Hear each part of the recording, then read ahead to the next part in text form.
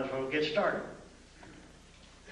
Robin Quayle and I last year about this time, and Sherry McCord sitting over here, with three of us brought Bill in last February, had a real good turnout, and we decided to do it again this year.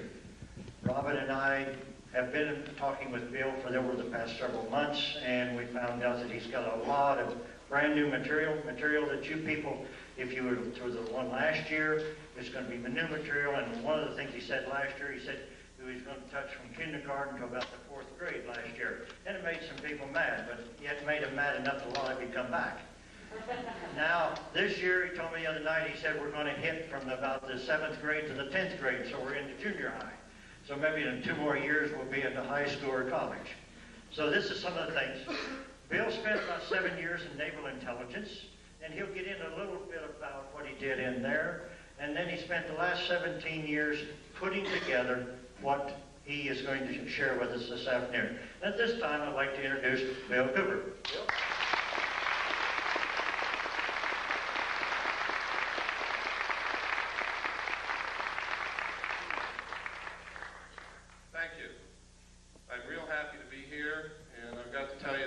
Hospitality is wonderful. When they talk about Georgia peaches, they're not kidding. And probably the best breakfasts that you can get anywhere are down south. My mother was from North Carolina, from Charlotte. I was raised on grits and all the good things. And it was funny, I didn't like it much when I was a kid, but now I can't get enough. Seems like we change over the years, and sometimes the poison becomes sweet. What I'm going to talk about today is a lot of how the sweetness has become poison. Just the opposite has been happening. But it doesn't have to be that way. We can change it. I'd like to know how many of you are here from out of state? Good, excellent. We try very hard to notify everybody that we have an address on anywhere around any state that I'm going to be in, and I see that people are appreciating that. So we're not wasting our money on the postage. How many of you are here to see what I have to present and hear what I have to say for the first time? My God. Something is working. That's incredible. That's wonderful. How many of you have never seen any tape or heard any audio presentation of mine or been to any of my personal appearances? Okay, that's good. Something is really working. One of the most difficult things about what I talk about is get people to drop their preconceived notions, their preconceived ideas, it can't be happening, this is impossible, Bill Cooper's a nut. Get them to drop those kinds of obstacles and just take a look at the evidence. Because I'm going to tell you right now, I don't want you to believe anything that I tell you today. I don't want you to believe anything that I present to you today. But I do want you to see it. And I do want you to listen, and maybe, just maybe, what I'm all about is just maybe you will see or hear something here today that's going to convince you that something is terribly wrong. And it's going to empower you to become active and help us find out exactly what is wrong and fix it. Because I believe that we don't have too much time left to do this. I hope that I'm wrong. I sincerely hope that I'm wrong. But I have to tell you, ladies and gentlemen, since I have begun telling the world what I know and what I've found in my research, thousands of people have set out to intentionally prove me wrong, to ridicule me, to discredit me, to do all of these things, and no one has succeeded. Everyone who has gone to research the evidence to try and prove that I'm wrong has only succeeded in proving that I'm right. And I have thousands of letters from these people. And they're amazed when they do it. There are people here today who were at my presentation last year who I know didn't believe anything that I told them. They were very skeptical, skeptical and have since become helpers in our crusade because they went out and looked at what's available. Most of the evidence is in the public domain. It's there for anyone to find. That's where I found it. That's not how I got started on it, but that's where I found everything that I'm going to show you today, most of what I'm going to talk about. There is also a lot of deception. There is layer and layer upon layer upon layer of misinformation, disinformation, just plain old ordinary bullshit, and a lot of other things to get in your way. So wading through that can sometimes be difficult. You have to use your gut feeling, you have to use your common sense, you have to dig. But it's important that you learn to do that. For those of you who are here for the first time today, let me give you some background on who I am so that I won't be some mysterious character up here rattling off information which may or may not be true. I was reared in a military family. My father was a command pilot in the United States Air Force. He is a retired lieutenant colonel. He lives in the state of Texas now. A command pilot means that he literally has flown aircraft for thousands of hours and he's still alive. He started in biplanes and he ended up in jets. When I was a child, I can remember I think I've scrambled through every airplane that the Air Force and the Army Air Force ever had when I was a child. My dad used to take me out to the flight line to see these planes. I've flown in many of them. I used to eavesdrop on the pilots when they sat around the kitchen table, talked about UFOs and Foo Fighters and dogfights and things that went wrong with their airplanes and everything that you can think of, until they would get sick of me and my brother and sister and send us out in the yard to play. And then we would play what we heard. When I left home, also I was reared all over the world. We lived on Air Force bases in foreign countries. When I left home, I went into the Air Force. I was in the Strategic Air Command. I worked on B-52 bombers, KC-135 refueling aircraft, and Minuteman missiles as an aircraft and missile hydraulic technician. In the Air Force, of course, you have to understand I was a young man at that time, went in when I was 18, spent 4 years in, got out when I was 22, and I met sergeants, people who were over me, but who I became friends with, who sometimes after about 10 or 12 beers would begin to tell me the most incredible stories that I'd ever heard in my life about having participated in teams of Air Force personnel who recovered crashed extraterrestrial spacecraft. Now you gotta understand, if they'd already had 10 or 12 beers, so had I. That's the first thing you've got to know.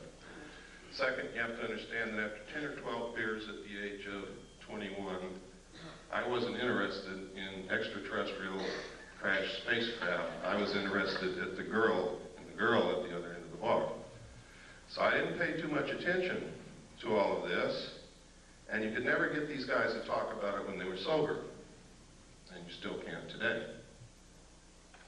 And in fact, today it's much more difficult because they have means that they have perfected of mind control and memory erasure, to where now some people who work in very top secret projects don't even know what they work on. They know that they go to work in the morning, they get off of work and go home, they don't remember anything that they did all day. The technology for this is well documented, it's in the public domain also, and it's one way that they've figured out how to keep projects secret. If you don't believe that the military can keep things secret, consider this. You just recently heard of the stealth fighter for the first time. This is 1991. I think the first mention of it publicly was in 1990. Did anyone hear of the stealth fighter before 1990? What year did you hear? Early 80s. Early 80s? Would anybody like to venture a guess on when the first flight of the stealth fighter took place?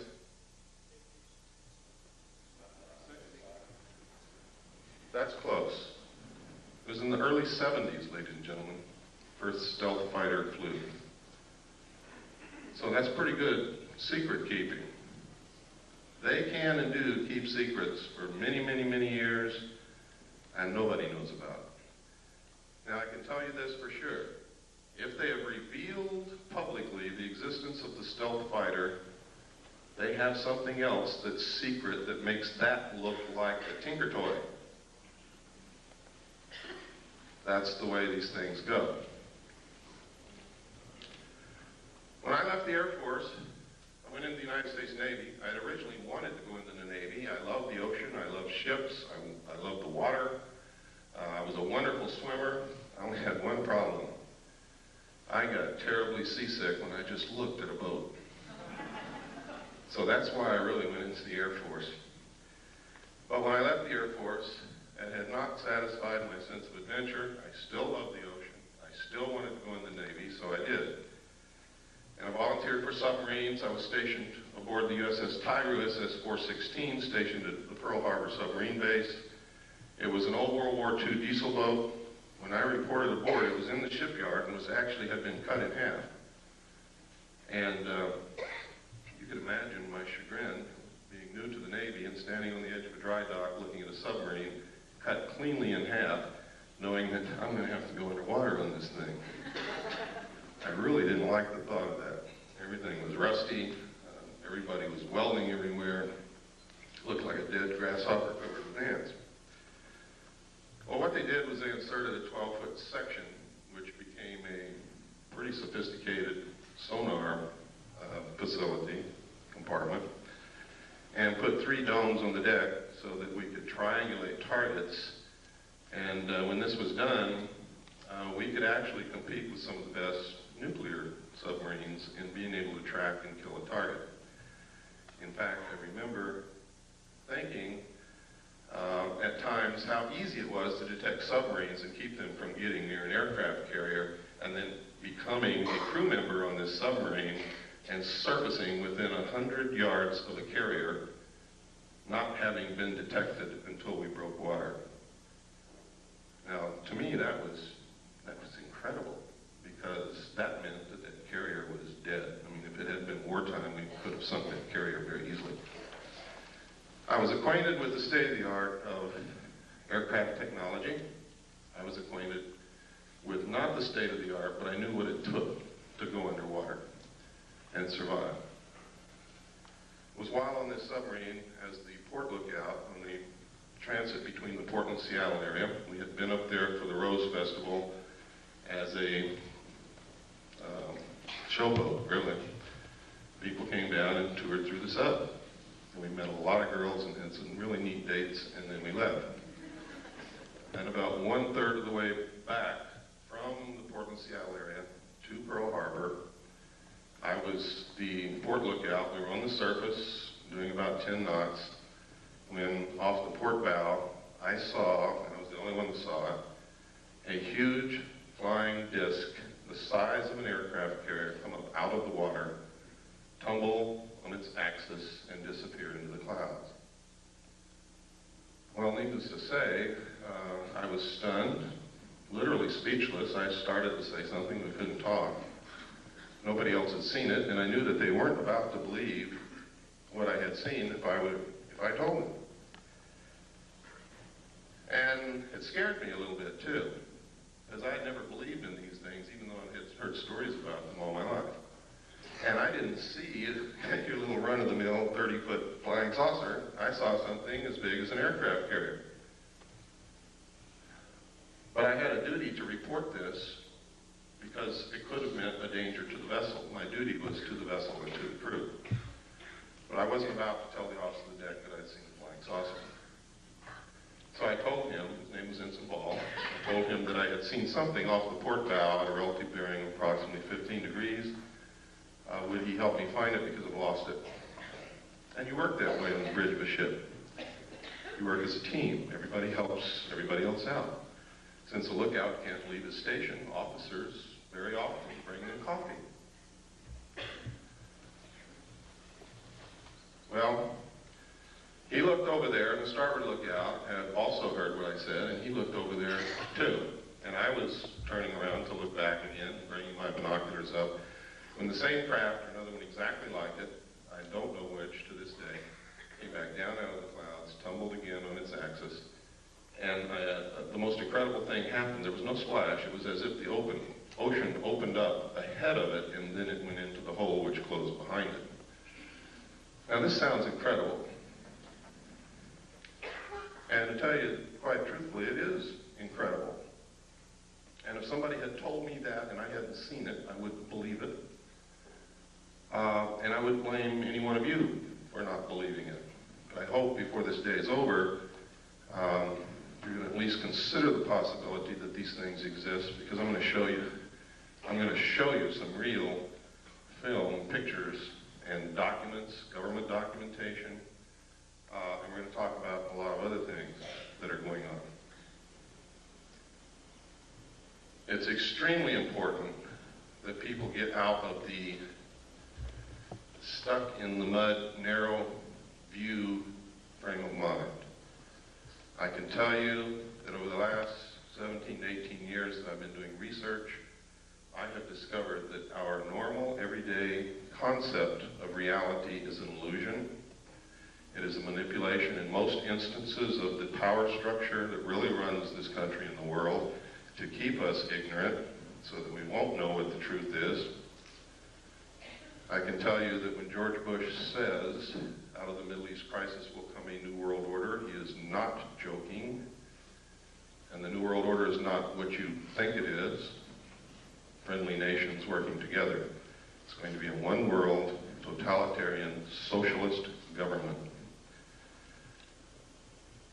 Some of the reasons for this are good, some of them are not. I can tell you that there is a hidden secret technology that is astounding, resembles nothing less than sheer magic, would literally set us free, enable us to cure most diseases, if not all, give us probably a source of, if not free energy, very close to free energy, very inexpensive energy, which we need very badly. And I'm going to talk to you why these things are being hidden, when this all came about, and try to give you a basic understanding of what's going on. All of it is covered in my book, which you may or may not have seen. The name of the book is Behold a Pale Horse. This book has more suppressed information printed in it than any other book that's ever been printed in the history of the world, I can guarantee you. And if they don't succeed in suppressing it, a lot of people's eyes are going to be wide open when they read it. Everything that I have found, I document. So it's not a question of deciding whether or not to believe me, it's a question of whether or not you can accept those documents as proof. Someone once said you can put 10 tons of proof in front of people. If they're not ready to accept an idea, they will not accept the proof. No amount of evidence will suffice to prove anything. It is the jury that will decide. And you are the jury. Smart people know that.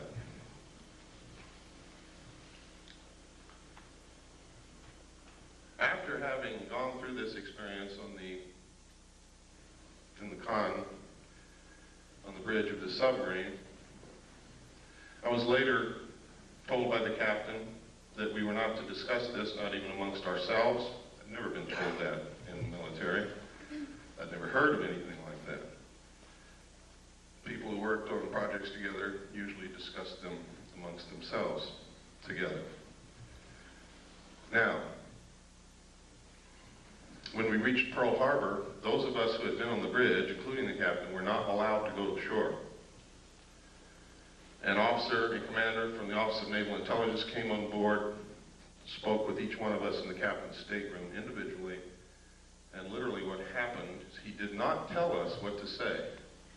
But every time we said the wrong thing, we were threatened. We were yelled at. It didn't take me long to figure out, having been been raised by an Air Force officer and having spent 4 years in the United States Air Force, what this man wanted to hear. So I told him what he wanted to hear. Sir, I didn't see anything. I want to get the hell out of here real quick. Please, let's get this over with. That pleased him. I then was given several pieces of paper to read, which literally all said basically the same thing using different words. They were different rules, regulations, and laws governing the safeguard of information pertaining to the national security. And then I had to sign a security oath saying that I would never talk about what it was that I had just told this gentleman that I had not seen.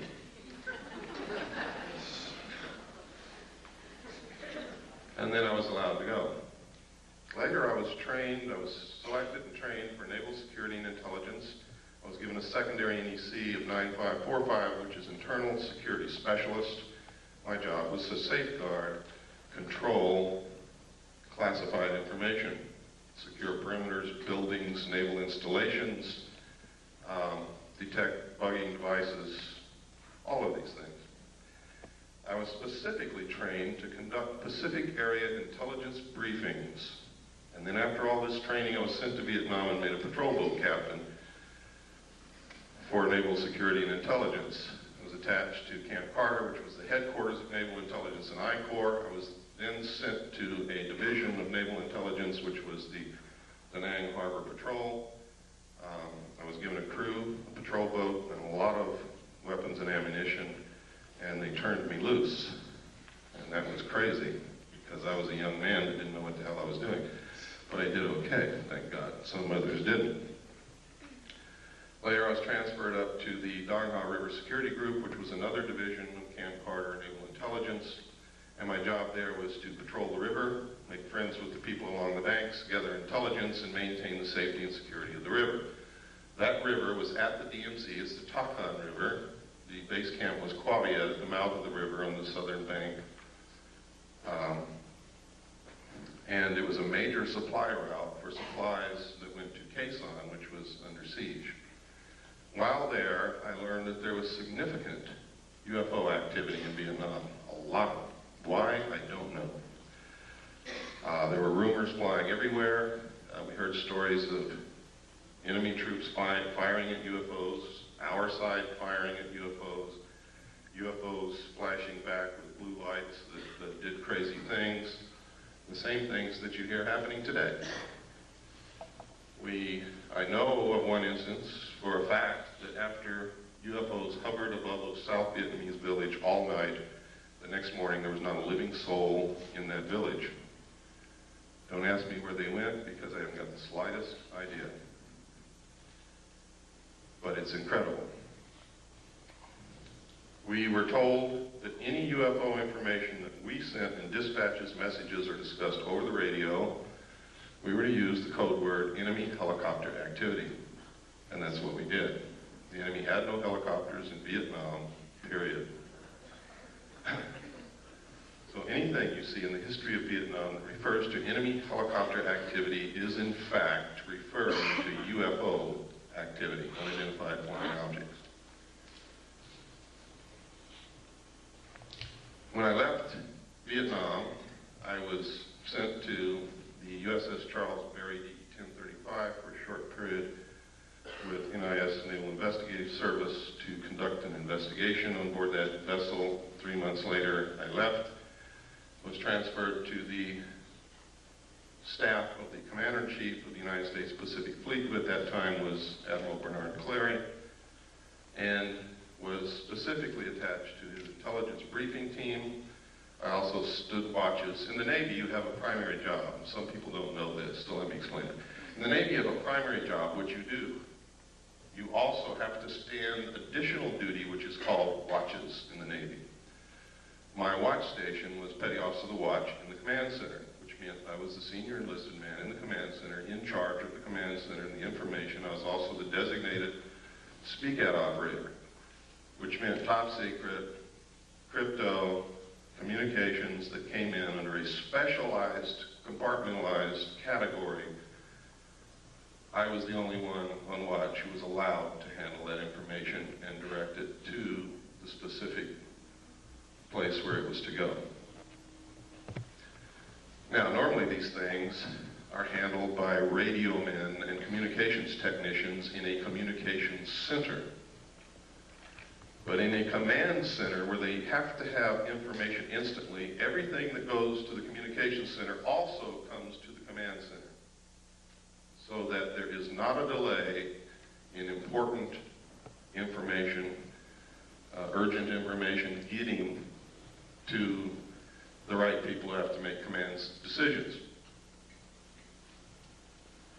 It was there that I saw documentation that I have to tell you right now could have been shown to me or given to me, or I could have been put in that position in order to see these documents so that I would specifically talk about them later. I'll tell you why in just a few moments that might have occurred. I don't believe that's the case. I believe that the information that I saw was real, was accurate, and is occurring. The documents stated that extraterrestrials were real, that UFOs were piloted by them and had been visiting this Earth for many, many thousands of years, that there was a project called Aquarius that had researched this history and compiled the history from written human records, starting with the ancient tablets left by the Sumerians, the Assyrians, the Mesopotamians, the Egyptians, right up to modern times. These documents were quite thorough and very convincing, believe me. There was documentation that the United States had actually recovered crashed alien craft. The first one occurred near a small town called Roswell, New Mexico in 1947. The crash site actually covered 2 locations. One location was on a ranch belonging to a Mr. Brazel. The other location was approximately 60 miles from there, where the main bulk of the craft had come down, from which they had removed 3 dead alien bodies. I saw photographs of these bodies, I saw photographs of the autopsies, and I saw photographs of the internal organs of these beings.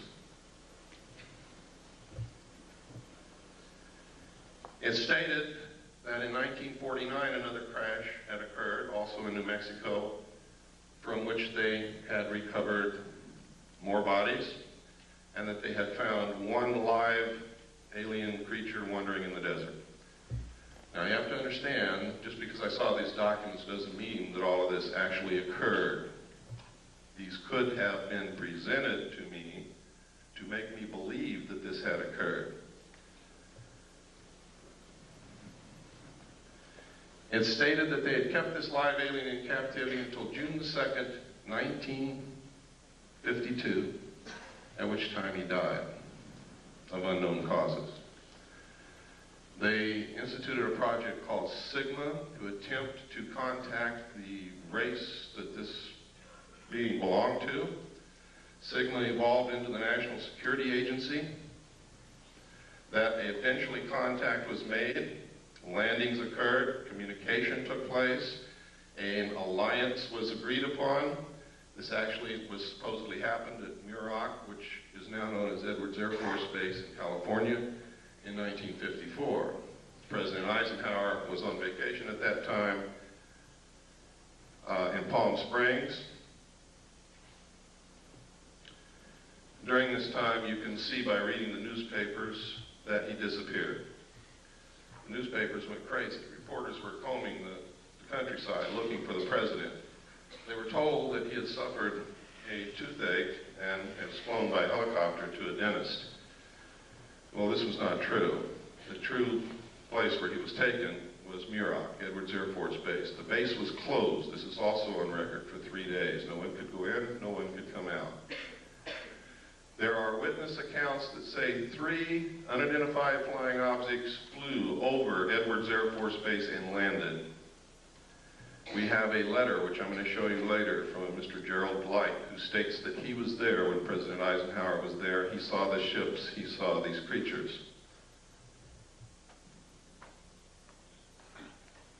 And that's just the beginning, but I'm not going to go much farther than that right now. We're going to get into some documentation so that your disbelief can start to see that this is not as incredible as it sounds. And I know what some of you must be sitting there thinking. It wasn't too long ago, I should have been thinking the same thing. Now, over the years, if this is real, it's been suppressed and covered up and hidden for very good reasons in the beginning. Reasons that don't stand up now. Reasons that have resulted in criminal activity, in erosion of the Constitution, in all kinds of things. Now, I said that I believe that this is all true. I don't believe that it's a hoax. The evidence is overwhelming that it's true. And by overwhelming, I mean exactly that. When you get into really investigating this, looking at it, the evidence will overwhelm you. It is incredible that such a cover-up has been able to be maintained for so long. On the other hand, I have found references as far back as the beginning of this century by a secret group of very powerful people to create an artificial alien threat from some other planet to help unite all humanity into a one-world government with them at the head.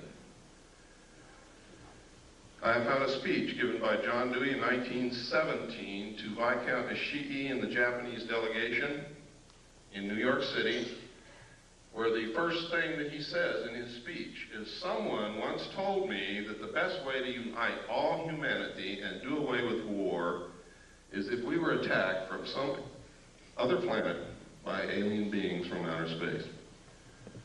I have found reference in a report called the Report from Iron Mountain to the ultimate method of permanent peace on this earth and uniting humanity, doing away with nation states which cause wars, and substituting for war a tremendously wasteful space program that would unite humanity against an alien threat of an intelligent race from another planet. Now, I didn't know all this when I saw these papers back between 1970 and 1973 and the photographs and the records that I saw. This information came out during my research over the last 18 years. So it's something that has to be considered. I have to tell you that the intelligence communities, the powerful people in this world, have the capabilities to do this, to perpetrate such a hoax. They can do it. They have methods and ways to make us believe damn near anything they want to. But I will tell you this.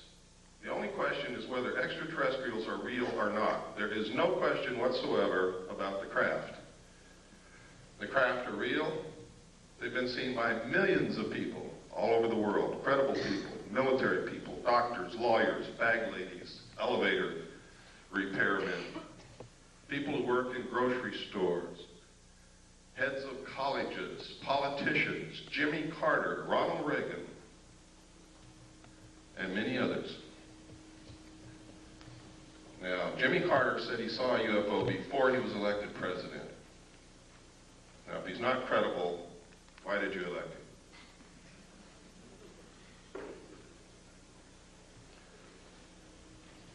If we can send a man to the gas chamber or the electric chair on the testimony of two witnesses in court, why won't you believe millions of people who are telling you that they have seen these craft flying in the air, that they're metal, that they are intelligently guided, that they are real, and that they demonstrate a technology beyond anything that we know of publicly anyway? I can tell you that we have this technology in the United States. It is being flown in an area called Area 51, Groom Dry Lake, in the Nevada Test Range in the state of Nevada. I have seen it fly. Many other people have seen it fly. I have a photograph of it in my book. I also have a drawing given to me by one of the people who have been there and touched it and seen it. The drawing matches the craft in flight exactly. I'm also going to show you a videotape of another craft, what they call a cigar-shaped craft, above the test site here in just a few moments. So, when you hear people talking about secret weapons, when you see the stealth fighter unveiled, what they have behind it in the wings, that you too can also go see, by the way, in Nevada, if you have the money and the time to go out there and stand in the desert all night. If you look toward Groom Lake between sunset and sunrise on any given night, you can watch them test fly these craft. But you have to be prepared to stay there 2 or 3 nights because they don't always fly every single night. Now, at this time, to show you that I'm not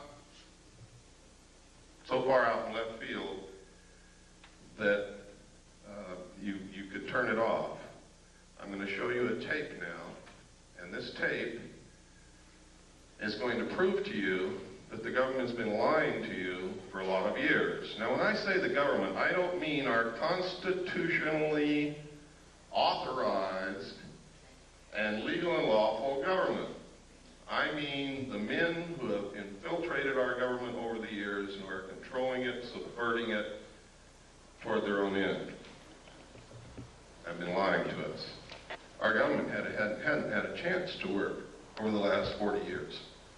And you're going to see why.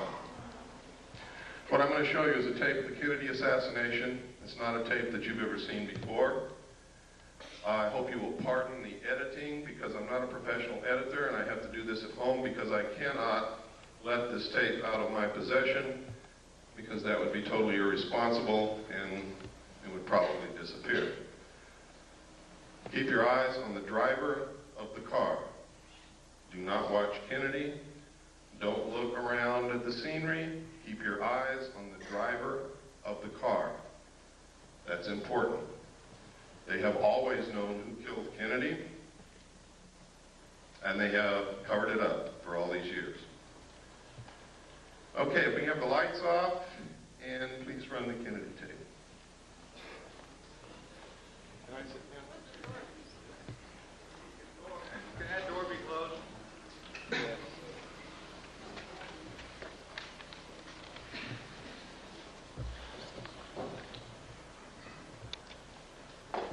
None.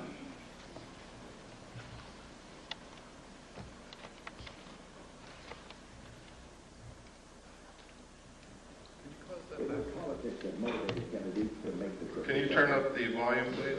To reconcile differences between two factions of the state's Democratic Party, as well as draw political support in the state that he had barely carried back in 1960. Kennedy, in fact, had felt the visit to be so crucial to his re-election chances that he persuaded his wife, Jacqueline, to accompany him. The first day of the trip, which included visits to Houston and San Antonio on November 21st, had been very successful. Despite his mediocre rating in the latest Gallup poll, overwhelming and enthusiastic crowds greeted the President and the First Lady at every stop along the tour.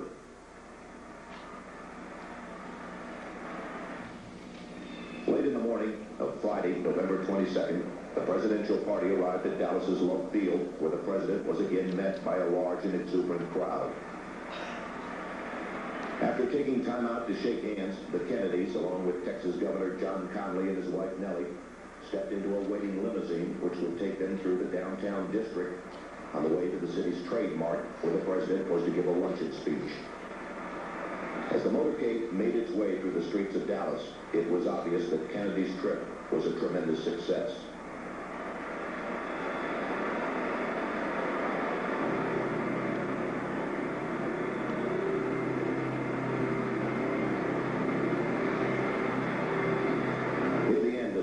Route, the limousine entered Dealey Plaza, a small open area on the outskirts of the city. After turning right onto Houston Street, the president's car traveled one short block and then turned very sharply left onto Elm Street, where it passed beneath the Texas School Book Depository. It was 12:30 p.m. Central Standard Time. At this point, Abraham Zapruder, a Dallas clothing manufacturer who watched the motorcade from atop a grassy slope to the west of the book depository, turned on his 8mm Bell & Howell movie camera. Focusing his telephoto lens on the president, Zapruder captured the most shocking and sensational piece of film in history.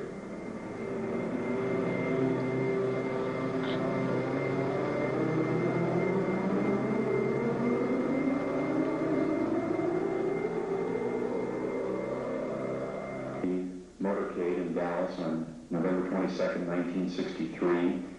As the presidential car passes behind the freeway sign, President Kennedy is struck in the throat by a bullet that was fired from the grassy knoll. As he's grasping his throat to John Connally, turning around to his right, he at that point is struck.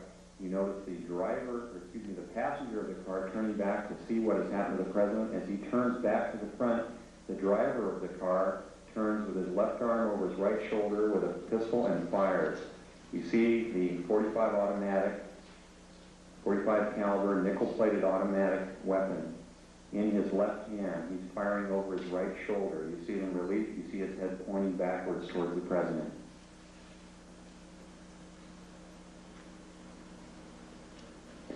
In this enhanced close-up, you see the impact of the bullet upon the president. The force of the shot drives him violently backward against the back of the seat. You see Mrs. Kennedy react in horror. The ugly gaping wound, which is evident here, according to many observers at the scene, was actually created on the print. This was not the actual nature of the wound. But you notice that Mrs. Kennedy wasted no time in trying to exit the vehicle because she clearly was able to determine exactly where that shot had originated. And it was her personal bodyguard, Clint Hill, another Secret Service agent, who attempted to keep her in. What the arrow is indicating here is what appears to be the outline of a man, a hat, and his rifle. The arrow is pointing to the rifle barrel of the man in the bushes who possibly was the rifleman on the grassy knoll who fired that shot. Another view taken by another photographer. Again, you see Mrs. Kennedy trying to exit the vehicle at all times. Here you see the passenger in the front turning back, looking at the president. Instead of jumping back to assist him, he turns forward. The driver is now rotating. The weapon comes into view and he fires. You'll see this repeatedly in these sequences. Kennedy's been shot in the throat. He's leaning to his left. The driver now begins to rotate. His left arm comes over his right shoulder and he fires now. Again, you see the driver rotate. You see the weapon come into view. He's rotating again. The weapon is in view. He fires. You can clearly see his head turning and his arm and the weapon extending into view over his right shoulder. Many of the witnesses indicated that the car slowed almost to a virtual halt at about this point. And here in the normal version, you see how much more quickly it is speeded up. It's much harder to determine. Many of the people who asked the question why Jackie Kennedy did not.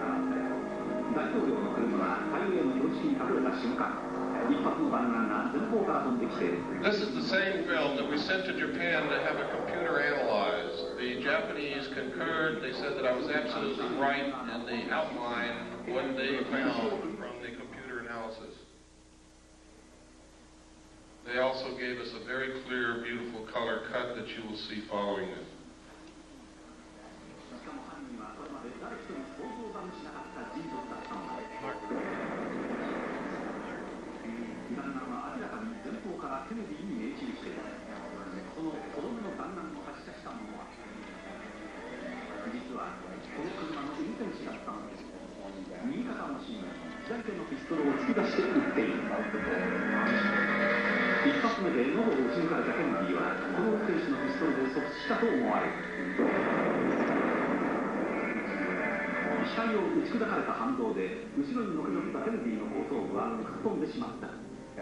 Here, according to many observers, 目の前で真犯人を目撃してしまったジャクリーン夫人は自分の身の危険を悟って車から逃がそうとした。だがすぐ後ろからつけてきたシークレットサービスによって押し戻され、電柱に逃げるチャンスを失ってしまった。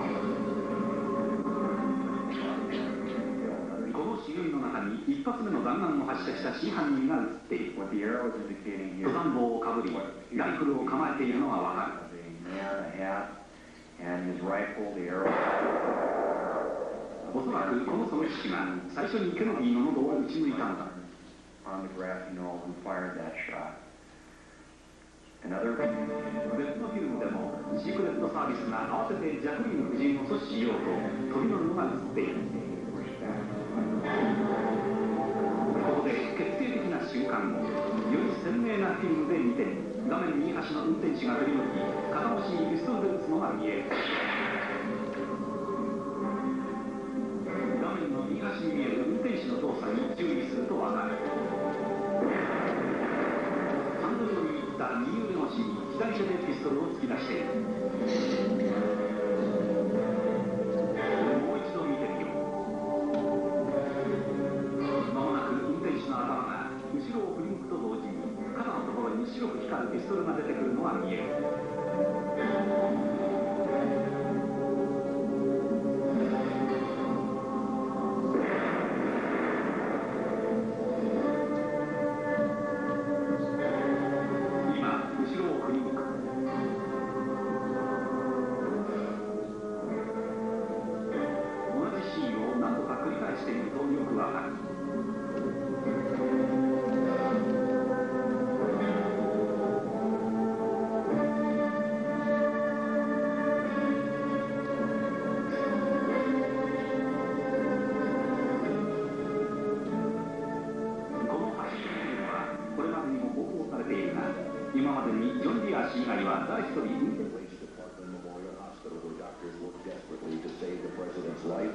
and to care for Governor Conley, who was also seriously injured in the shooting. Although the governor would make a full recovery, it was obvious to the doctors that Kennedy's wounds were fatal, and at approximately 1 p.m., the president was pronounced dead.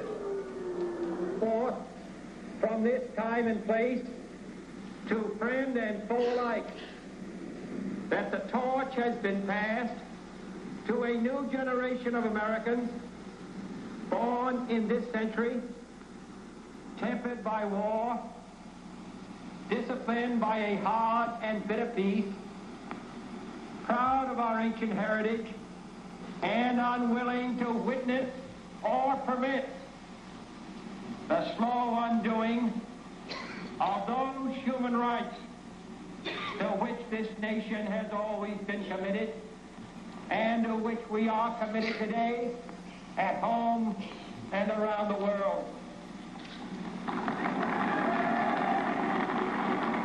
What began with such promise, however, would end less than 3 years later in tragedy. On November 22nd, 1963, President John F. Kennedy was assassinated, shot to death while riding in an open limousine through the city streets of Dallas, Texas. The death of such a young and vigorous leader was an overwhelming event which stunned both the nation and the world. In the years that followed, though, the Kennedy assassination became much more than a national tragedy. When viewed in light of later assassinations, the war in Vietnam,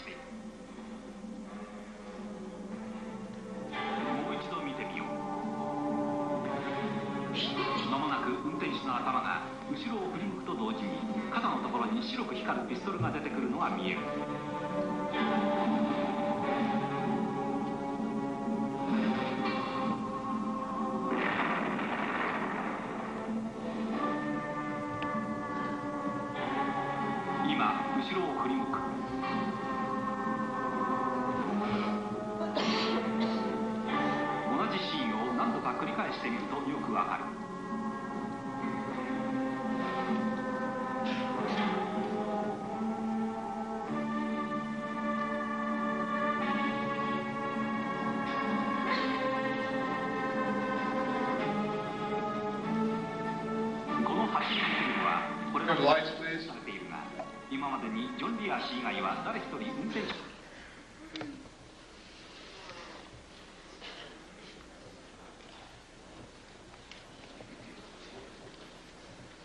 While I was with the Office of Naval Intelligence attached to the Commander-in-Chief of the United States Pacific Fleet staff, I saw documents that stated with no hesitation whatsoever, with clear understanding that President Kennedy was killed by William Greer, the Secret Service agent driving his limousine in the motorcade. These documents disclosed to me that the people involved in the assassination of the President were the Office of Naval Intelligence, the Secret Service, Division 5 of the FBI, and the Central Intelligence Agency. The reason stated was that he was a security risk, that he had ordered them to stop the sale and importation of drugs to the American people, and that he had ordered them to develop a plan to disclose the presence of extraterrestrial visitation to this earth within the following year. He had also ordered a printing of legally constitutional silver-backed money, which is not in the best interest of the world bankers or the power structure or the Federal Reserve, which is not an agency of the federal government, but is a private corporation run, and the stock is held and owned by bankers, most of whom are European bankers controlled by the House of Rothschild. They pay no taxes on the national debt that we pay them and the money that they earn from the interest. So they were dead set against the printing of this money. Kennedy had also discovered what the CIA had been doing for many years. You see, being president, you get to open a lot of drawers that nobody usually gets to open. And he had informed the CIA that he had intended, and he said this publicly, by the way, that he intended to disband the CIA and scatter it in 1,000 different directions. So you see, he made some pretty big enemies. And there were some pretty powerful people who thought that he needed to be killed. Many of you saw this and found this out for the first time today. How many of you are upset by this? I am. I have been ever since I saw those documents. I've been terribly upset. In fact, in my book, I enclose parts of my service record in the appendix. You can see the exact day that I found out that the Office of Naval Intelligence was involved in the assassination of President Kennedy. I went over the hill with no intention of coming back. It was my good friend Robert Swan who talked me into returning so that I could do what I'm doing today. He said, "Bill, you can't help anybody if you're in jail, and that's where you're going if you don't go back." So I went back after 8 days. But you can see the exact day in 1971 when I saw the document that told me who killed President Kennedy. Let's take about a 5-minute break. Let's take a 10-minute break.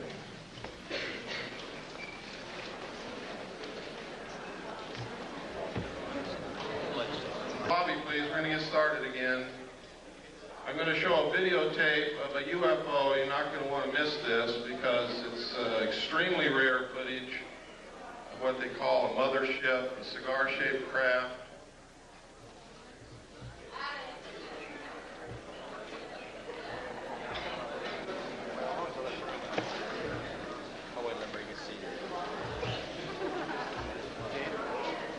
Close that door.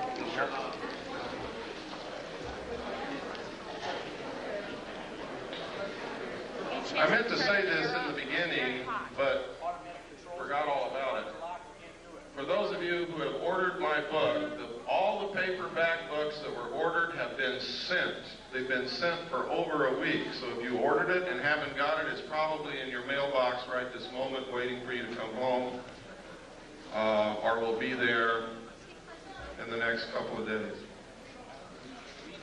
The hardback books are printed, but they are not bound yet. They will not be sent for another 2 weeks.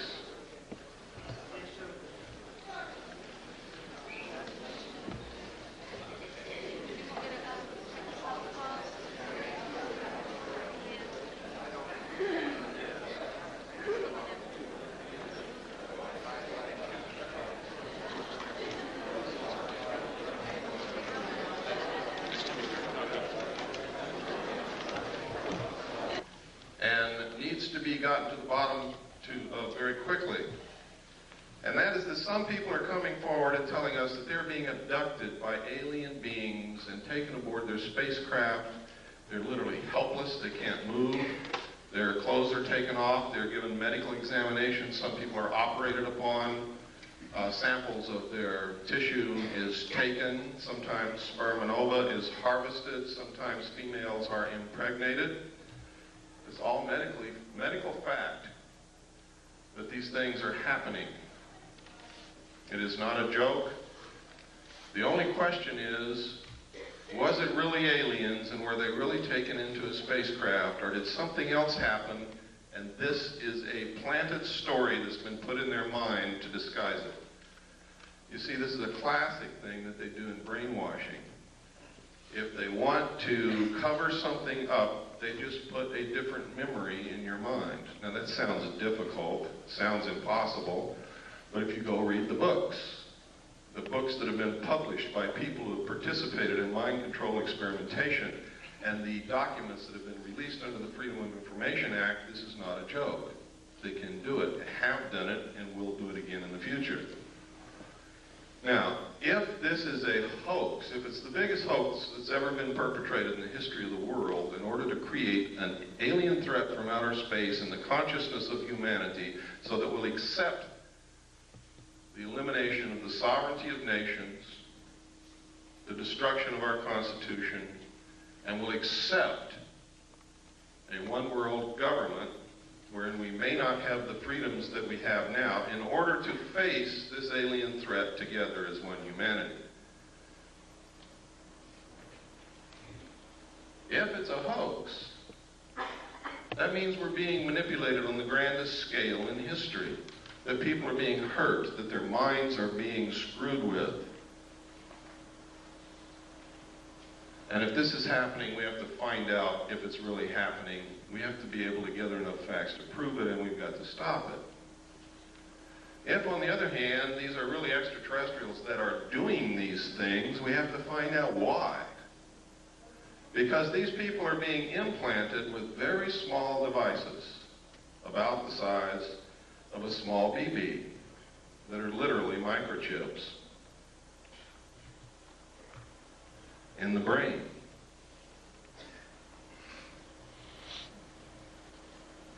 What is the purpose? I don't know. Can these people be controlled through these implants? I'm going to show you the locations where these implants are put into the brain. They're easily detected by MRI CAT scan, by anybody who is a medical professional adept at identifying foreign bodies in the human body. So, aside from the obvious reasons why we should be looking into this, those are some of the other reasons why we should be looking into it. If the New World Order is so benevolent and so good for us, why is it that we have to be coerced and manipulated into it? Because this isn't the only coercion that's going on if that's what's happening.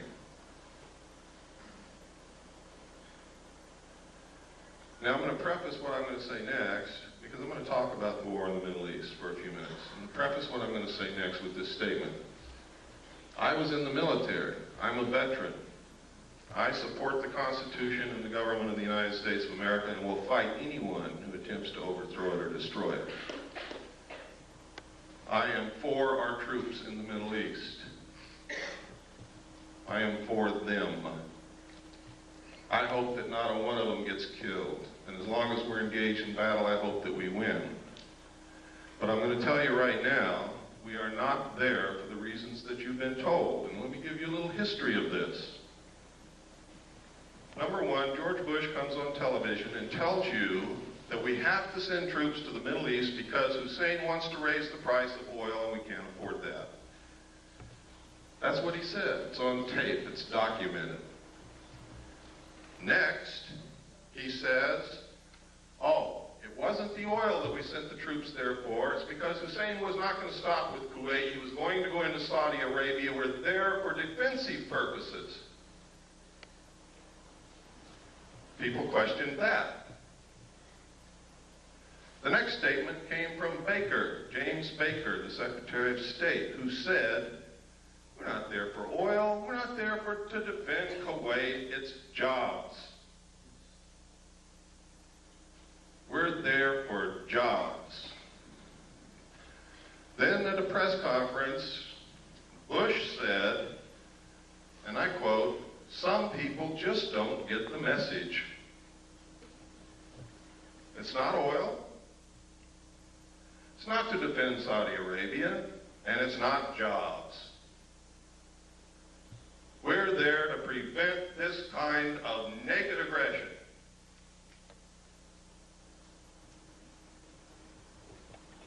Now, I submit to you that if the President of the United States and the Secretary of State don't know why the hell we're there, and they change their mind every minute, that none of the above is true. The truth is, a legal precedent has to be established that says that the United Nations is the ruler of the world. It has to be a legal precedent that all nation states submit to the will of the United Nations and give up their sovereignty to the United Nations and submit to the rule of the law of the world, which is the United Nations Charter and the resolutions passed by the United Nations. And the United States military is acting as the police force for the United Nations to establish that legal precedent. And Bush has said on television, no nation can ever again stand against a world united. And if they try it, the same thing will happen to them. Margaret Thatcher was the last world leader who was opposed to the one world government, and she is no longer the Prime Minister of England because of that. I'm going to tell you now that the only obstacle to the New World Order coming together at this moment is the right of the American people to keep and bear arms. That is why there is such an effort to take your guns away from you. You see, the intent of the Second Amendment, the second article and amendment to the Constitution, was not so that we could go hunting. It was not to protect the possessions in your home or to protect you from burglars. The intent of our forefathers in establishing the second article and amendment to the Constitution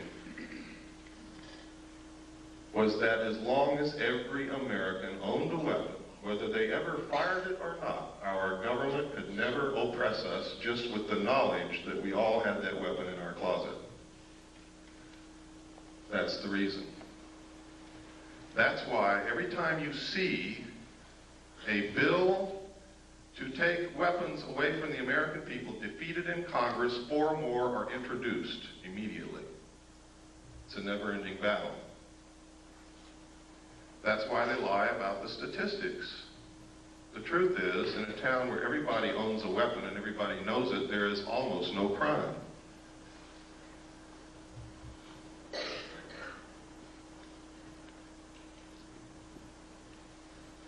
I'm going to show you this next videotape while you're thinking about that, to show you that these craft do in fact exist. This was taken above the Nevada test site. This is what's called a cigar-shaped craft. They are very large. They're also called motherships. Every time they're seen, except in this photograph, usually you see other smaller craft exiting and entering these craft, like scout ships or something. I don't know what you would call it. But it's absolutely incredible. This piece of footage you're going to see is so rare. I've only seen one other piece of film footage on this particular type of vehicle, and it wasn't even 1/3 as good as what you're going to see here. So what you're going to see is extremely rare, and you'll probably be a long time before you ever see any footage like this again. It's very difficult to get. Go ahead, there's no sound.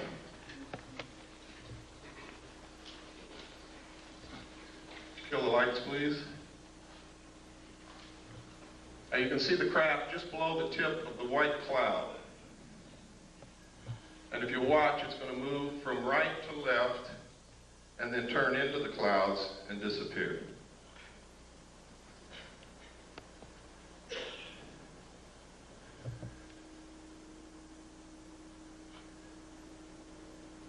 approximately 15 miles from that location when this footage was taken. Which means that what you're looking at there is approximately 2 to 3 miles in length.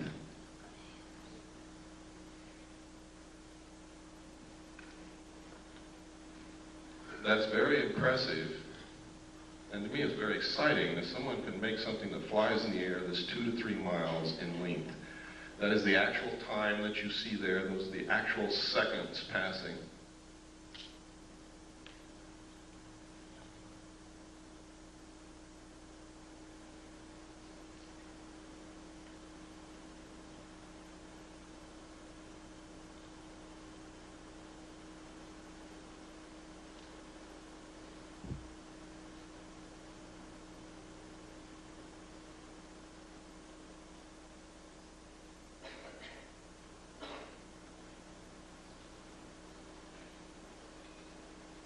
And it's almost gone now. Now it's into the cloud bank.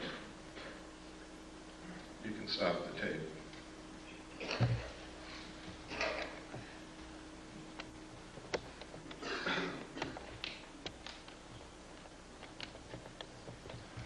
Okay, if you'll turn on the slide projector, we'll get into some of these slides.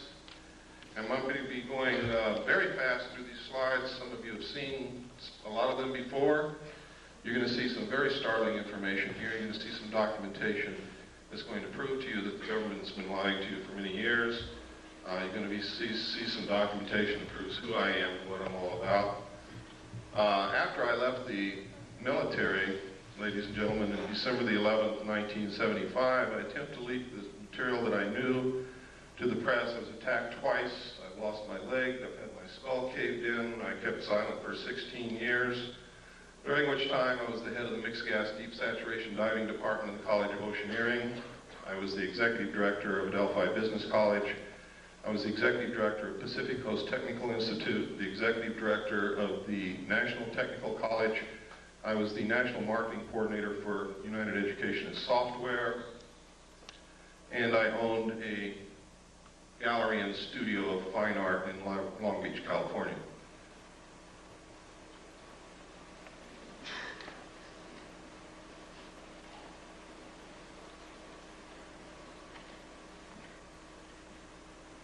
Is it on? It's on. Maybe you just go forward one.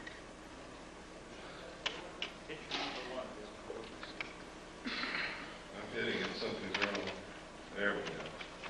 You want to go forward? That's the wrong. I want to go forward.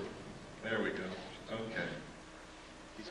This is a letter from Jim Joyner, who's the head of the Mixed Gas Deep Saturation Diving Department of the College of Oceaneering. And basically what he's saying in this letter is I worked for him, I was the head of the department, I was an instructor, and I'm a good guy.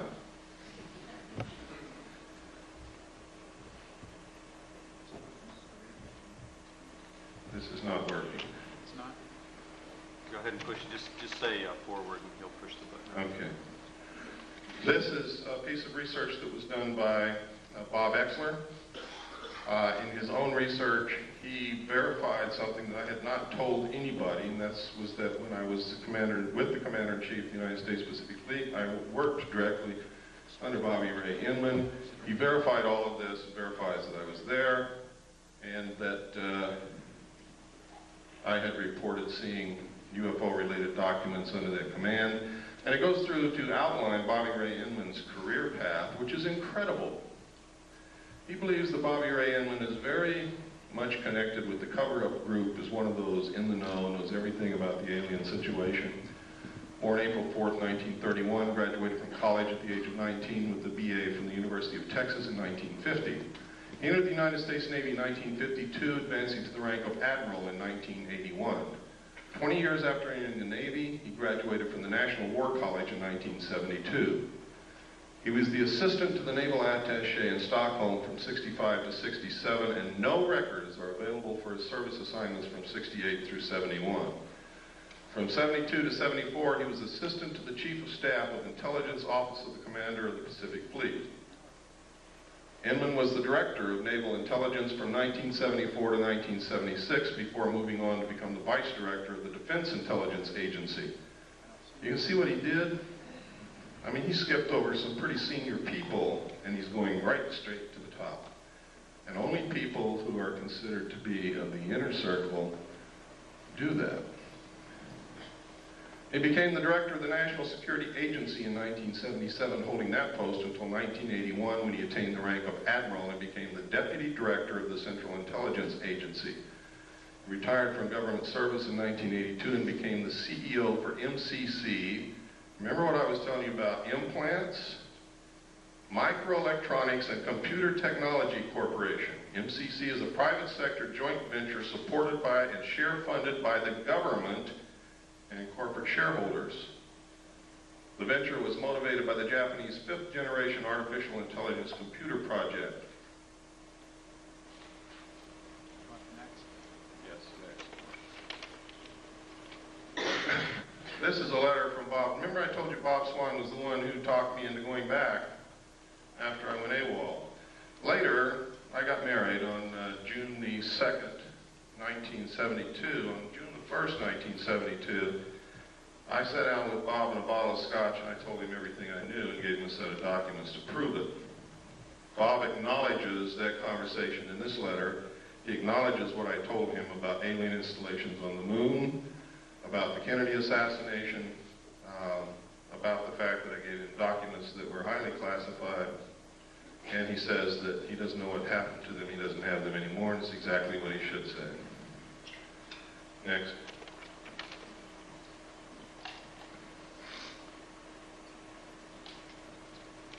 And next.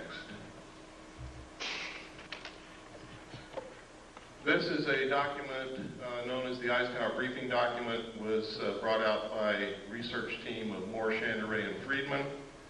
William Moore, with Charles Berlitz, wrote a book called The Roswell Incident, which was the first legitimate work on the so-called crash of the flying saucer near Roswell, New Mexico in 1947.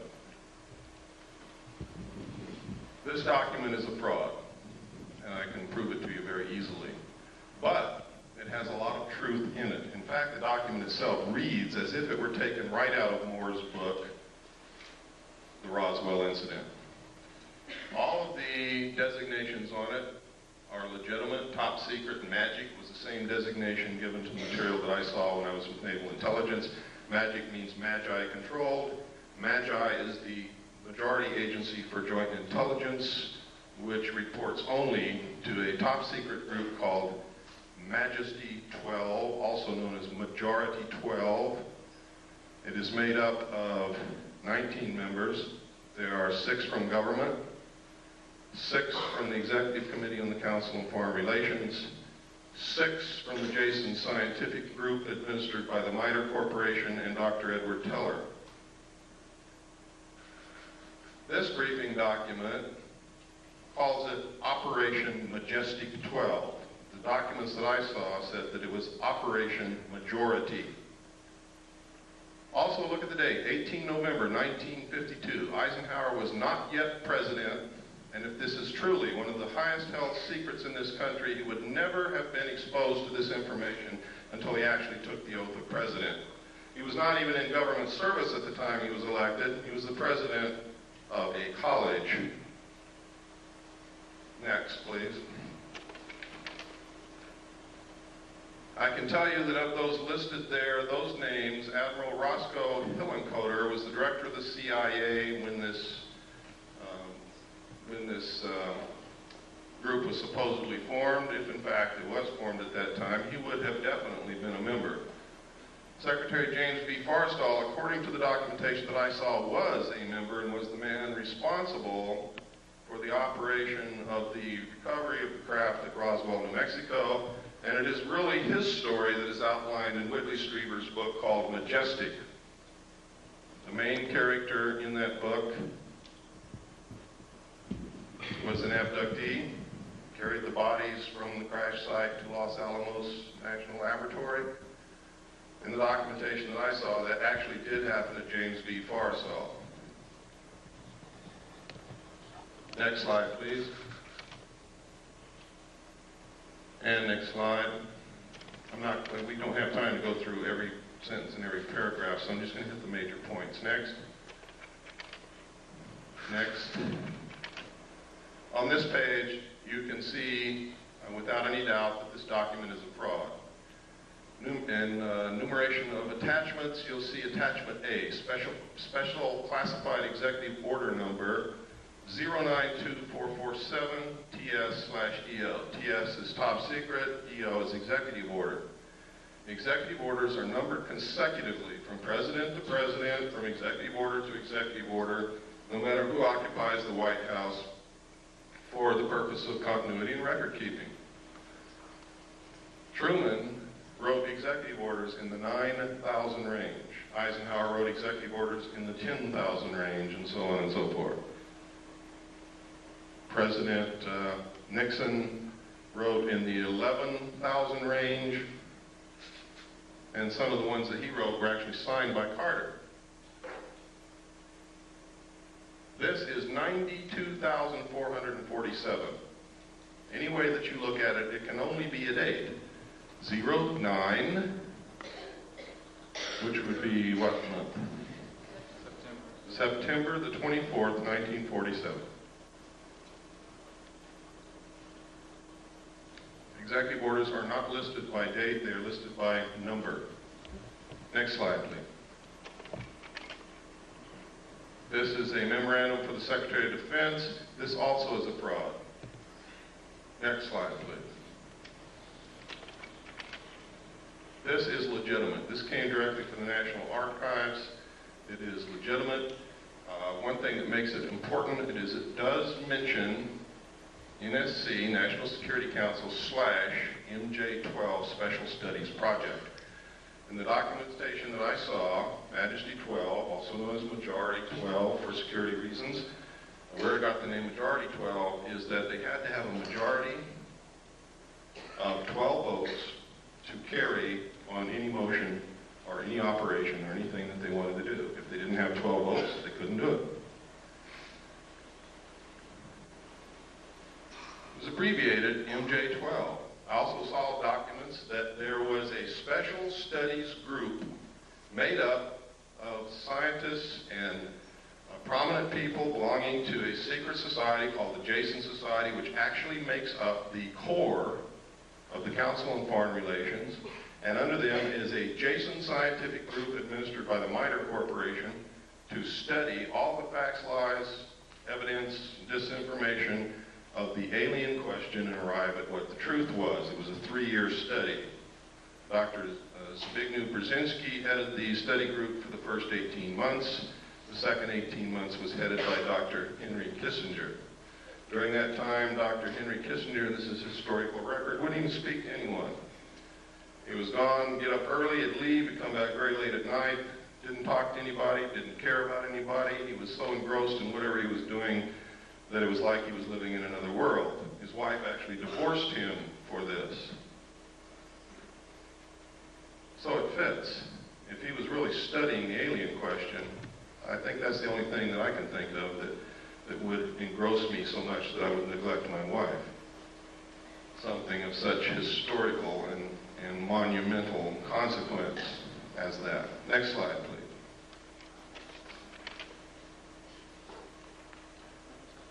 This, nobody knows if this is real or not, but this is one of the documentation that Moore, Channery, and Friedman came out with.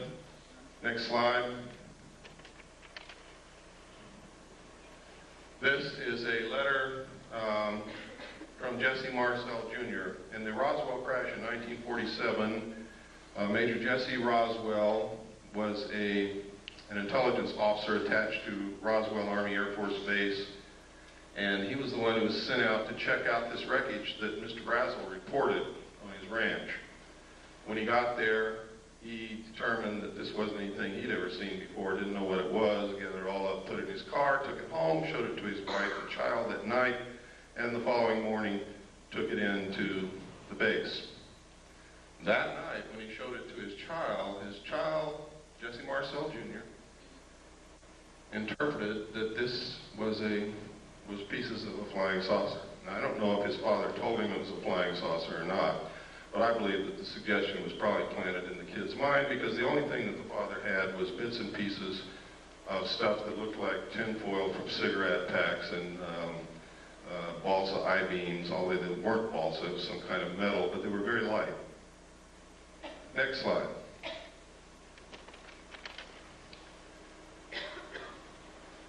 In this letter, he recounts that he saw the pieces and it wasn't the remains of any kind of aircraft that he knew of and that he thought it was a flying saucer. Next slide. This is the results of an interview from Jesse Marcel himself, the father. The father goes through and he makes several interesting points. He said that he was familiar with all air activities, and it was not a weather balloon, nor an aircraft, nor a missile. It was something else, and we didn't know what it was. There were just fragments strewn all over the area, about 3/4 of a mile long and several hundred feet wide. We proceeded to pick up the parts of whatever it was and load it in the vehicles. It was one thing obvious to me, that whatever it probably exploded above the ground and was strewn over the ground, traveling in a easterly direction, probably northeast to southwest. We filled the vehicles and then proceeded to come back home to Walker Air Force Base, which is now called, or was then called, Roswell Army Air Force Base, where I was stationed, and that's how it was. Now notice that Jesse Marcel, the father, doesn't say that that was a flying saucer. He just says he didn't know what it was. And that's significant, and it's never been pointed out before. Everybody cites this letter as proof that he picked up pieces of a flying saucer, and that's a lie. He doesn't say that anywhere in this interview. Next page, please. And he goes on here, and he talks about the metal, the pieces, and what it did. He said they tried to burn it, could not be burned. Would not burn. The same with the parchment we had. The metal was so thin, just like the tinfoil in a pack of cigarette paper. I didn't pay too much attention to that at first until one of the boys came to me and said, you know that metal that was in there, I tried to bend that stuff and it won't bend. I even tried it with a sledgehammer. You can't make a dent on it. And he talks about some other things that they did. But nowhere in here is significant. Does he ever say that it was a flying saucer or an extraterrestrial craft? He just says he doesn't know what it was. Next slide, please. And even here, he doesn't say or venture any guess as to what it was. Next slide. This is a letter. This is called the Smith Memo. Smith was a radio engineer for the government of Canada. He came down to Washington to see if he could get the United States government to participate in electromagnetic experiments and experiments involving radio waves and other things of that nature. While he was there, he read a book written by Frank Scully called Behind the Flying Saucers, and he wanted to know if it was real.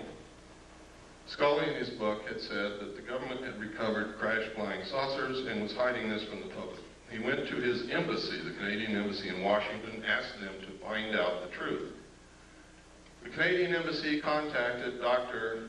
Robert Sarbacher, who was a senior scientist working for the Pentagon at that time.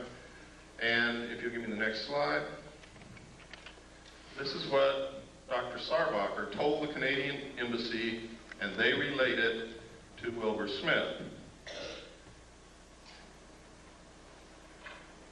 A, the matter is the most highly classified subject in the United States government, rating higher than even the H-bomb. B, flying saucers exist. C, their modus operandi is unknown, but concentrated effort is being made by a small group headed by Dr. Vannevar Bush. D, the entire matter is considered by the United States authorities to be of tremendous significance. Again, no mention of extraterrestrial or alien beings. And as you're going to see later, yes, flying saucers did exist. Next slide, please. This is the rest of the Smith Memo. It's important that you see the signature and the official stamps and the classifications that were on this thing. It is now declassified. Next slide. At the same time that the government was denying that they were interested in flying saucers or that flying saucers were real or that they were investigating or anything, this poster was on the bulletin boards of Air Force bases everywhere. I remember seeing this for many years on bulletin boards where my father worked. And it says, the first thing up there, UFOs, serious business, and outlines the fact that every base must have an officer designated to specifically investigate UFOs and report the evidence. And down here, it tells him what he has to have. And one of the things is a Geiger counter, a magnifying glass. I don't know what he's going to do with that. And have a source for containers in which to store samples. Camera, binoculars, and other things. Next slide, please. This is a news release. At the same time that poster was on the bulletin boards at Air Force bases, the Air Force was issuing news releases saying that we're not investigating flying saucers, there are no such thing, what you're seeing is weather balloons, and we don't even want to know about it. Next slide. And next, that's the last of it. One of the things they did though, that last one, I should have held it there, but that's okay. They said that, you know, it's possible it could be a foreign country experimenting with some weird aircraft flying over our airspace, but of course they couldn't possibly be doing that. Next. At the same time, this poster was also on military bases, and one was the winner of Poster of the Month. Next slide.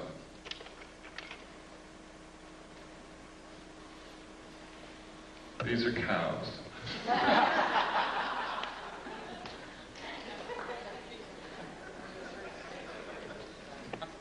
But I wanted to show you what they look like in case some of you haven't been out of the city in a while. Next slide. You know, in some cities that I go to, there's really a reason for doing that. I wanted to show you this. There is something happening with this phenomenon that is absolutely incredible. Everywhere on this slide where you see an M, there has been a classic case of cattle mutilation. I'm going to describe to you what a classic case of cattle mutilation is so that you will know in your mind what I'm talking about. I'm talking about the lips on one side of the face gone. The jaw, the flesh and the muscle on the lower side of one of the jaw, lower jaw, gone, stripped to the bone. The tongue missing, one eye missing, one ear cored out and missing. Usually a 6-inch diameter patch of skin somewhere on the animal has been cut out. If it's a cow, either the entire udder or a portion of the udder is missing. The rectum is cored out in a perfect cone shape. These sexual organs are always missing. If the cow is pregnant, sometimes the fetus of the calf is gone, but the fetal bag is not open or cut and has not been invaded in any manner. Now that's incredible. But the most significant thing is that all the blood is drained from the animal's body with no vascular collapse, and there's not a drop of blood anywhere. There are no cigarette butts on the ground, there are no tire tracks, there are no shoe prints, there are no footprints, there are no gum wrappers, there is nothing. The government says that coyotes did that.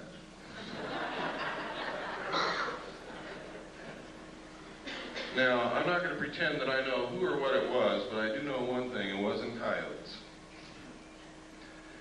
And I also know that our medical personnel, with the best surgical tools at their disposal, cannot make or duplicate the same cuts that are bloodless, that seem to be literally between the cells. There is no blood in any of the wounds.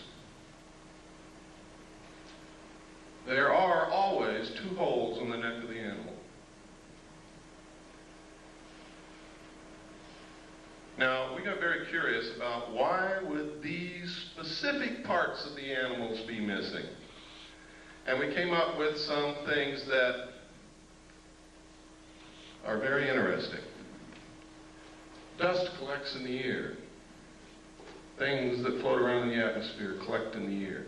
The lips touch the grass and the earth, so does the lower jaw. The eyes exposed to the atmosphere.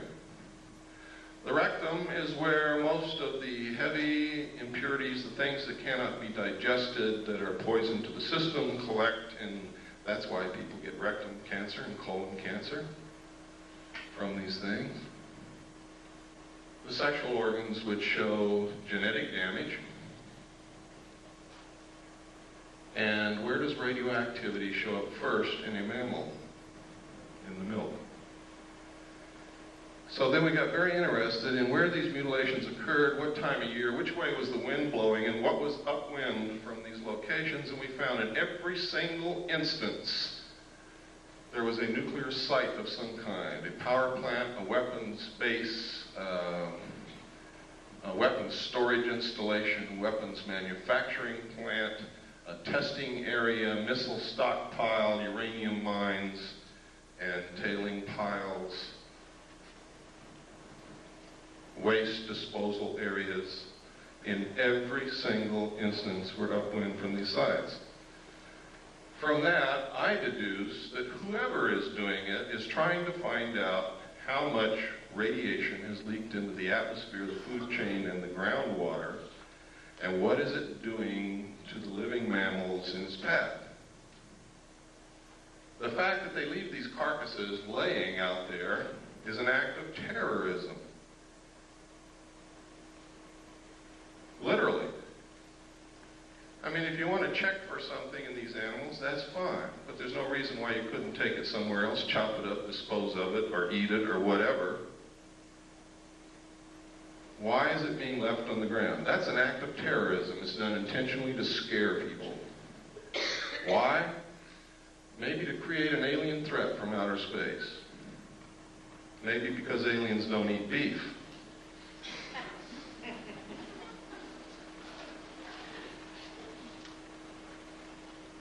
Next slide, please. Sometimes these are seen in the sky over the areas where these things occur. Next. Sometimes it's these things with something going up and down from them. Next. Sometimes these things are found, they're being found all over England. One of the incredible things about the crop circles in England is they are literally a vestige of some kind.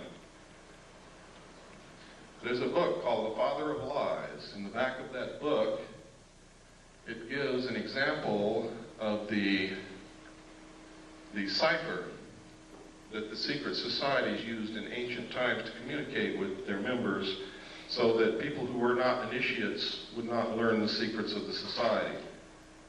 The symbols of their cipher match exactly the crop circles found in the ground in England. Now, this was by accident that I ran across this. There's a woman in California who lives in Victorville, who is a wonderful woman, discovered this. She had been looking at pictures of crop circles. She had the book, Father of Lies, and she was reading the book, and it struck her all at once. These are the same. And so she let us know, and we have verified it. They are exactly the same. Secret societies have a lot to do with what's going on, believe me. Next slide. Sometimes these things are seen. Next slide. Always they find this. Next.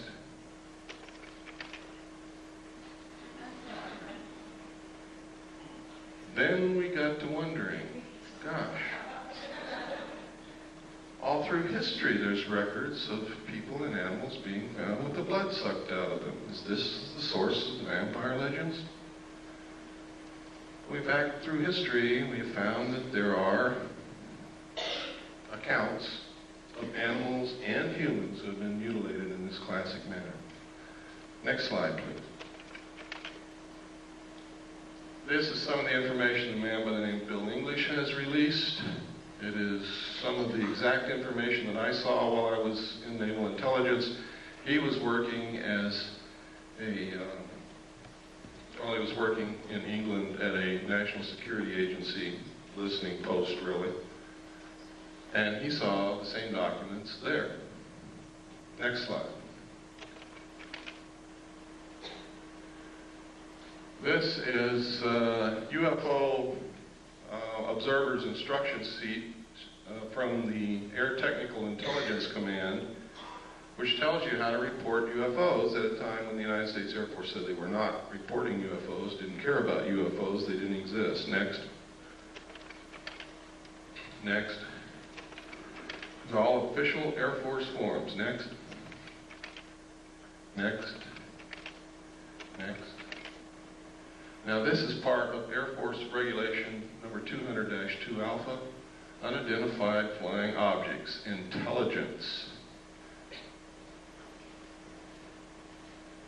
Now, this is significant. The Air Force is not supposed to lie to us, but they were telling us, no, UFOs do not exist. We're not interested in UFOs. There is no evidence of UFOs. Anybody who says they say a UFO is crazy. We don't care about UFOs. Yet they have written a U.S. Air Force regulation called 200-2. And this says on the cover sheet, direct communication is authorized between ATIC and other Air Force activities in matters pertaining to UFO investigation. Specifically, the ATIC may call upon the commander of the 1127th Field Activity Group, Fort Belvoir, Virginia, to conduct further field investigations if review of the initial report indicates such a requirement. In this event, the headquarters, 1127th U.S. Air Force Field Activity Group, will prepare the final report by order of the Secretary of the Air Force, Thomas D. White, Chief of Staff. Next page. This tells how to report it, what forms to use, identifying information, weather and winds, comments of preparing officer, classification, time and date of sighting, manner of observation. Next. General information, releasing information. That's funny, releasing information, it says under here. All information of releases concerning UFOs, regardless of origin or nature, will be released to the public or unofficial persons or organizations by the Office of Information Services Office of the Secretary of the Air Force.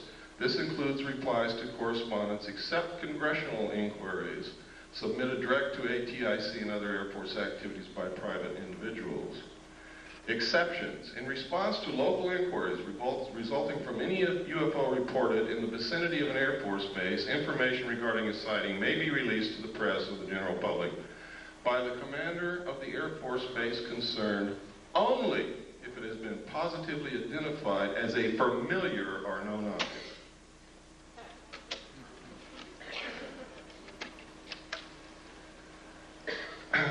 Next, please.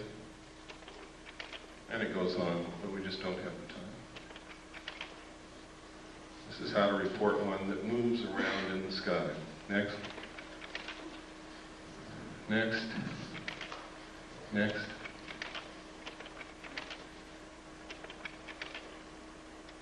People always ask me, why don't they just fly around the White House? Well, there's a UFO. This photograph was taken in the early 50s, and that's certainly the White House. Next slide. Those are not butterflies. The truth is, in the early 50s, there was extensive UFO activity in the immediate area of the White House on an almost nightly basis over a long period of time. It is in the headlines of the newspapers. Pilots were scrambled in their aircraft to go and get them out of the airspace around the White House because it's prohibited airspace. And every time they would scramble again in their planes, take off, the UFOs would disappear. The pilots would go back and land, the UFOs would come back. This kept happening night after night after night until the pilots got so disgusted and so frustrated they wouldn't even get in their planes anymore. Next slide. This is another, this is 200-2 identified flying objects UFO. This is the rest of it. Go ahead, next. All Air Force regulations. Next.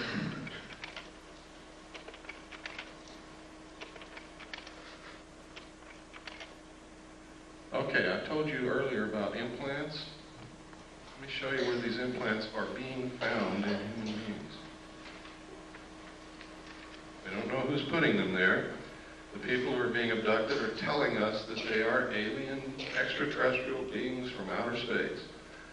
They all tell the same story. They all describe the craft exactly the same. They all describe the beings in the craft the same. They all have describes the same things that have not been made public knowledge, and they don't know each other. And these are people from all around the world.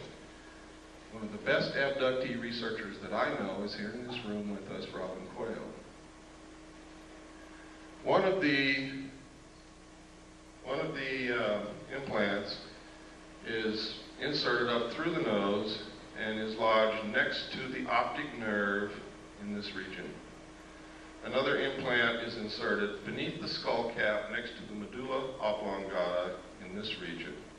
Another implant is found subcutaneously behind usually the right ear and can be seen and felt. I always like to watch everybody feel behind their right ear when I say that. Implants have been found in the wrist, in the calf, and in the lower arm. Next slide. Now, this is very strange because just before these began happening and after we began finding these implants, we began noticing newspaper articles like this. Computer chip implants can help find lost pets, and it goes to outline how this happens. And it tells us that the sheriff's department or the police department in the cities are given electronic equipment to communicate with a satellite that the government has put up. And if you put an implant in your pets, this satellite can find your pet wherever it is when it's lost, and your local law enforcement people, by tuning into this satellite with their electronic equipment, can tell you where your pet is and go get it.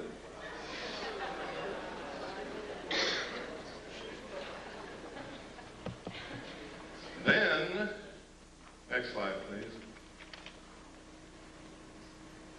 Then you hear Dan Rather on the 6 o'clock news say that the pet implant program has worked so well that 97% of all lost pets that have been implanted are being found and returned to their owners, that you should have your children implanted. He said this in 1989. Then you see in the Los Angeles Times, not the National Enquirer, ladies and gentlemen, the Los Angeles Times on 12/12/89, forecasts 10 changes for the coming decade.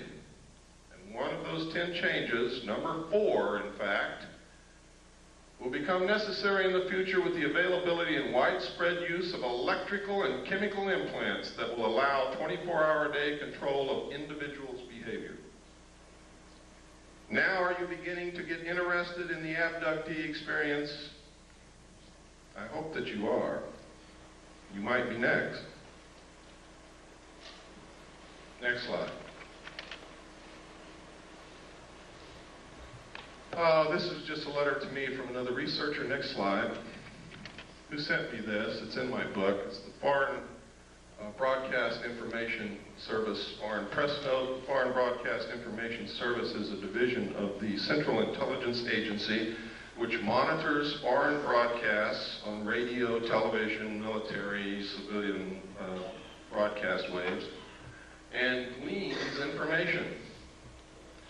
This entire report, each paragraph, is a separate report of flying saucer or UFO reports in the Soviet Union during the period covered by this report, and this report was issued 22 November 1989. You never heard of any. Every paragraph. One of these paragraphs refers to a crashed craft on a hill from which they recovered pieces of technology that we're not capable of manufacturing. Next page, please. All of these. Now you see at the top is what they found up here. You look closer so I can read it. Some of the scientists have concluded that the object that crashed into Hill 611 was an extraterrestrial space vehicle constructed by highly intelligent beings. Doctor of Chemical Sciences V. Vysotsky, it's a good thing I'm not Russian, I couldn't talk, stated that without doubt this is evidence of a high technology and it is not anything of a natural or terrestrial origin. He cited the fact that the remnants of fine mesh in included bits of thin threads with a diameter of only 17 microns, and that these threads in turn were composed of even thinner strands twisted into braids. Extremely thin gold wires were discovered intertwined in the finest threads, evidence of an intricate technology beyond the present capabilities of terrestrial science, according to this man that I can't pronounce his name. Next slide, please. It continues. Next. Next. And I was marking some of the locations. There's a mark on here somewhere. Right here. There's one of the locations, one of the reports. Next slide. These are some of the others. I didn't mark every one of them. I marked the important ones in the Union of Soviet Socialist Republics. Next slide, please. This is the first known civilian photograph of a UFO. Next slide. This is a letter, the Gerald Light letter. This letter is absolutely astounding. It confirms everything that I've been saying. Nobody knew that this letter even existed until Bob Exler presented it at the 1989 MUFON Symposium in Las Vegas. He presented this on July the 1st. I had already issued my information that this confirms on May the 23rd of the same year. In here, he says, "My dear friend, I've just returned from Muroc." Remember I told you Muroc is Edwards Air Force Base now. "The report is true, devastatingly true. I made the journey in company with Franklin Allen of the Hearst Papers and Edwin Norse of Brookings Institute, Truman's erstwhile financial advisor, and Bishop McIntyre of LA. Confidential names for the present, please. When we were allowed to enter the restricted section after about 6 hours, in which we were checked on every possible item, event, incident, and aspect of our personal and public lives, I had the distinct feeling that the world had come to an end with fantastic realism. For I have never seen so many human beings in a state of complete collapse and confusion as they realized that their own world had indeed ended with such finality as to beggar description." Can you get the sense of what this guy had gone through? The reality of other plane aeroforms is now and forever removed from the realms of speculation and made a rather painful part of the consciousness of every responsible scientific and political group. During my 2 days visit, I saw 5 separate and distinct types of aircraft being studied and handled by our Air Force officials with the assistance and permission of the Etherians. Notice he calls them Etherians, which means that he attaches some spiritual significance to them. And notice also that he capitalizes Etherians, signifying that he may have viewed them as gods. I have no words to express my reactions. It has finally happened. It is now a matter of history. President Eisenhower, as you may already know, was spirited over to Muroc one night during his visit to Palm Springs recently. And it is my conviction that he will ignore the terrible conflict between the various authorities and go directly to the public via radio and television if the impasse continues much longer. Well, we know that he didn't do that. And it goes on. We don't have time to read it all. It's in my book in the appendix. Those of you who get the book, you can read it at your leisure. Next.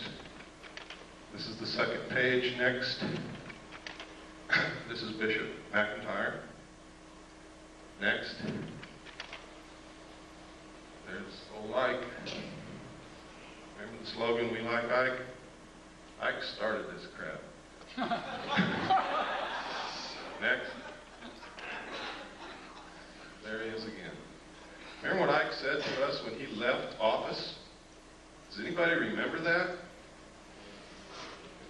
He tried to warn the American people against a group, a powerful group within the defense industrial complex, which might seize unwarranted power and destroy this country.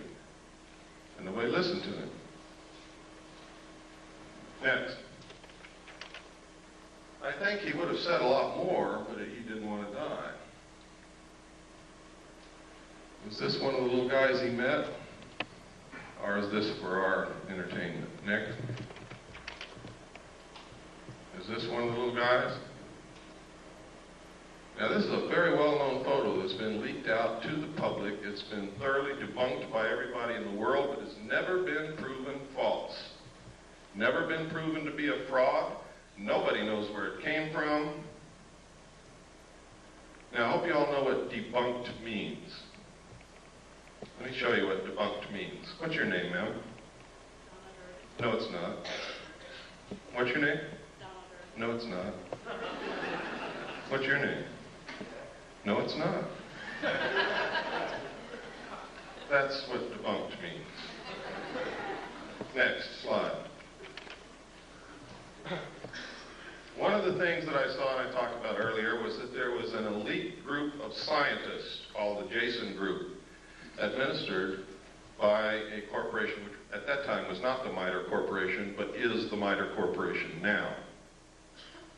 I talked about that all over the country. People said, you're crazy. Well, I found reference to them in the Pentagon papers that were leaked by Daniel Ellsberg. And in the Pentagon papers, it said that the Jason Group had invented and come up with the electronic barrier that was placed across the DMZ of Vietnam to detect and prevent the North Vietnamese regulars from coming across the border. I was there on the DMZ. It didn't work. So they're not as smart as they think they are. But they do exist. Some people submitted Freedom of Information Act requests and actually got the truth out of the Pentagon. The first official acknowledgement that they exist. We submitted one and got it, but what I'm going to show you is not what I got, because people always doubt what I get, so I'm going to show you what somebody else got. Richard Whitmire of the Gannett News Service published this in the Olympian in Washington, and this is what he found. Next slide. He found that these guys are incredible. They have the highest security clearances in the nation. There are several Nobel Prize winners in the group. They hold the protocol rank of Rear Admiral, which is 2 stars whenever they visit any military installation, ship, airplane, Air Force base, or government facility. They are paid $500 a day consulting fee, and they are literally some of the best brains in this country. Next slide. Next. And these are some of the lists.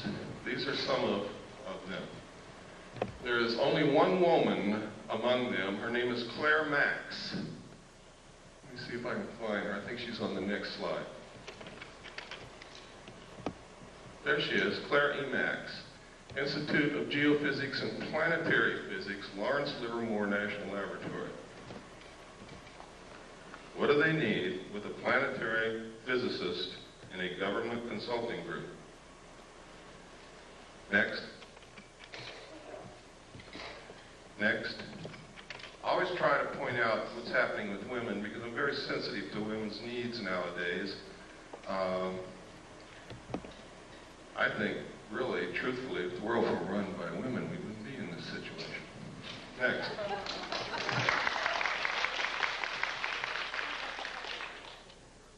This is Bob Exler's idea of what the cover-up structure looks like. He believes wholeheartedly that to have a cover-up of this kind involving this kind of technology, you would have to have full support from what we call corporate America. Now, this would be very easy in this country because who is corporate America? It's literally the Council on Foreign Relations. And I'm going to show you later that not only is this possible, it's probably absolutely right on. Next. Next, we've already looked at this.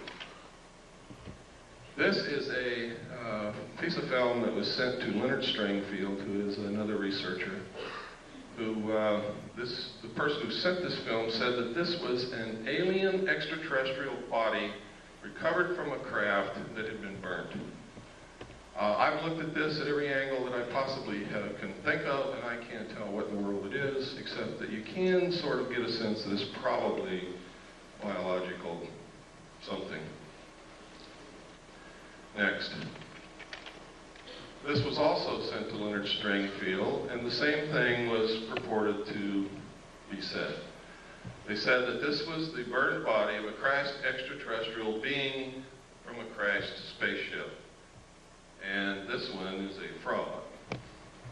Because right here, under the body, is a pair of Air Force flight glasses.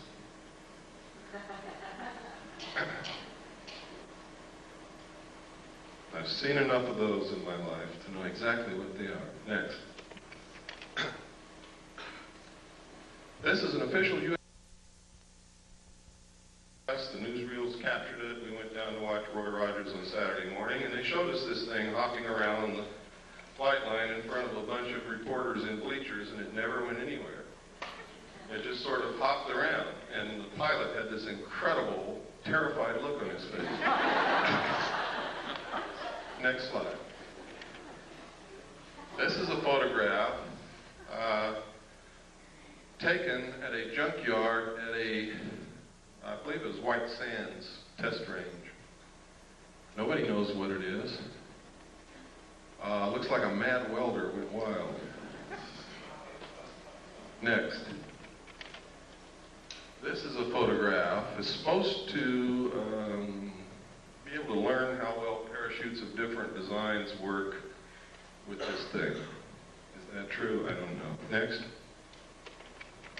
This is another one. We couldn't figure out what this is used for. We compared the shape and the size of this to the known nose cowlings of large aircraft, and we haven't been able to find anything that it fits. But there's a lot of experimental aircraft that you never get to see, so that doesn't mean anything really. Next.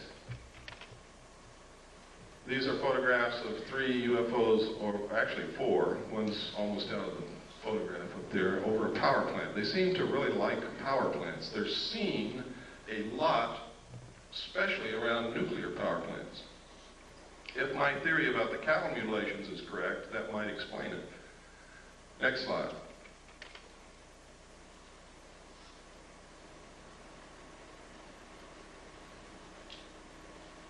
February 27th, 1951. Isn't Lassie beautiful? Next slide. This advertisement was in this magazine. Flying mobile camper of the future may be electric powered, plugging into any electric outlet for recharging. Now this is during the period of time when people like Herman Oberth, the world-renowned rocket scientist who was the teacher to Dr. von Braun, was saying that we couldn't take credit for all the technology that we've developed in the last decade. And when the reporter asked Dr. Oberth, what do you mean? What other nations helped us? He said, it wasn't another nation, son. It was those little guys from out there. And security people grabbed him and hustled him right out of the press conference. That was at his retirement. It was also the same period of time when William P. Lear, John Lear's father, said on a television talk show, when asked what he could see for the future, he said, you will be able to get into a phone booth in Los Angeles and step out in New York City. And he wasn't joking, and the audience laughed at this man. This was one of the bigwigs in the defense industrial complex who knew exactly what was being researched in our laboratories at that time. Next slide. And also in this magazine, this scientist, Richard Wilson, exposes flying saucers. He says what they've been saying for day one, they're weather balloons. Next slide.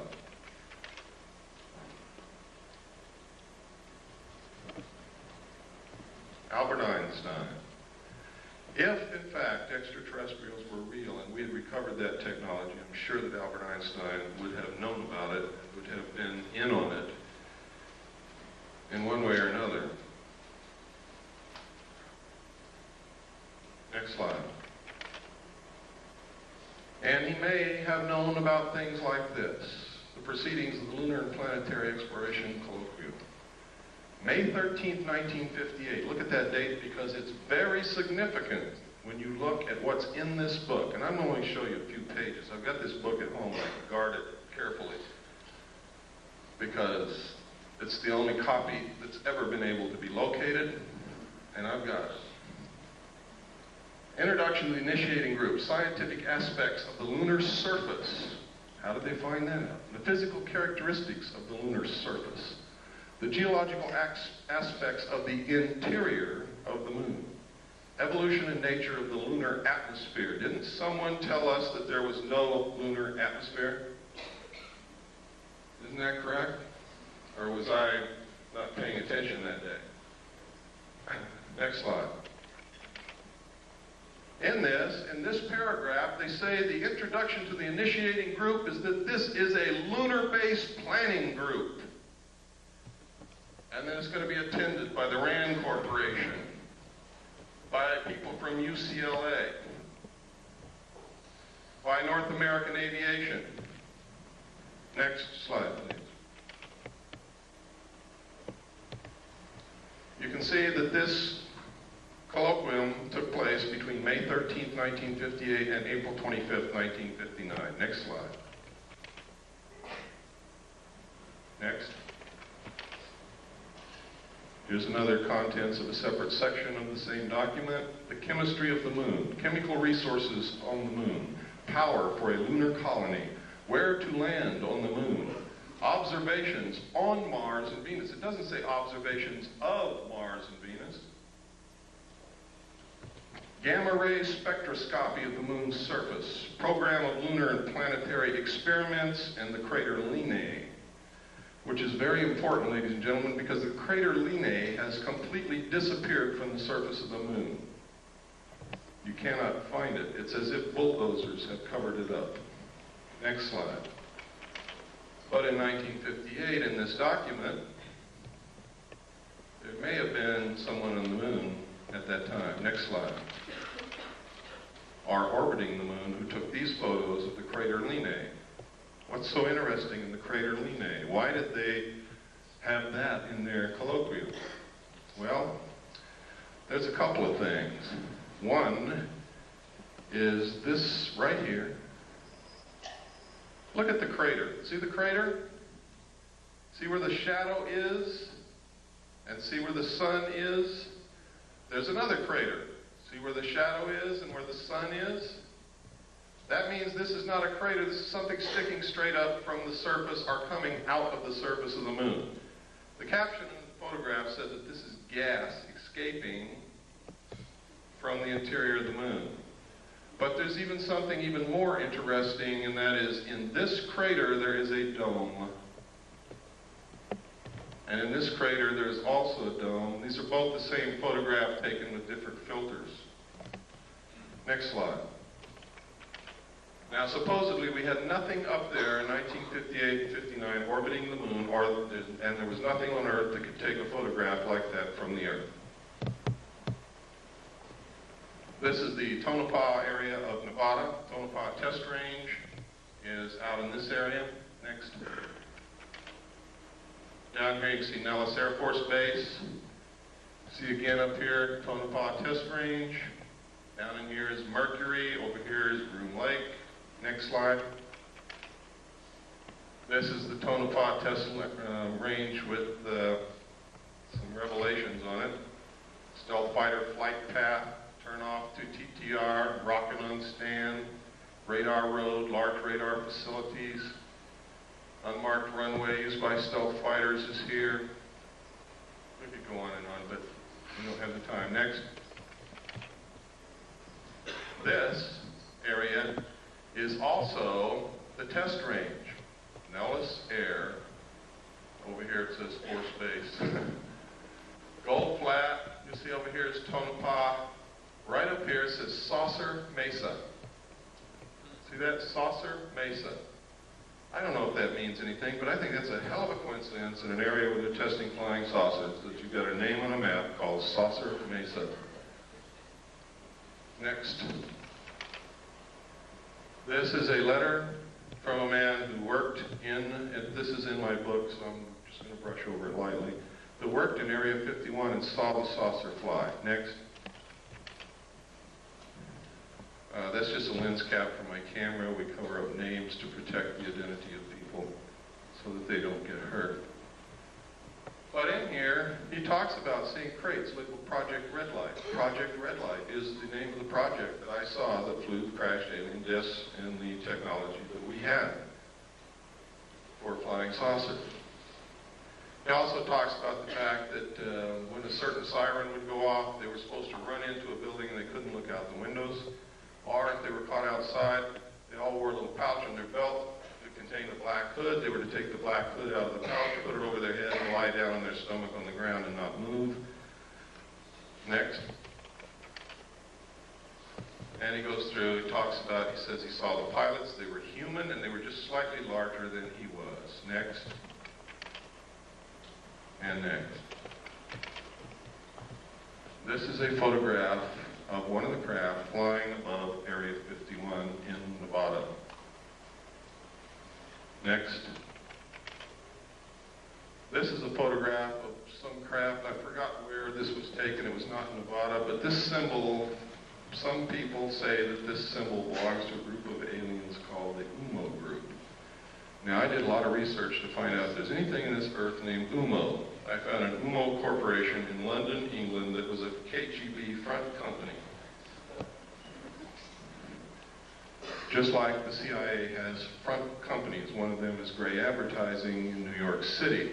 Belongs to the Central Intelligence Agency. They are the ones who pay the expense checks for UFO Cover-Up Live. Next. This is a saucer developed and flown by the French. It is real. It flies. It's not a joke. Next. It's another view of the same saucer. You can see the hatch down here. This is significant. That is a watertight, airtight hatch. What kind of technology is that based on? Boy, you got me. It says here, it says 3 135 horsepower engines would supply the power. Doesn't say that it did, and it doesn't say what kind of engines. Next.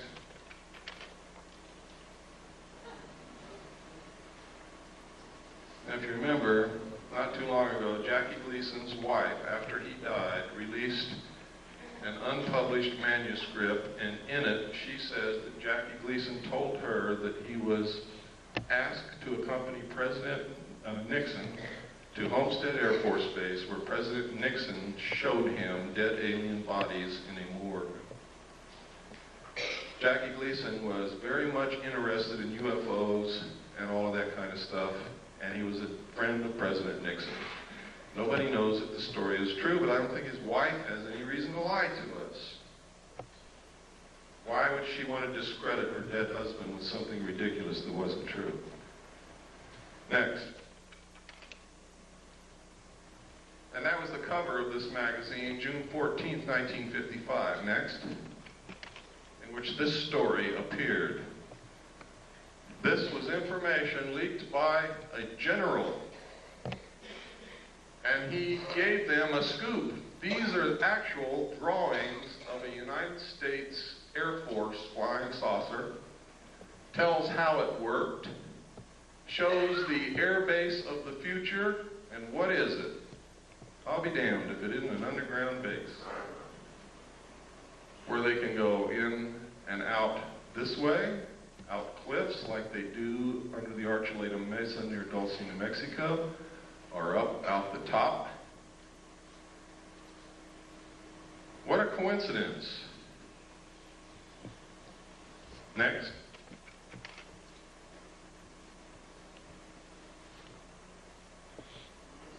Next.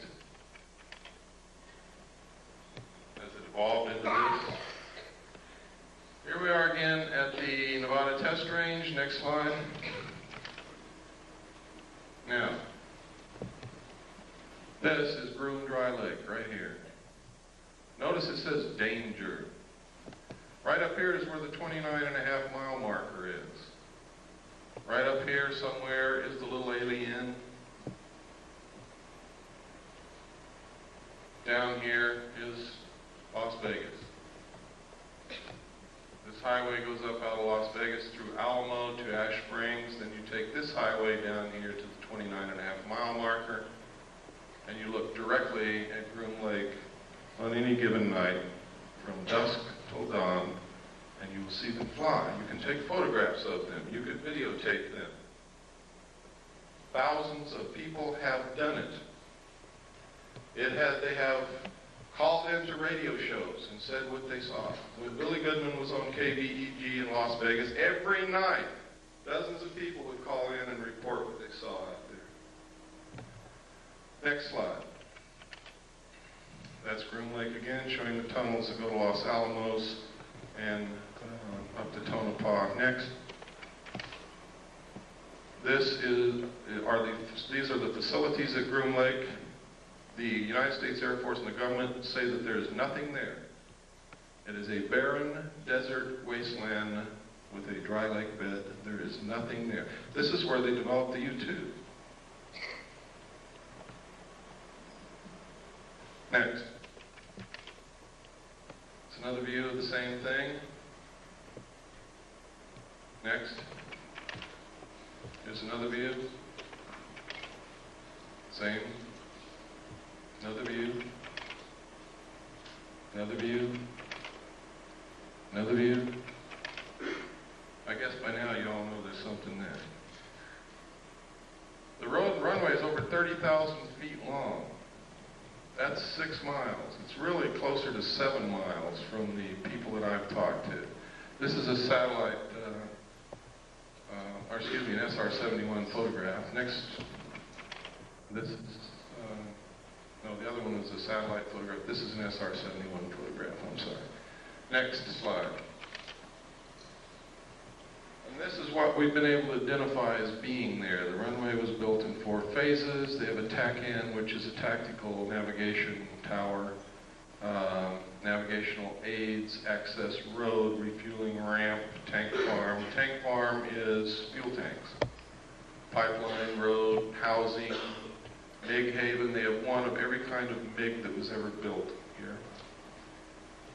Power lines, water supply. This is a National Security Agency, CIA satellite intercepting dish antenna. Next. This is one of the underground tunnels. We found a publication, a book for something called Project RAND, which turned out to be a deep underground symposium hosted by the RAND Corporation and attended by some of the biggest defense contractors in the country. And in it were these photographs. Next. The date of this symposium in this publication was 1959. Next. Next. Look at that drill bit, ladies and gentlemen. In this, they said they had the technology to drill a tunnel 45 feet in diameter at the rate of 5 feet per hour. No one knew this technology existed at that time. We thought the Hughes drill bit that drilled for oil was the greatest thing since butter. Next. Look at that. Next. Now you know why Howard Hughes knew almost everything. These were developed by the Hughes Tool Company. Next. Next. Next. What kind of engine turned these things? In the symposium report, it says, just as airplanes, ships, and automobiles have given man mastery of the surface of the earth, tunnel boring machines and shaft sinkers will give him access to the subterranean world. What in the hell are they talking about? And construction of underground facilities. I also saw in the documents that there were underground bases all over this country, specifically in the Four Corners area of Utah, Colorado, Arizona, and New Mexico. Next. Next slide tray. You got to go back to the beginning. Okay, next slide tray. Everybody, stand up, take a stretch so you don't get kinks in your muscles. And we're just going to keep going right on through, and then we'll take a break in about 30 minutes.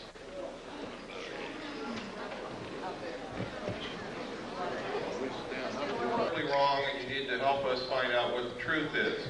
I don't pretend to know all the truth. I think I have some of the answers. I think I have reached some pretty good conclusions, but again, those are my conclusions, not yours.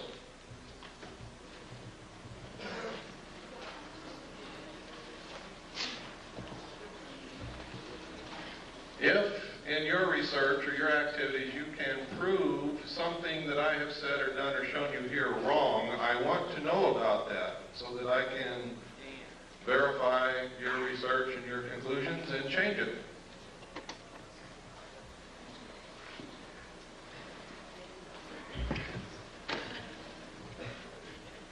Just go ahead and put the first slide on.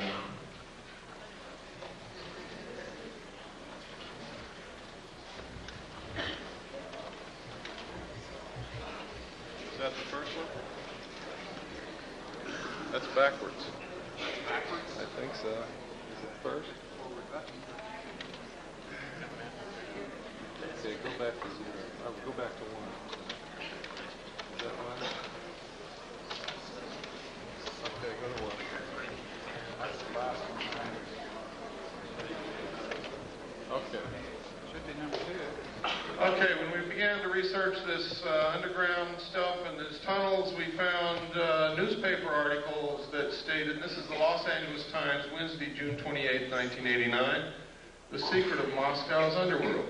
Moscow also has tunnels under it, as does much of the Soviet Union. And next slide. Next. This is the Dulce, New Mexico area. Let me get my little wizard zip gun here. This is the small town of Dulce, New Mexico. Everybody is making a big mistake calling this the Dulce base, the Dulce underground base, the Dulce papers, the Dulce this, the Dulce that. It causes confusion. I don't know how many people have gone to Dulce, New Mexico, walked all day around that little town, and have come back and said to me, there's nothing in Dulce, New Mexico. And they're absolutely right. There never was. Except some very nice people who are terrified. North of Dulce, however, there is an area called the Archuleta Mesa, up here. Under this mesa is an underground installation of immense proportions. Up Seguro Canyon here, there's an area right in here where there are 400-foot cliffs, out of which people who have gone on expeditions that knew exactly where the base was, because they came and talked to those of us who know and found out where to go, have gone up to these peaks across Seguro Canyon from Archuleta Mesa and observed the mesa and these cliffs and the surrounding area. They have seen UFOs fly over this mesa. They have seen them stop over the mesa and showers of sparks come down. Nobody knows what it means. They have seen craft fly in and out of this 400-foot cliff area here. They have seen strange marks on the ground from the air. They have reported during the night hearing what sounds like CB radios or police radios coming from in this area. And I'm sure you've all heard what that sounds like. But there's nothing up there. There's not supposed to be anything up there. The old-timers who live in the area will tell you that, and that's on the Colorado side up here, the old-timers who live up here on the Colorado side, will tell you that back in the 50s, there was a logging road built up in there, and logging trucks went back and forth every day, but they never brought out any logs. Next slide. This is the Colorado side of Archuleta Mesa. Here's the logging road that they built. You can see it. Went all the way up here and then up into the mesa. It's not being used now. This is all under the Jicarilla Apache Indian Reservation, and Archuleta Mesa is considered to be their holy land, their holy ground. It's an excellent security proposition for them. They didn't have to build fences or anything. The Indians keep people away. The Indians see the strange lights and the craft flying back and forth, and they attributed this to their religious beliefs that they have seen all through their history, that it's in their writings, in their tales, in their stories. You can get some of the most incredible stories about UFOs from American Indians, when they will talk to you. Next slide, please. These are some more of the photographs from the Rand Symposium. Next. Oh, let me see. This is a page from an Air Force textbook. Space, let me see. I forgot the name of it. I think it's Physics and Space Technology, I believe. But anyway, in this textbook, it says the most commonly described alien is about 3 1/2 feet tall, has a round head or helmet, arms reaching to or below his knees, and is wearing a silvery spacesuit or coveralls.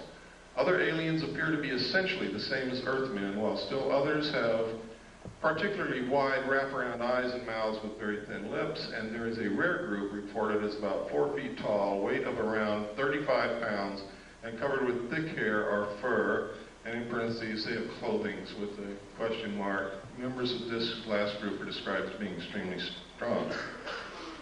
Human fear and hostility. It says, besides the foregoing reasons, contacting humans is downright dangerous. Might be one reason they want to keep themselves secret if they're really here. Now, this is a textbook. This is a page out of a U.S. Air Force Academy textbook. Next page. This is another page out of the same textbook.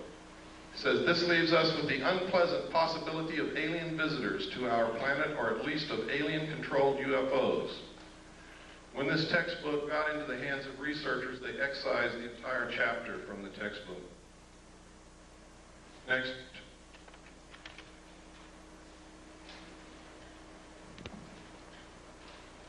See if the name is on here. Nope. Okay, next. This is Janet 146D. You want to know why people don't report these things?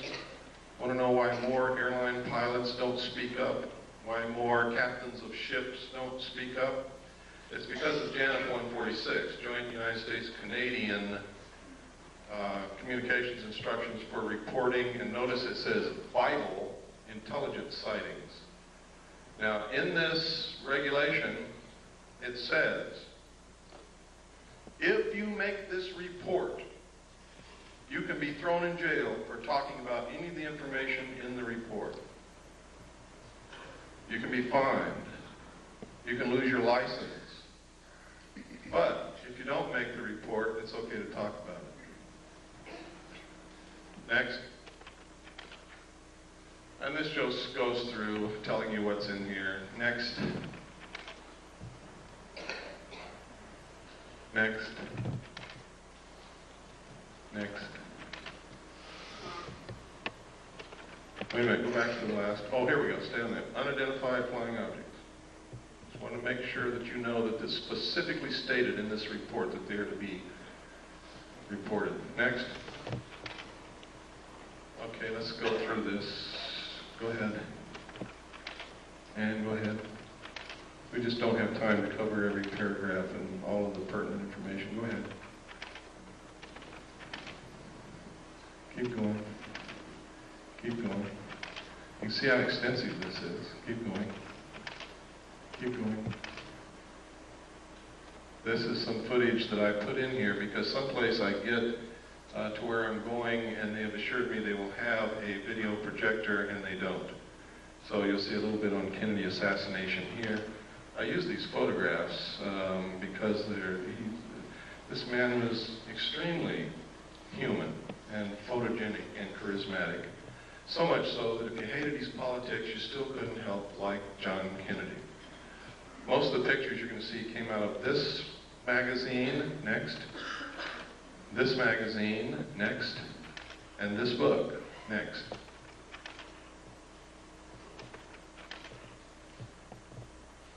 Go ahead.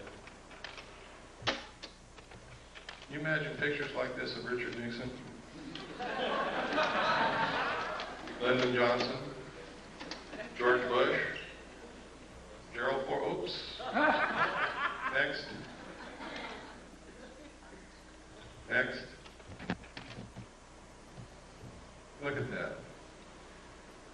I'm not going to ask you this because some people are probably not going to be able to raise their hand, but I just wonder how many men in here have kissed your father lately. Next. This is a photograph of Kennedy after he'd been shot in the throat. Jacqueline is looking at him in horror. He's clutching his throat. Next. This is William Greer beginning to turn around. You can see his hand here, his arm. You can see the end of the gun barrel right there. Next.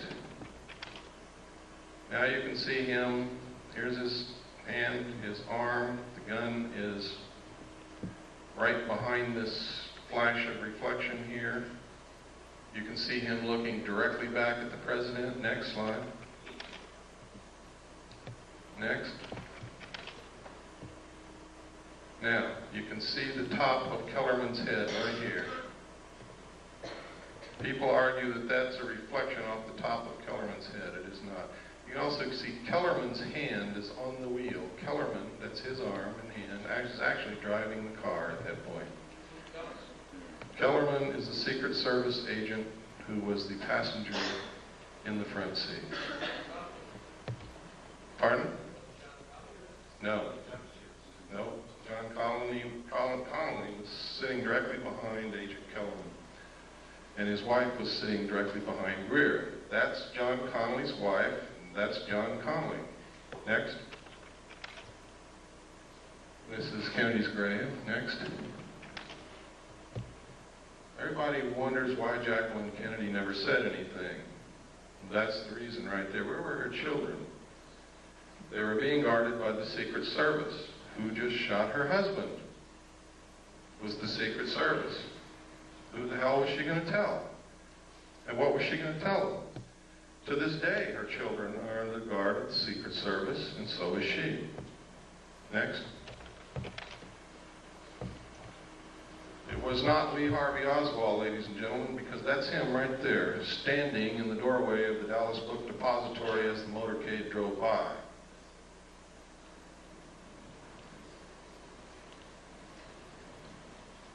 The Central Intelligence Agency has agents in the civilian community writing books and making statements to keep you confused.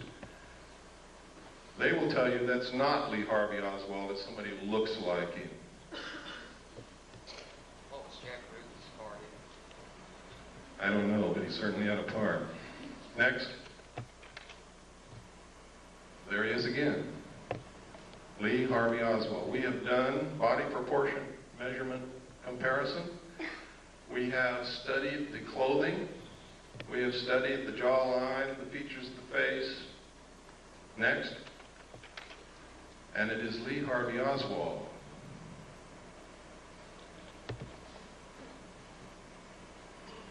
Next. And that's us if we don't do something quick. Next. Now, everybody wants to know, why do we have to have a one-world government? Why is it that they won't let us have these things that we know will cure disease? Why are they so hard on homeopathic medicine? Why this, why that, why this, why that? It's simple, folks. Once you really get into it, there is no doubt about it, there is a serious population problem. At the end of World War II, or actually during the war, they did a study to try to determine the effect of the returning soldiers from the war upon the economy. What these people who made the study projected was that there was going to be a whole bunch of babies born. They did a study again in 1957, which stated that the exponential increase of the population would ensure that the population would double between 1957 and 1990, and it did. They said that if something wasn't done, the increase in the use of insecticides, toxic chemical waste, effluent sewage, the pollution of the air, the use of fossil fuels, the use of timber, the increased need for raw materials was going to put us in a crisis, because they said that if something wasn't done to stop the growth of the population would double again 28 years from 1990. And it will. And then we will need twice as many trees, twice as many homes, twice as many cars, twice as much oil, twice as much food, twice as much everything. We will be putting twice as much sewage into the earth, twice as much pollution into the atmosphere, twice as much toxic waste material. And the study said if we don't stop this, if something isn't done, the human race will cause itself to become extinct shortly by or after the year 2000. Some people still didn't believe it. So the Club of Rome was formed secretly by Dr. Aurelio Pacheco in Rome, Italy. He got together a group of elite men and scientists, and they did another study and came up with exactly the same answers. They then commissioned a group of people in the United States at MIT. They put together a team to establish a computer model to determine what can be done to stop this, what can be done to ensure that it doesn't happen again, what can be done to ensure that the human race survives. And the answer is some of the things that I'm going to show you. All of this is in my book. It's thoroughly documented. It's going to really upset some of you, but it's true. The first indication publicly was this book written by Dr. Paul R. Ehrlich. Now, y'all wonder why is Dr. Paul Ehrlich writing these books? It's because his wife, ladies and gentlemen, is a member of the Club of Rome. Next slide. This was copyrighted first in 1968. It was the first indication of the results of the secret studies. This was published by Paul Ehrlich. Next. It says here, probably accurate to say that if all the food produced in the world today were in some sense equally distributed, that everyone would have an adequate diet. Does that mean that those who claim that there is no population problem, only a problem of distribution, are correct? Absolutely not. Population pressures are a product of animals as they exist, not as they might be. If lions ate grass instead of antelopes, the plains of Africa could support many more of them before the plains would be overpopulated. Similarly, the carrying capacity of Earth for saints is considerably higher than the carrying capacity for Homo sapiens. In theory, the problem of human overpopulation could be solved by a reduction in population size or by a change towards more saintly behavior.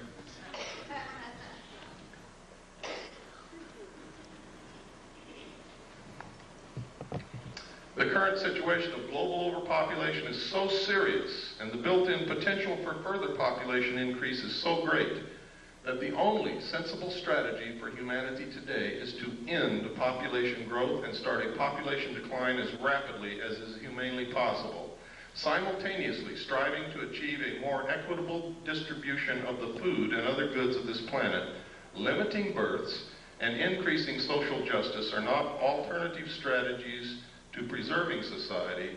They are, ladies and gentlemen, necessary complements. Next slide.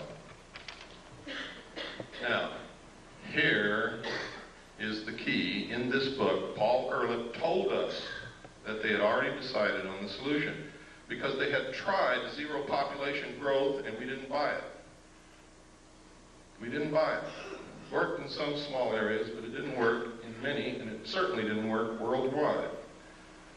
This paragraph tells you everything that you ever need to know about what is happening today and will answer a lot of your questions. Basically, then, there are only two kinds of solutions to the population problem. One is a birth rate solution, in which we find ways to lower the birth rate. Didn't work. Didn't work. The other is a death rate solution, in which ways to raise the death rate, war. You asked me about the Middle East. You asked me about what happened to Iran. You asked me about El Salvador. You asked me about Nicaragua. You asked me what's going to happen in the future. This paragraph tells you what's going to happen. Famine, pestilence, find us. They have just shut off the water to all the farmers in the San Joaquin Valley. They produce 50% of all the vegetables that are consumed in this country. Do you believe that's an accident after reading this?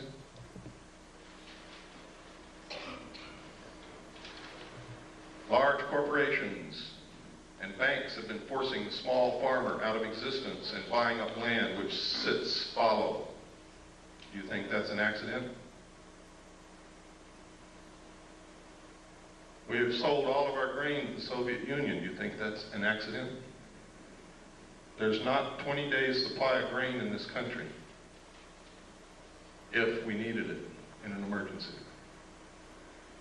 Now listen to this. The problem could have been avoided by population control, in which mankind consciously adjusted the birth rate so that a death rate solution did not have to occur.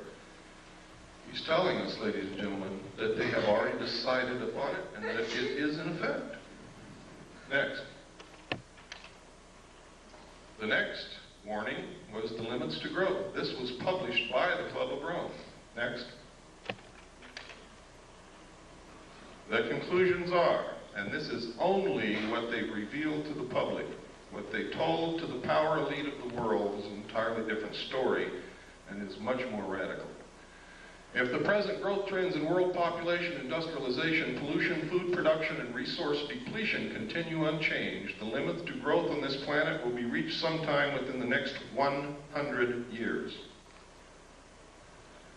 The most probable result will be a rather sudden and uncontrollable decline in both population and industrial capacity, and what they don't say here that they said in the secret report is that the masses of people in the world will result to the overthrow of their government and anarchy will reign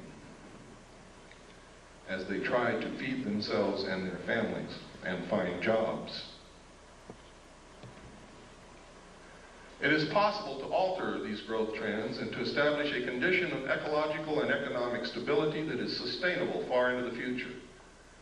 The state of global equilibrium could be designed so that the basic material needs of each person on Earth are satisfied and each person has an equal opportunity to realize his individual human potential.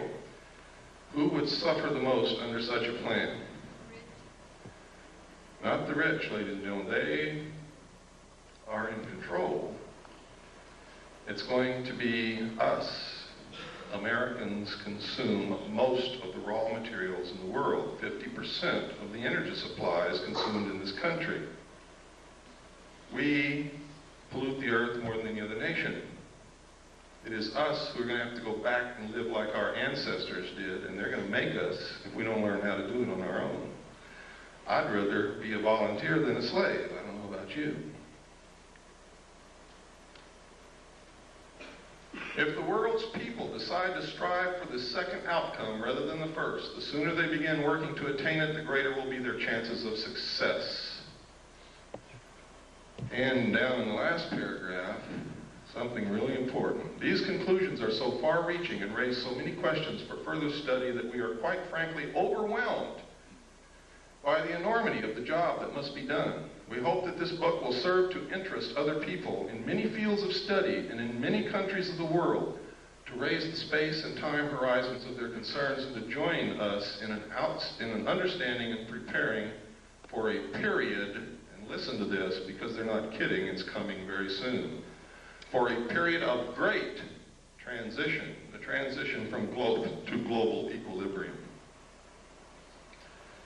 Henry Kissinger said when asked what he foresaw for the coming decade, he said, everything will be different. There will be a new world order. Many will suffer.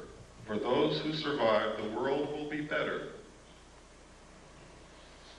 And the last thing he said, we will have the world we have always wanted. Now, if you know anything about Henry Kissinger, he never wastes words, and he knows what's going on. Next.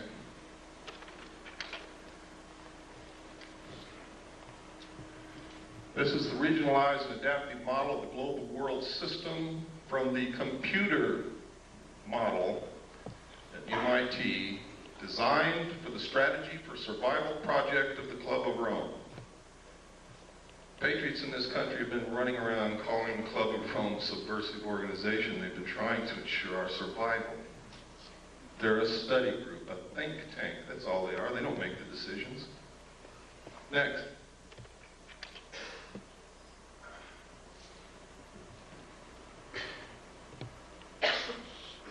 We don't have time to go through all of this, but it's in my book. That chapter is going to be the most interesting chapter that you're going to read in my book. And everything that I say in there and here is thoroughly documented. Next. And next. And next. These are the New World regions.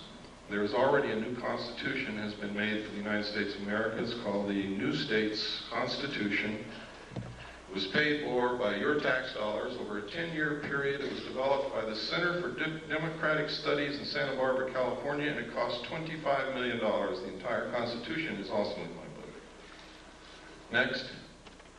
You could see by there, Region 1 was the combination of the United States and Canada, and that's the real reason for the lowering of the trade restrictions between the United States and Canada. We are fixing to be merged. Next. And next. There are 10 regions in the New World Order, and you are looking at them now. Next. Next. What's one of the answers? Alternative 3. I also saw documentation, and I've already shown you documentation on slides, that there may have been somebody in the moon in 1958, and I can tell you right now, there is a base on the moon. We are attempting to colonize space because if their attempts to control our greed and our wastefulness and our destruction of this earth do not work, the only hope for the survival of the human race is colonization of other planets.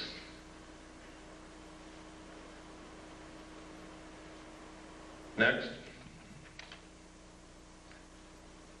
This is verification. I can't tell you who wrote this letter, but it is a letter that was delivered into our hands from, well, I can't tell you that, but this confirms that as far back as 1962, working for the Jet Propulsion Labs in Pasadena, she was working on photography taken of the moon and Mars from objects that went there.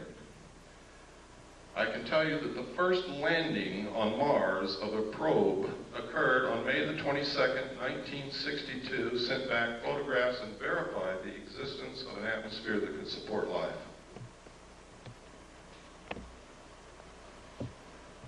This woman was married to a man. She says in this letter, his function was to design domed modular living facilities, next slide please, for colonies of Earth scientists to be stationed on the moon and then Mars. It was called Project Adam and Eve. We didn't get this letter, ladies and gentlemen, until August of 1989. I had already revealed the presence of a colony on the moon and Mars on July the 2nd, 1989. Okay, next. Next. Next. Report from Iron Mountain on the possibility and desirability of peace. Next. This is really important. Though not yet expressly put forth as the development of a long-range sequence of space research projects with largely unattainable goals, this kind of program offers several advantages lacking in the social welfare model. First, it is unlikely to phase itself out regardless of the predictable surprises science has in store for us. The universe is too big. In the event some individual project unexpectedly succeeds, there would be no dearth of substitute problems. For example, if colonization of the moon proceeds on schedule, it could then become necessary to establish a beachhead on Mars or Jupiter and so on. Next. This is a book called Exploring Space with a Camera, published by the National Aeronautics and Space Administration. Next. In which you see tracks on the surface of the moon.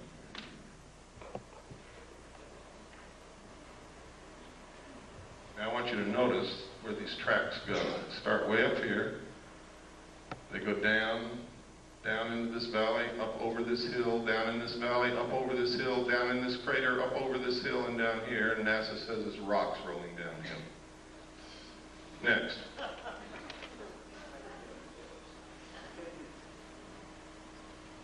Next. Here's another one.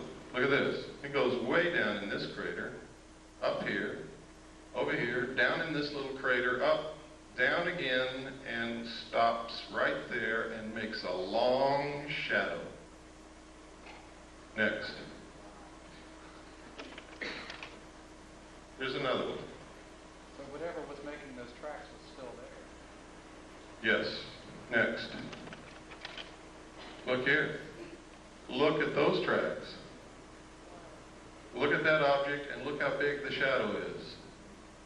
Here's another small set of tracks here. Goes out into the washout and the light. And here's another one. It comes up out of the crater and down here. And there's the object casting a shadow. Rocks rolling downhill. Next. These are official NASA photographs taken right out of a NASA publication. I didn't fake them. You can go get the same book and look at them yourself. They told us there's no water on the moon. I guess that doesn't call for any comment, does it? Next. This is another book that we had to get because they had pulled it off the shelves when they found out what was in it, and another one also. Also printed by NASA. Next. There's the title page. Next. And this is the other one, Atlas and Gazetteer of the Near Side of the Moon. We have located one in the library of the Jet Propulsion Laboratory, which the title is The Lunar Base, and we are trying to get someone in there to photograph it now. Next. Next. Next. Right here, you can see a machine inside the crater throwing dirt out of the crater, and right there you can see a saucer sitting on the rim. Over here you can see a crater that's already been artificially mined and is just left vacant. Next. That's another view of it. You can no longer see the disk that was sitting on the rim. It's gone. Next. Pardon? I don't remember. We've already passed that page. Does everybody want to go back to it? Got to be quick. Go ahead. Next. Down in this crater, you see all kinds of artificial objects. We have no idea what they are. They are not natural. It's really strange. You can see here a building with a ramp coming this way and then up to the top, and then a flattened off top here and square corners all around it. You never find anything like that in nature anywhere. There are other objects, I won't go into them. That is the most obvious. It has square corners all the way around. Next. Here you can see the antenna from the lunar orbiter here. Look at these weird things in this crater over here. These are the ones we just looked at, and that's where the mining is going on, or what appears to be mining up there. And this is the artificial crater that we looked at. All of the other photographs that you saw were macro photography taken from this photograph out of the book. Next. Anybody see anything strange there? It's right out of the book, folks. Don't see anything strange? What's that? Next. I don't know, what is it? Give me the next slide. What is that? Give me the next slide. Okay, go back one. This looks exactly like a B-24 Liberator bomber. Is it? I don't know. Look over here. Here's another one. There's a wing, there's a body, there's a tail section. Small plane. Next. Look here.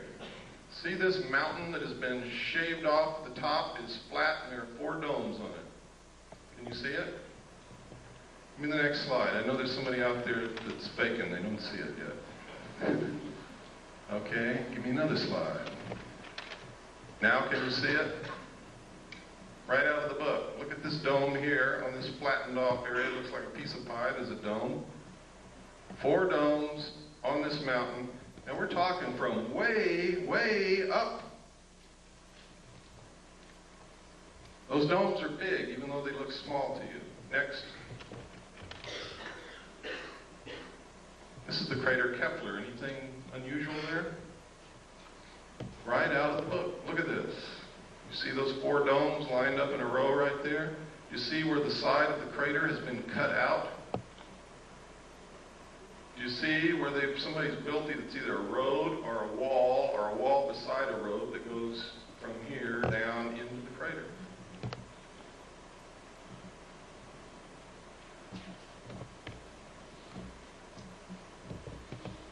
Incredible things in these books. Now, we only had a short time to look. We didn't have any magnifying glass of any kind, and we had to take these pictures. If we had had the time, we probably would have found a lot more. But we had to do what we had to do and get out of there because of the restrictions put upon us. Next. There's a close-up again. You can see the 4 domes right in a row. You can see the crater's been artificially cut out. Next. Look at this. What is this? This is the weirdest thing I've ever seen. We don't know what it is, but it resembles the freeway interchange in Los Angeles, doesn't it? We don't know what it is. We didn't know what it is. But look what's in this crater right here, and you see it all over the moon. If you look real good in these craters, it's a big, giant, T-shaped object that can bend itself to conform to whatever it's sitting on, and you see them in all of these photographs. Next.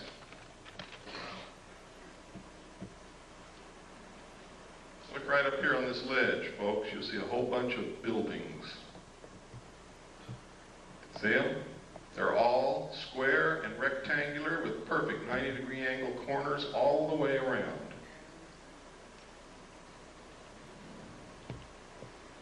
Next. This is what we were looking at, the freeway interchange. I don't know what it is. I just call it that because... Next. Oh, go back. I'm sorry. There's something I wanted you to see. What is this? Next. And you can see that a little bit better there. Next. This is one of my favorite photographs. Something crawled over this lip of that crater, gouged out the lip, crawled down, gouging the earth away, made a turn here, came back, crossed its own path, and went back over the lip of that crater. I guess it could have been a rock rolling downhill. Next. There's a close-up of it. There is no doubt about this, ladies and gentlemen.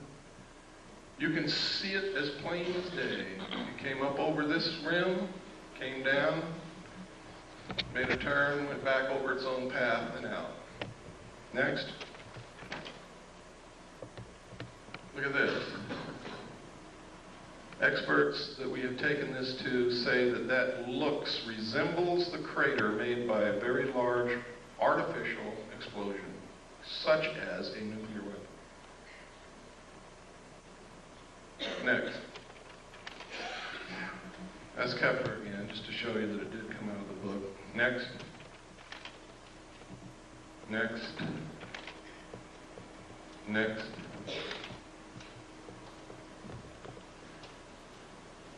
What was it? Oh, you can see these T-shaped things again. There's another one. You can see here an opening into the moon here, shaped almost like a triangle or a pyramid, and there's something parked right there. I have no idea what it is. There's another one up here, the opening, triangle shape, and something parked right there. Look here, there's another T-shaped object here, or cross-shaped here. There's a building right here, or what appears to be a building. Look here, look at these tracks. Look at this. It has an arm coming out the side and something trailing behind it. Next. Look at it. Boulder rolling downhill. Next. I forget what this was. I think we were just looking at this strange, looks like somebody's been running around there with a bulldozer. We don't know what it is. Next. Can you see the clouds? Can you see the clouds in the lunar atmosphere, ladies and gentlemen? This is an official NASA photograph out of an official NASA publication, a book that they printed that shows clouds in the atmosphere of the moon. Next. Of course, we could be imagining things,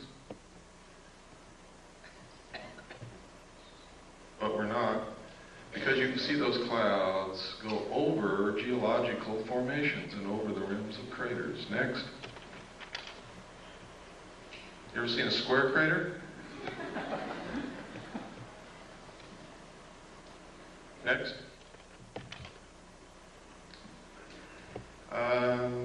Oh, look here, folks. What is that? Doesn't that look like a triangular-shaped lake or reservoir with an island in the middle? Is it? I don't know. Next. That's the same picture a while ago. I kept trying to get a better picture of this object because you can sure see that thing sticking out with an arm trailing behind it. Next. Yeah, we saw it.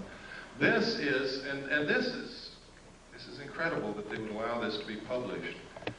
It says here, they resemble many steep terrestrial slopes, including those of some man-made craters produced by explosives.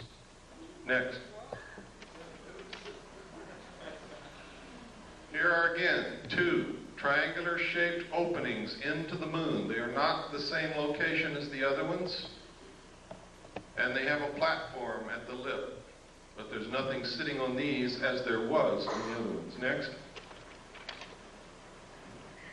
Anybody see anything unusual here? What we're looking at is across the entire crater Copernicus. What I'm looking at is a page of the book in which, in a very small portion of that photograph, I have taken this with macro photography, and in this you can see a base in that crater across on the far side of the crater, and you can see towers,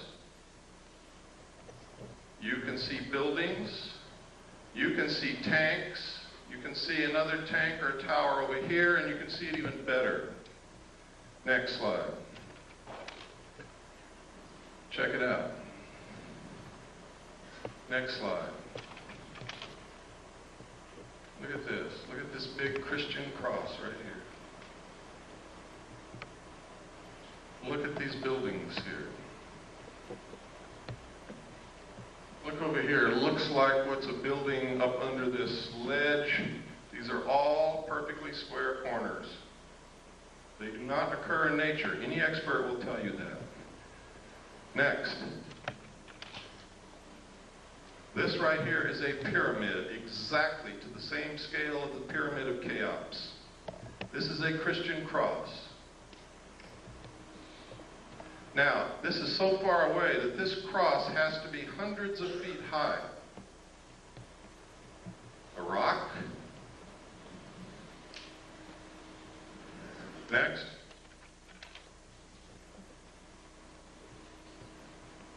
See the pyramid? See the tower? See the buildings?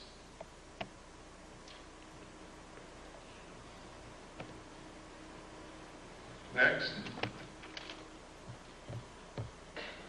Again, there's the cross. It is huge. You can see tanks right along here. They look like oil tanks. Here's another tower over here. See it? Next. Again, you can see the pyramid, you can see this tower, you can see the cross, you can see looks like a city here. These are buildings. All have perfect 90-degree angles, all over the place. Again, here's the tanks, look like oil tanks. Next. What was this? Sometimes if I don't look at these all the time, I lose what the heck I was even looking at to begin with. Oh, right here. Look at this. This is some kind of an artificial insulation that has been built. Look, here's a perfect square. Here's perfect right angles. Here are two arches. Here is an arch that goes over something that goes underneath it.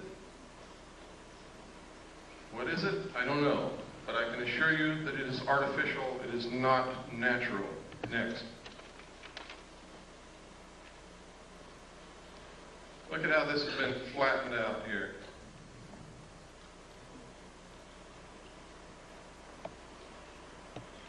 And I think there were some domes or something here, if I remember correctly.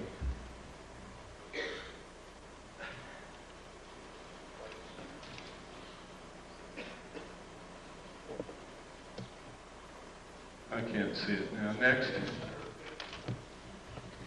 And next. Now this is the photograph that I took of the base across the crater. See the tower? We're looking all the way across the crater Copernicus, and you can still see that tower sticking up. That's how big it is.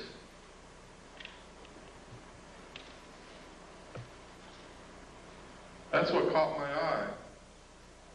And then I began to take macro photographs. It wasn't until we really developed the film that we knew that we had anything from that, because this is the photograph that I was photographing. That's why NASA put it in the book. They overlooked it. Next. That's Kepler again. Next. That's the crater Copernicus. That's the one. This is the photograph that I took the pictures over there. The last one you looked at was a close-up of about this area. And the close-ups that you saw where the base was were right in here. Next. That's the one, remember, we talked about, we didn't know what it was. It looked like a bulldozer had run back and forth inside the crater. Next. Next. Next. Next. Boulders, downhill, moonquakes. There's the Christian cross. This is the base again. These are the buildings in here. Next. These are photographs of Mars, ladies and gentlemen. What you're looking at is agricultural terracing. Ancient agricultural terracing. You can follow each terrace all the way around. NASA says this is wind erosion. But NASA tells us that Mars doesn't have any appreciable atmosphere, only 1% as dense as Earth's. Next. Next. These lines are exactly like the lines on Nazca, and you can see that each line carves into the lip of that crater. Next. Here you can see the face on Mars. Up here you can see an arrow in the surface of Mars. See it? Over here you can see pyramids, what we call the fort. We don't know what it is. Incredible? Damn right it is. Look at this plateau with these buildings on top of it. Next, or whatever they are. Another view. Next. Under computer enhancement, the face has eyeballs and also has teeth. Up here, I was reading this book, which is the Encyclopedia of Space or something put out by NASA, and this covers Mars. And on here I notice this Mars airplane, robotic surface exploration, Mars airplane what are they talking about? They told me Mars only has an atmosphere 1/100th as dense as the Earth, yet they're preparing to build a Mars airplane? Well, maybe my concept of a plane is wrong. Let's pursue it a little further. Next. There's an official NASA photograph of the Mars airplane that they intend to build. If what they tell us about the atmosphere of Mars is true, this airplane will not fly in the atmosphere of Mars. It's absolutely impossible. Look at the nose of that airplane, ladies and gentlemen. You will see a propeller spinning. Next. Now, this confirms the alternative 3 scenario. Franklin D. Martin, NASA's Associate Administrator for Exploration, has the host of reasons for sending humans to Mars, but after he gives all those reasons, he says, science is one of the reasons you do these things, but it's not the driver. The driver is the survival of the human race. Next. These are some more of those lines like Nazca on Mars. Here you see the arrow.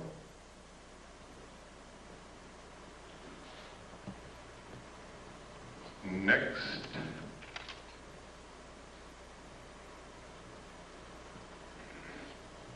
Next.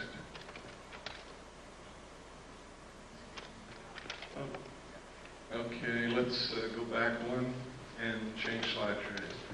We're almost through the slides and we can get into some serious stuff.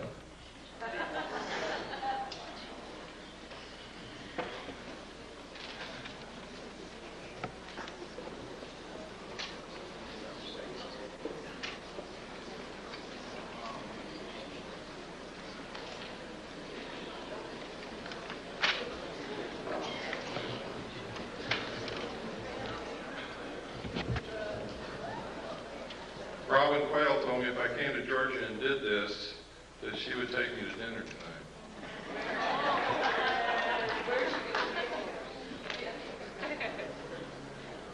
But I think she left already. This is the face on Mars again. Look at that square crater right next to the arrow. We measured the arms of this arrow and the length across it. It's a perfect triangle in here, and these arms are exactly the same length. The chances of that being a natural occurrence are almost zero. I imagine there's some remote chance, but I certainly wouldn't give that much credence. Next.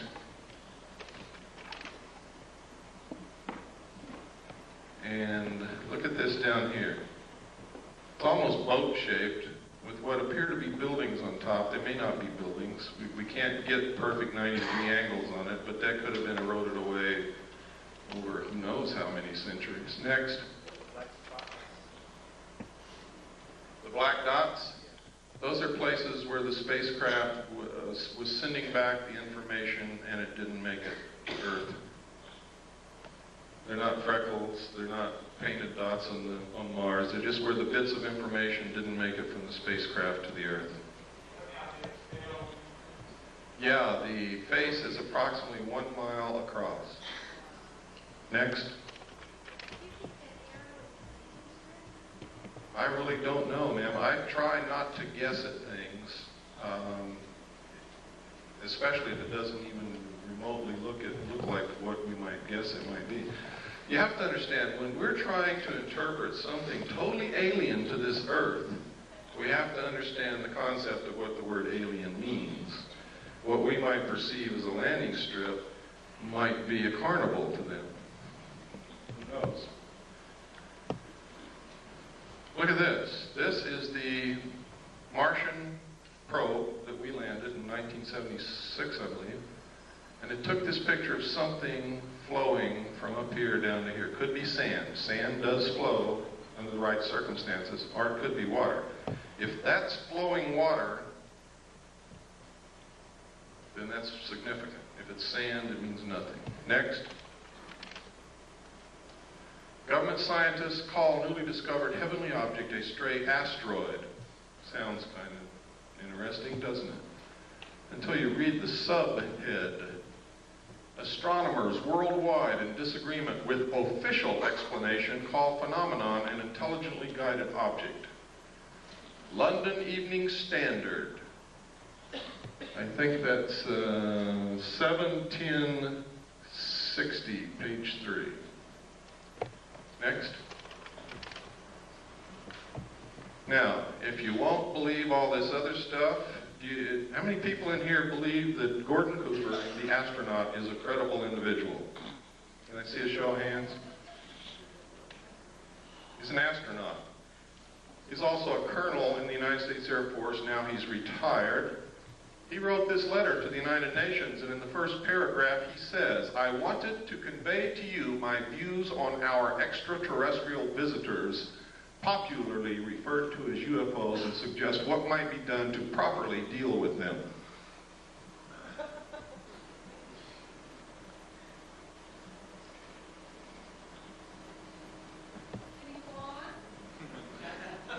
Certainly. I was waiting for the gasps to die away. I believe that these extraterrestrial vehicles and their crews are visiting this planet from other planets which obviously are a little more technically advanced than we are here on Earth. I feel that we need to have a top-level coordinated program to scientifically collect and analyze data from all over the Earth concerning any type of encounter and determine how best to interface with these visitors in a friendly fashion. What's another reason for a one-world government? I'll tell you why. If people can't get on a bus with black people without causing incidents, if they can't accept a Chinese person who moves into their neighborhood because they're a chink, how in the hell are we going to interface with a completely alien race from another planet?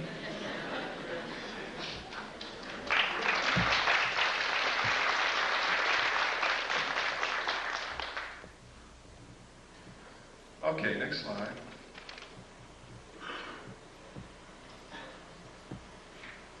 This is in my book too. A lot of this stuff is in my book with a lot of stuff that you're not seeing here.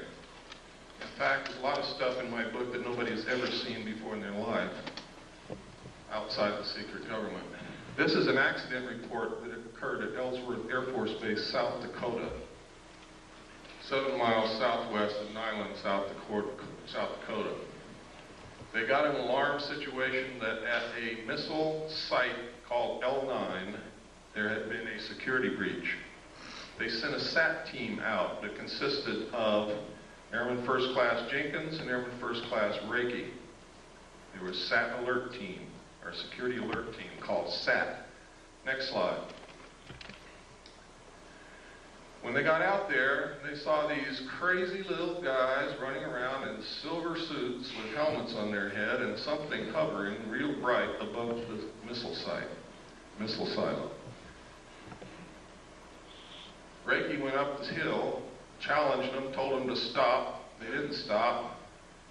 He raised his M16, and they blasted him with some kind of a light, melted his M16. They never even found a piece of it, and gave him second and third degree burns all over his hands and arms. He called back to Jenkins, who came from the vehicle. Jenkins saw 2 of them, fired at both of them, hit one in the helmet, one in the chest. They both fell to the ground. A few seconds later, got up and ran off and went up into this craft, which zoomed away into the sky. Further investigation showed that the nuclear components of the warhead was missing from the missile. Next. And next. UFO photographed over Disneyland, that's it down there. In the space of clicking the shutter of the camera, this thing moved back and forth about 12 times and then caught it here. That's how fast it was moving. And the reason I included this, because while people who go to Disneyland may be interested in fantasy, they're usually families, they're usually middle-class people, they're usually respectable, they're usually credible, and thousands of them saw this. Next.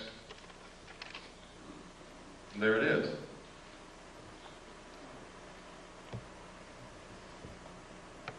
That's incredibly fast when you figure that during the time the shutter snapped, it moved back and forth that many times. Next. This is a Billy Myers picture. One of the things that I think is incredibly suspicious about his still photographs is they're always sticking out of the tree. However, I must caution you because he has produced some movie film which is incredible. It's been analyzed by different countries, different people, different scientists. They can find nothing wrong with it. Shows craft way out in the distance with trees in between, flying over cars that are moving on the ground and all kinds of things. Next. This is one sitting on the ground. Looks like, never mind. Next. This is a drawing that an abductee made of the craft that they were supposedly abducted and taken up into. Next. This is one of the best of the historical, genuine photographs of UFOs that exists. Because of the different things in the photograph, you're able to obtain perspective, depth, and you're able to triangulate and compute the size and shape and distance away from the camera of the saucer. Next. This is another very good one. Next. This was over Phoenix, Arizona. It was seen by hundreds of people. Next. This was taken over Mount Rainier in 1948. It's original Kodachrome slide, which we made the prints from. And I made slides from the prints that we had then, and we also made 4x5 negatives and transparencies in case something ever happens to the slide. This was given to us by someone who works in the government whose identity cannot be revealed.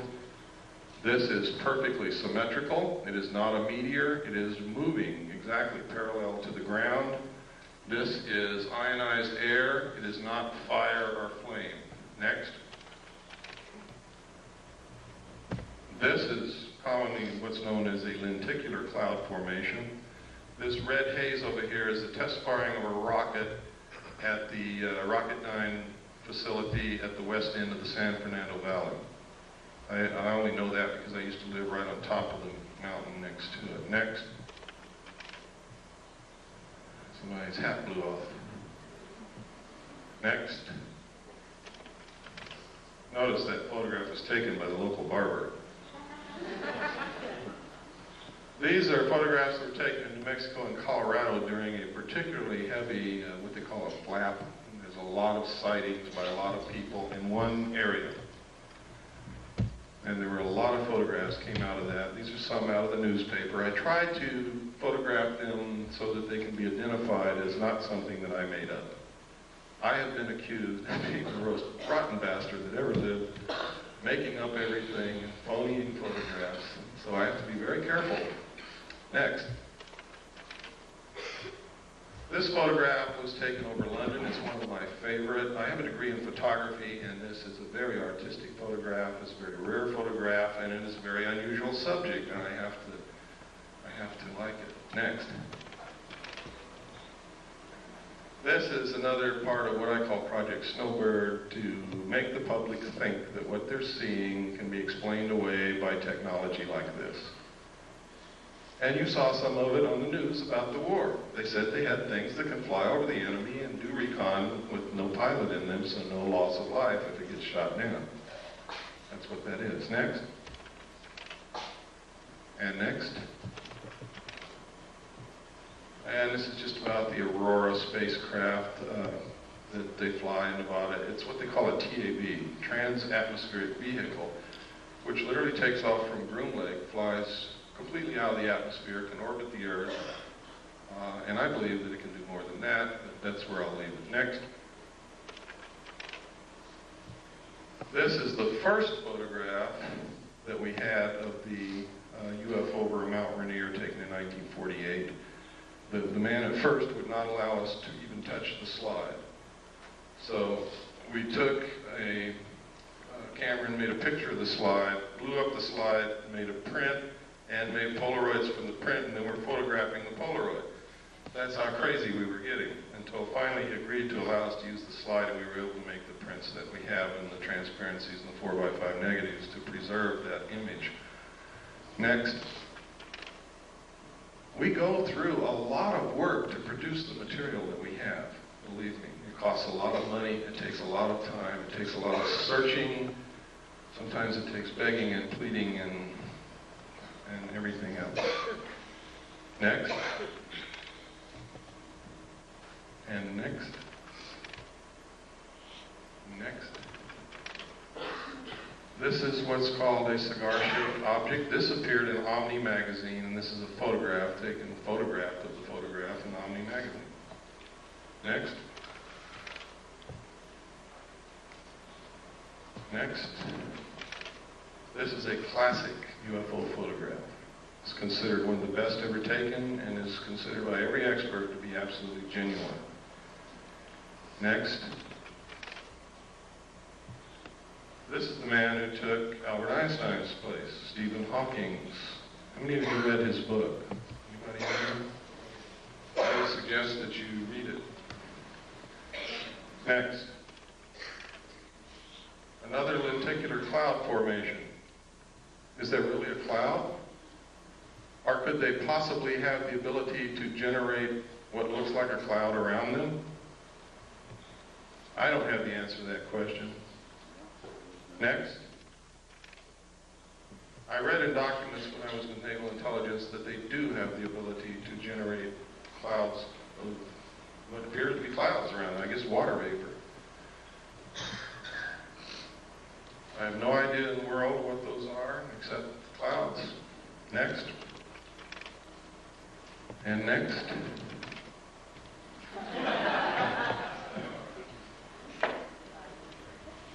Is this what they're trying to make us believe is happening? So that we'll accept a one-world government, give up our freedoms, submit to totalitarian control? Is that the easiest way to control us so that we don't destroy the earth? Is that what this is all about? That, by the way, is from The Creature from the Black Lagoon, which was a classic horror film for the buffs. Next. And next. They do exist, folks. For those of you who thought they didn't, never saw any, they exist. This was taken from an airplane window. So you know that nobody threw a hubcap into the air. It's above the clouds. Next. This was taken by a tourist in Hawaii.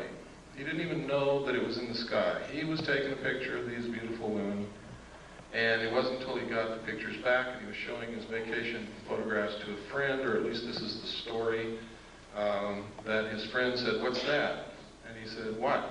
"Oh, I never saw that." And this is a close-up. Next slide.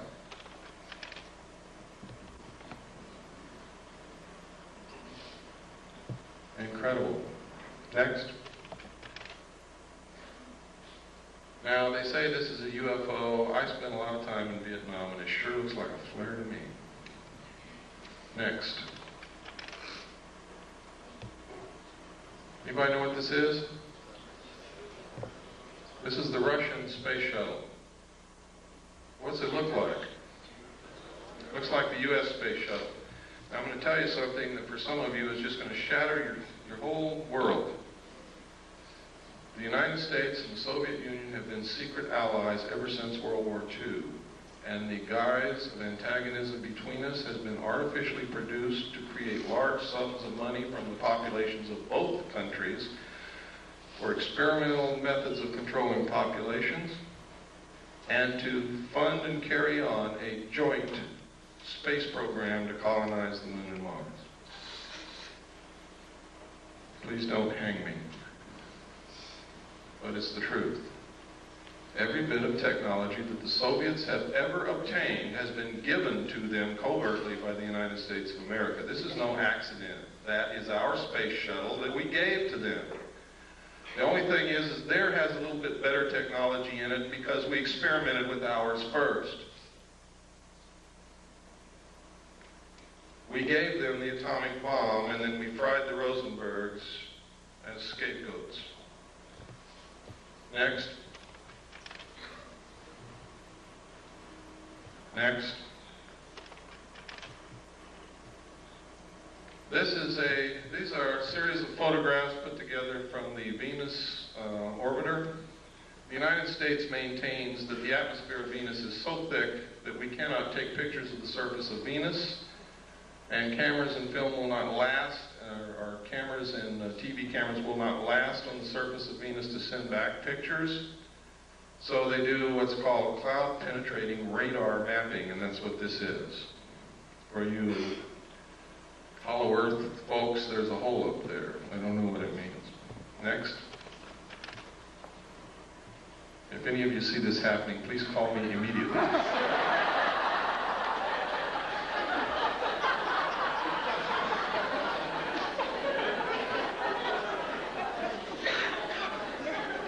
Next.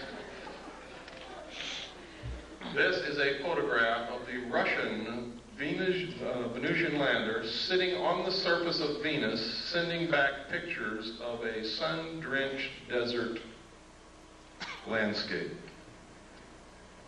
Somebody's lying.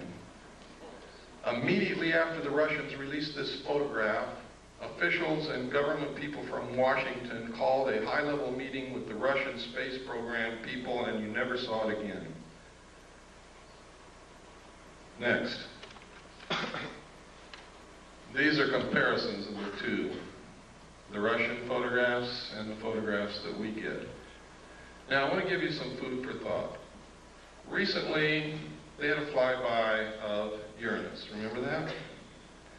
And most of us were glued in the middle of the night to our TV set, hoping to see something strange that we'd never seen before and get a little bit of illumination from what was happening out in space. The target of the probe was the planet.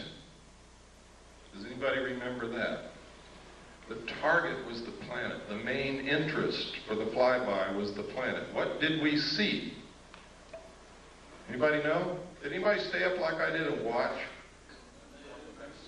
We saw the moons of Uranus. We saw one long-range shot of the planet, and we never saw it again. But we saw the most incredible close-ups of the moons of Uranus that you could possibly hope for. Why? Why wouldn't they show us the planet? And it happened elsewhere also. Next.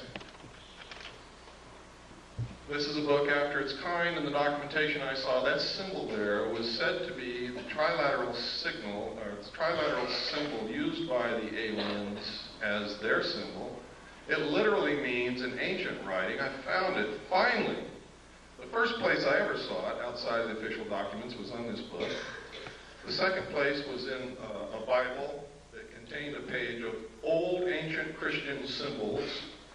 And another one, I found a book in the library, I forget the book, but it was about symbology and symbols. And this is an ancient symbol that means mother and father with the children.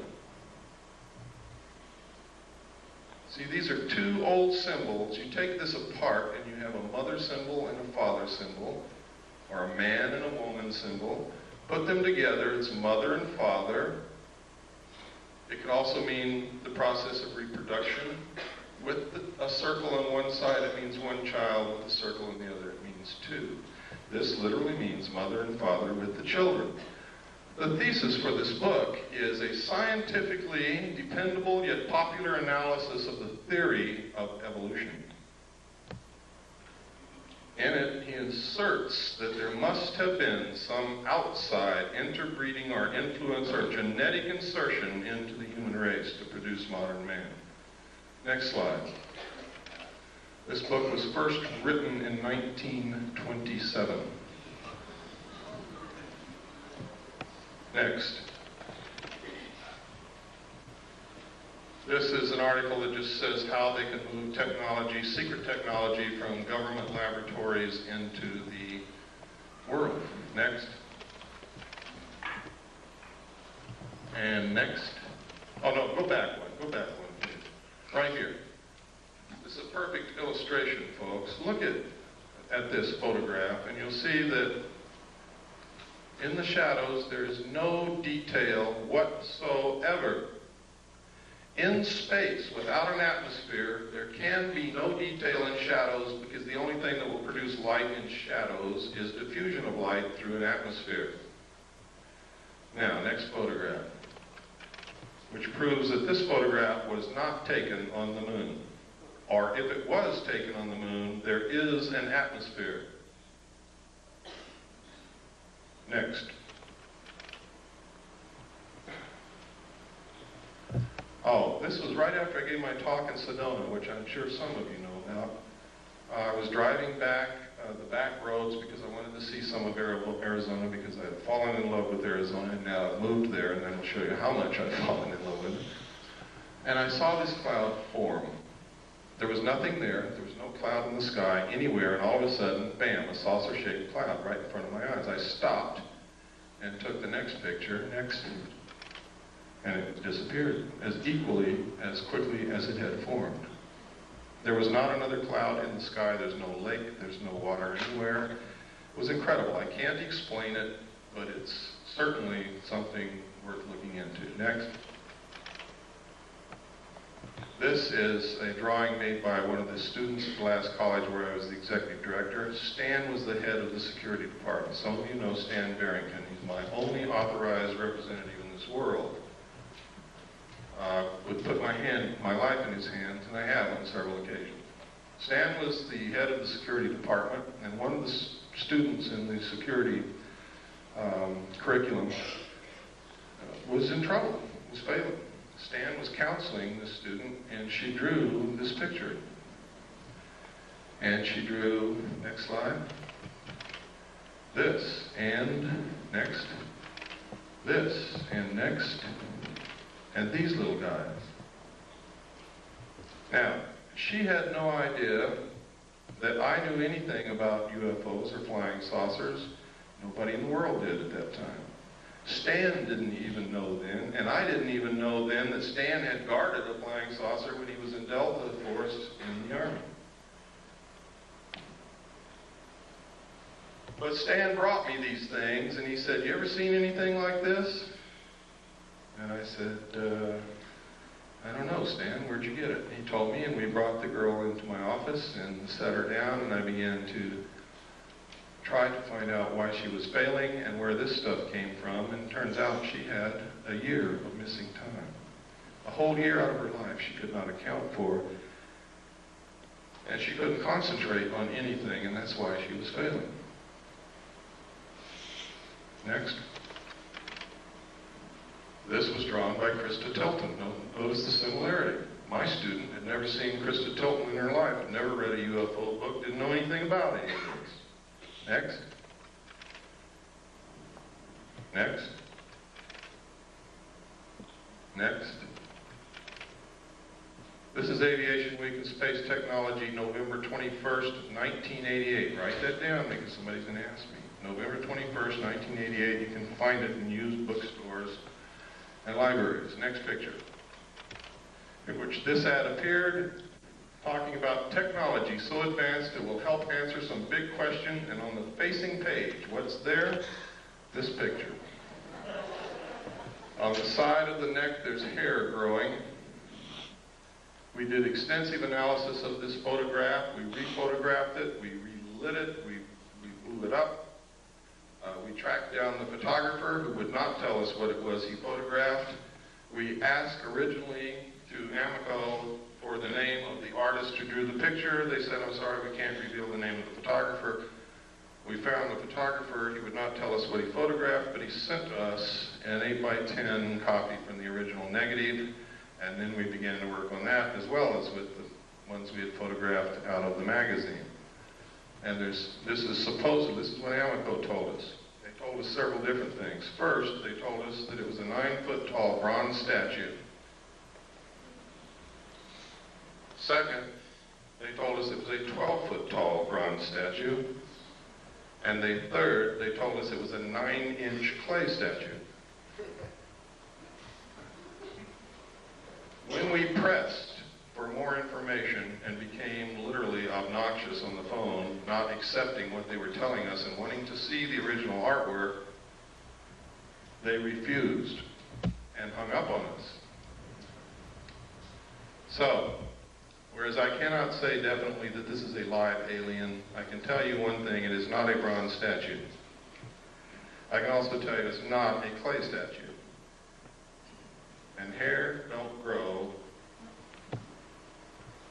on the necks of statues. Next. You can see the moisture in the eye and the incredibly small detail in the texture of the skin and whatever this is, and in the eye. Look at the lip. You ever kissed anything like that before? I know a guy that did in the back seat of a Chevy. Next.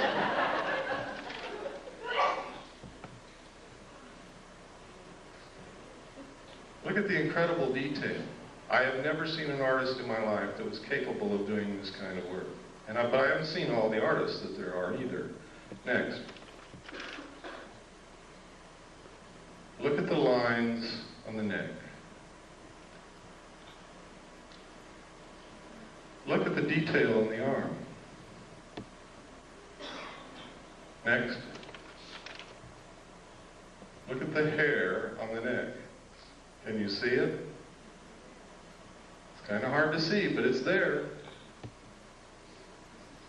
That little fuzzy hair. Look at the lips. Look at the throat, the detail, the wrinkles. Next. Look at the moisture in the nostrils and tell me that's a bronze statue. Look at the moisture in the eyes. Look at the incredible detail in the folds of the eyes. Look at this bag under the eyes. Next. I think they're trying to tell us something. Next. Next. These are letters from England that was a big hoax. Next. It reports that a alien craft crashed in the Kalahari Desert of South Africa is perpetrated by one guy named James Van Grunen. It's a total hoax. Don't believe it. If you want proof, write to me. If you think you're going to waste your time pursuing this, I'll give you the proof. Next. Next. Next. Next. Next. Next. Next. Next. Just keep on going right on through.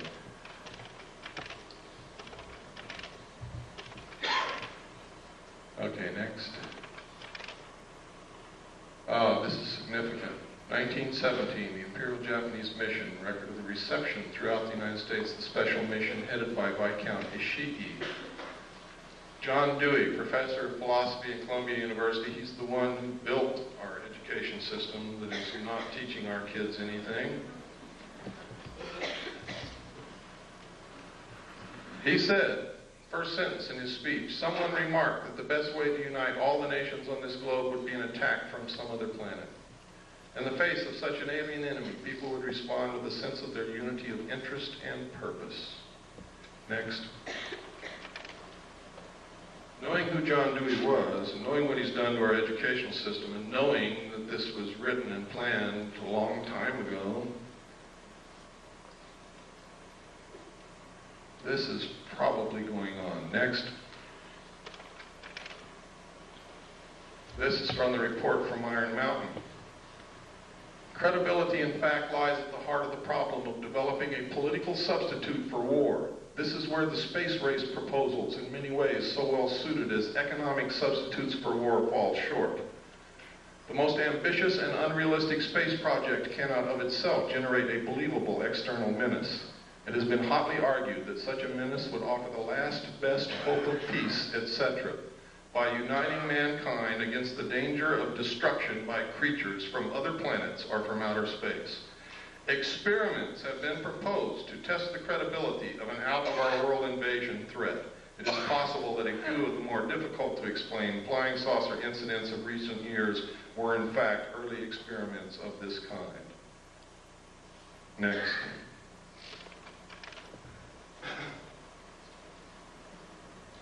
By guys like this. Next. Or this. Anybody know who this is? It's John Lilly. one of the fathers of the CIA mind control methods. Next. Is this what's going on?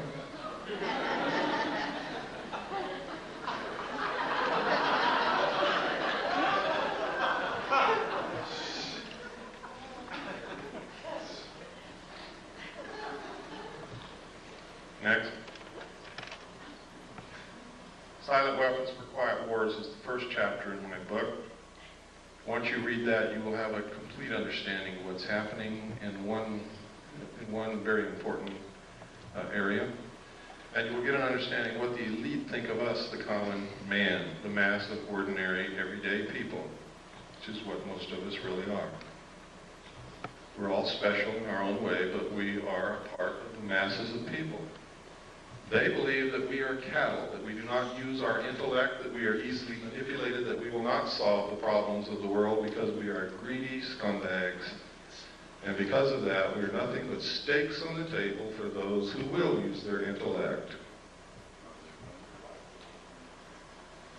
And until we change that, they're going to treat us like cattle.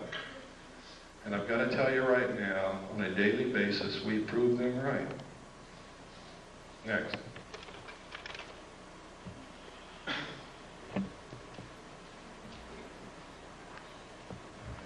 Close Encounters of the Third Kind, E.T., V, many others. Many movies. We've been bombarded with alien movies, alien commercials, an alien spaceship landing at the end of the 1984 Olympics to reinforce in our consciousness the creation of an alien threat that does not exist, or to wake us up to an alien presence that has been here for many years. It's not an accident that these things are happening. It's not an accident that you're seeing on your TV. Was it ITT or ATT?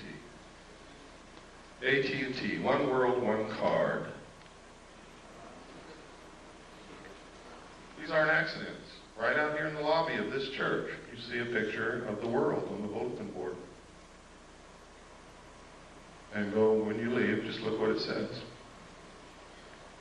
Next. Don't get me wrong, ladies and gentlemen, I'm not opposed to a one-world government at all. I think in the evolutionary future of mankind, it is absolutely necessary and unavoidable. What I'm opposed to is being manipulated into something I know nothing about, and knowing the fact that if I have to be manipulated into it, I'm not going to like it. And knowing that the best government that's ever been created on the face of this earth is going to be destroyed in the process. And that we're going to lose our Constitution and our Bill of Rights in the process. That's what I'm opposed to. I want to be included. I want to help them decide what this is going to be, so that I can be satisfied with whatever it turns out to be. Stephen J. Kurzweil, MD. I've met this man, I've talked to him, I've researched this case thoroughly. This is his credentials, his curriculum vitae. Look at who this man is. This is no flake. This is a medical doctor with many degrees, a lot of credentials and memberships in many of the medical society, what do you call them?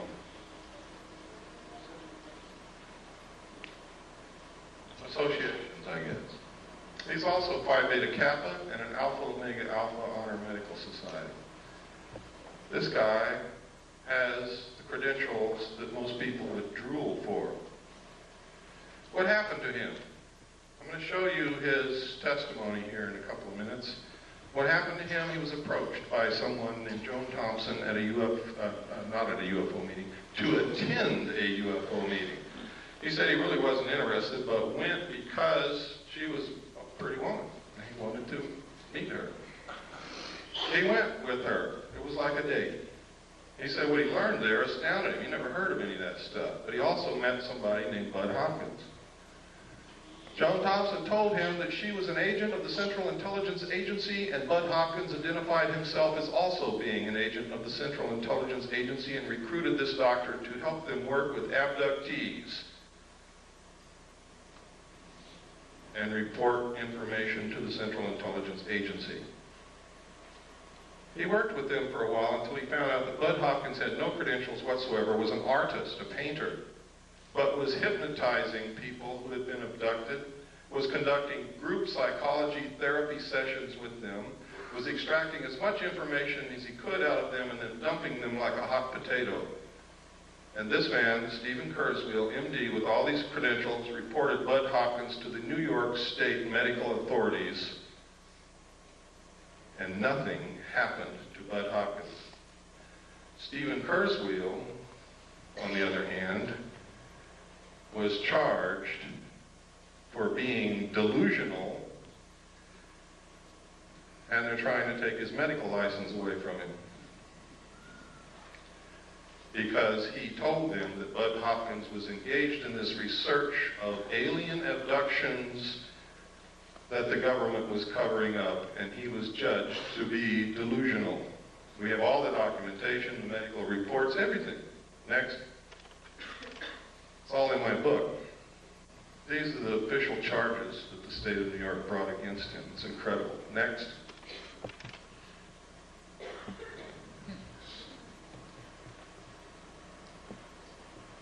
Schizoid personality disorder. Grandiose and paranoid type. Next. This is his testimony, sworn under penalty of perjury, signed and notarized. It's in my book.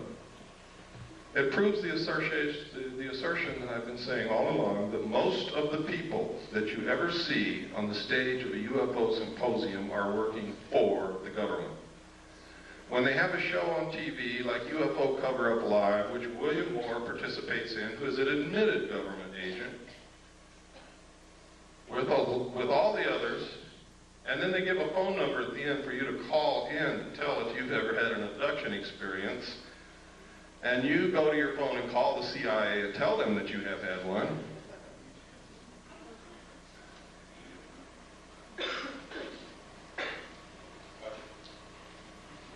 That's right, gotcha.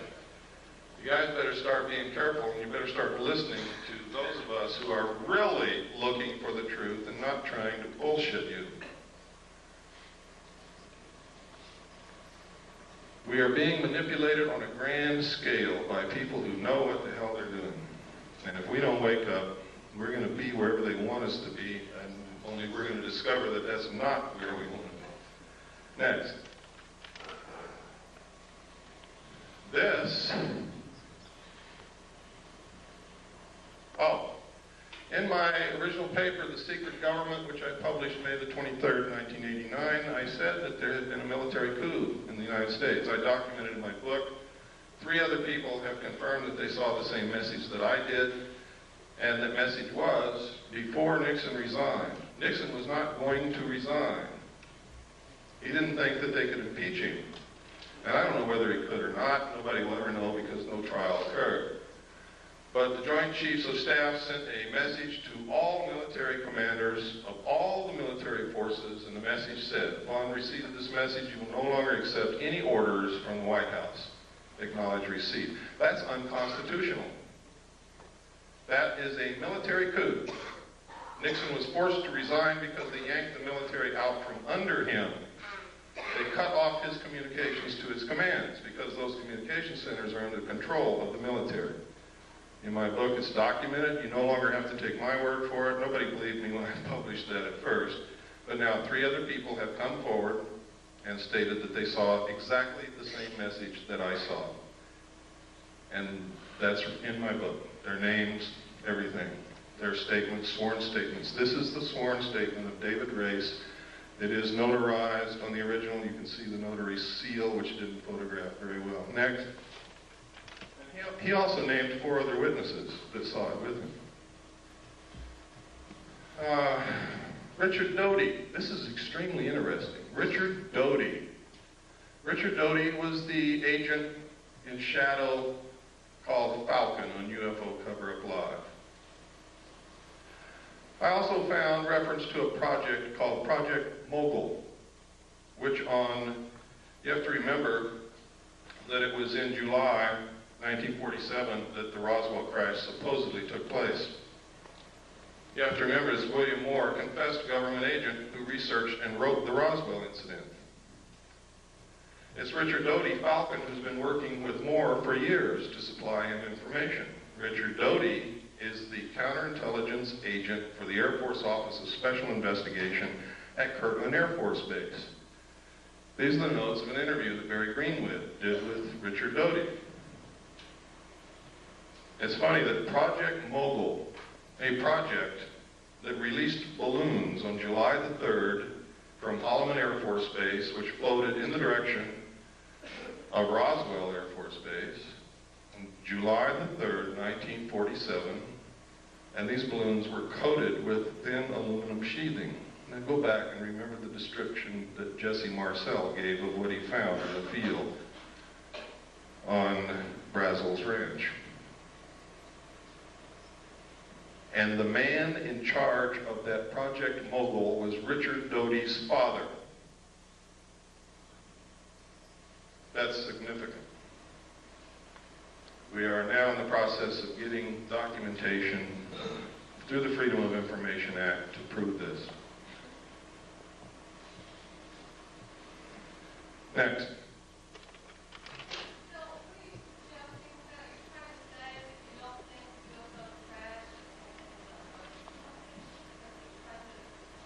I'm saying that we can no longer accept that a UFO crashed on the basis of the evidence that we now have. We've got to find out there's something else to this. They have a Project Mogul that released balloons on July the 3rd near Roswell, New Mexico. It's coated with thin sheeted aluminum. No, it wasn't. No.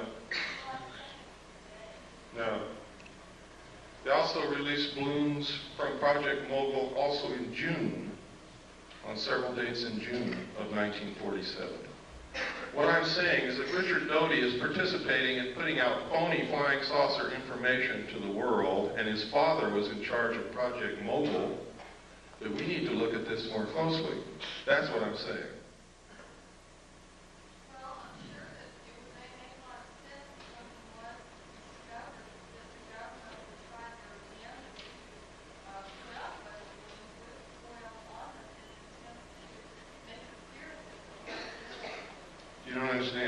These balloons were also released in June of 1947. The crash at Roswell occurred in July.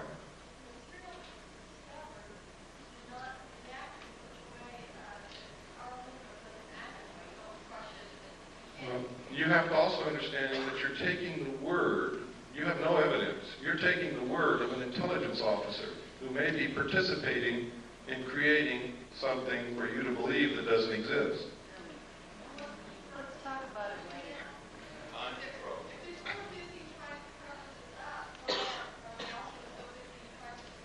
Listen to me very carefully.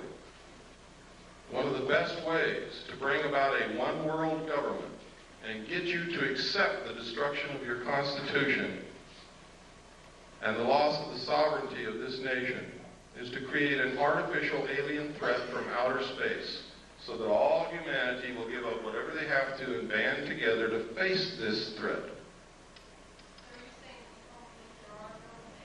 That's not what I'm saying. I'm saying I'm presenting evidence to you that should make you want to do some more investigating before you believe anything. And I specifically stated at the beginning of this lecture, I don't want you to believe anything that I say or anything that I show you, but I want to create enough curiosity and maybe anger and maybe a lot of other things in you that you help me start looking for the truth. That's what I'm about. Earlier, you said that you would explain why governments spend billions of dollars on stealth aircraft and other conventional aircraft with this technology that we have. Why are they so ignorant of the fact that we have this kind of technology? That be the case. I've already explained it to you, sir. Some people can't, and I know it's hard to put all this together. You saw that there's a population problem. The technology that they're hiding from us would make us live longer, would give us better lives, would give us a source of possibly free energy or next to free energy. would probably give us methods in which to kill most, if not all, illnesses and diseases. And their goal is to cut back the population. They're not suppressing cancer cures so doctors can get rich. They're suppressing cancer cures so more people will die. So that they don't have to come out and say, you and you and you up against the wall, it's your day to get killed. They make it appear to be natural, or as natural as they possibly can. That's why. Can you talk about AIDS? This is a letter no, that's in the book. I'm not going to get into AIDS today. That's in the book. This is a letter that was written to the White House to Mr. Fitzwater, who was Reagan's press guy. And what he wanted to know is who wrote the paragraphs about aliens that Bush inserted into the end of 6 speeches that he gave during his administration. Most people don't even remember that he said those things, but he did. Next slide. What Marvin Fitzwater wrote back was that the president himself inserted those paragraphs. They were not put in there by the speechwriters. One of the speeches was to Boston High School students and faculty. Next. In which he said, I couldn't, but one point in our discussion privately with General Secretary Gorbachev, when you stop to think that we're all God's children, wherever we may live in the world, I couldn't help but say to him, just think how easy his task and mine might be in these meetings that we held if suddenly there was a threat to this world from some other species, from another planet outside in the universe. Do you think all this stuff is coincidence? I hope you're beginning to wake up. He said this 6 times in 6 speeches in his administration. This is come together one world government stuff. This is alien threat from outer space stuff. 6 times the president said. Next. To the General Assembly of the United Nations. Next.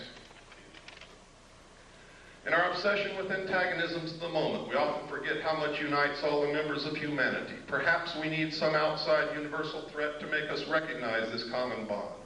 I occasionally think how quickly our difference worldwide would vanish if we were facing an alien threat from outside this world. And yet I ask you, is not an alien force already among us?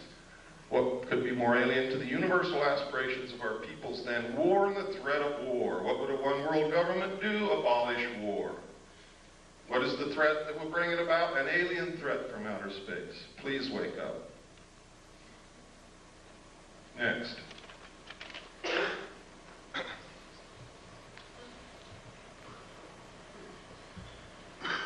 In my book, I document the things our own Congress and our own people have been doing to destroy the Bill of Rights, the Constitution, and join the one world order. Document it. I don't just say it, I document it. Most people don't know what goes on in Congress from day to day. They can pass anything they want to and you would never know it until they come and bang on your door and throw you in jail because you didn't know it. Next. That's right. But they're not there because they know that most people aren't watching and don't give a damn.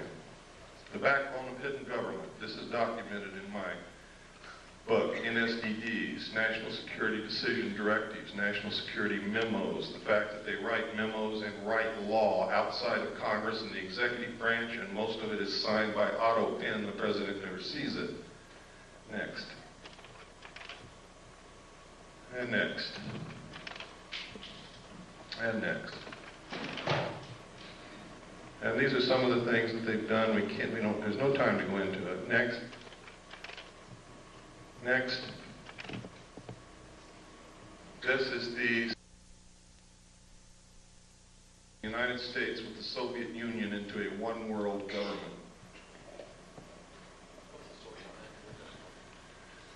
That's from an organization called Free, put out by Johnny Stewart. The address over there, it's in my book.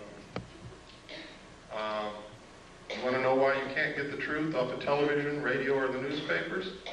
CFR owns, controls them. Barbara Walters, all of them are members of the CFR. Next slide. This is the super world government. I have the Bush administration. It's updated in the book. of all the membership in the Bush organization. Next. This is George Bush. Notice Dan Quayle's not a member.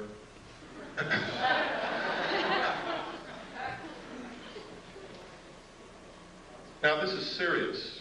Their goal is a one world order, one world government, the destruction of the sovereignty of the United States and the merger of the United States and the Soviet Union. Why do you think our generals and admirals have been going back and forth to the Soviet Union and theirs have been coming back and forth over here? They're getting ready to do it. Why do you think the Soviet Union began giving some more freedom to their peoples?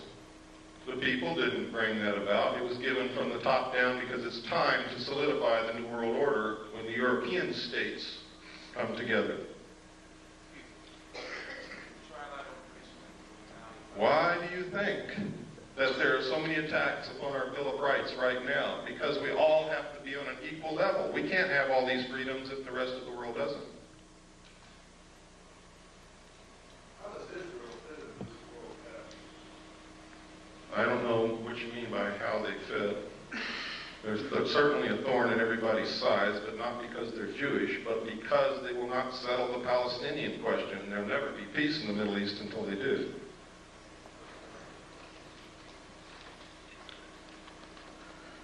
This is not a Jewish plot. This is not a communist plot. This is not the Nazis plotting this. This is a secret group of men who've been around for a long time called the Illuminati. They are made up of all different religions, all different political viewpoints. They believe in reason. They believe in solving problems. They believe in controlling the populace if the populace won't control themselves. What's wrong with it? Do you like being a free person? I'm being serious. Who's the person who asked that question? Where at? I'm saying we don't know what goes on in our government now as it is. Whose fault is that? I'm not trying to pick on you. I'm trying to get at an answer. Really, I'm not picking on you. But I have to... I don't know, I'm just questioning. Okay. The reason that this is happening is because we've all abdicated our roles as responsible citizens in this country. We bought a business. Here's what we did. We bought a business. We hired everybody that's going to work in this business. We stocked the shelves with merchandise, and we went on a permanent vacation. What do you think is going to be left of our business in 20 years when we come back?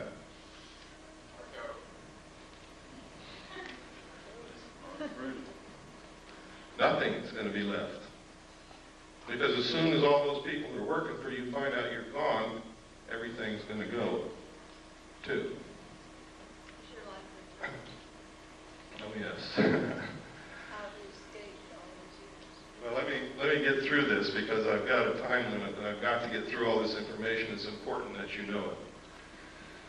The United States was set up so that each individual citizen is a sovereign king. It's the first time in history that's ever happened. A king. Can you imagine that? A king. The government, for the first time in the history of the world, worked for the citizens. We sent representatives to represent our will in our state government and in our federal government. And while they were gone, we took care of their family and their business for them, and we sent them along a little stipend to live on. And they really represented us up until a certain point in time when all of a sudden somebody created professional politicians. And we quit watching what they are doing.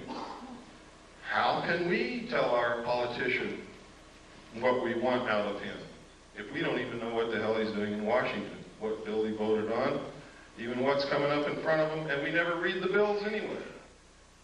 H.R. 5210 was introduced as the omnibus drug bill of 1988 to help get drugs off the streets, and everybody said, yeah, support it. But when you read it, inside it, it establishes funds to develop a national identity card. It establishes military installations as mental treatment centers. that legalized concentration camps. It authorizes prisons to borrow money, to manufacture products, to sell those products on the open market with slave labor, which will destroy small business. I can go on and on and on. H.R. 4079 is in front of Congress, which will allow the President to create a national emergency for a period of 5 years, which will literally allow him to suspend the Constitution of the United States and declare martial law. Thanks to Cambridge. That's right. Could you explain that bill that you Cambridge had Congress? That's it. That's it. Yes. So what I'm saying is, this is our government, our country, and we're going to lose it if we don't get smart real quick. And we're going to find ourselves a part of a one-world totalitarian socialist state merged with the Soviet Union and the other countries of the world in a cashless economic system. Bankers already know it.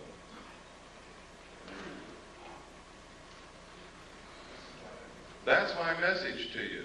My message is to you that all of this extraterrestrial stuff may be phony. I may have been used. They may have passed me all this kind of stuff, and for years I believed it was real, and now I have doubts, real doubts. Now I'm telling you, I don't know if extraterrestrials are real or not, but there's no doubt in the world that the technology is real. And I've shown you documentation after documentation after documentation. And there's more in my book, much more. So much, in fact, that that book is probably going to cause me a hell of a lot of trouble, but it's worth it if we can save our country. Next slide. There's the membership in the media.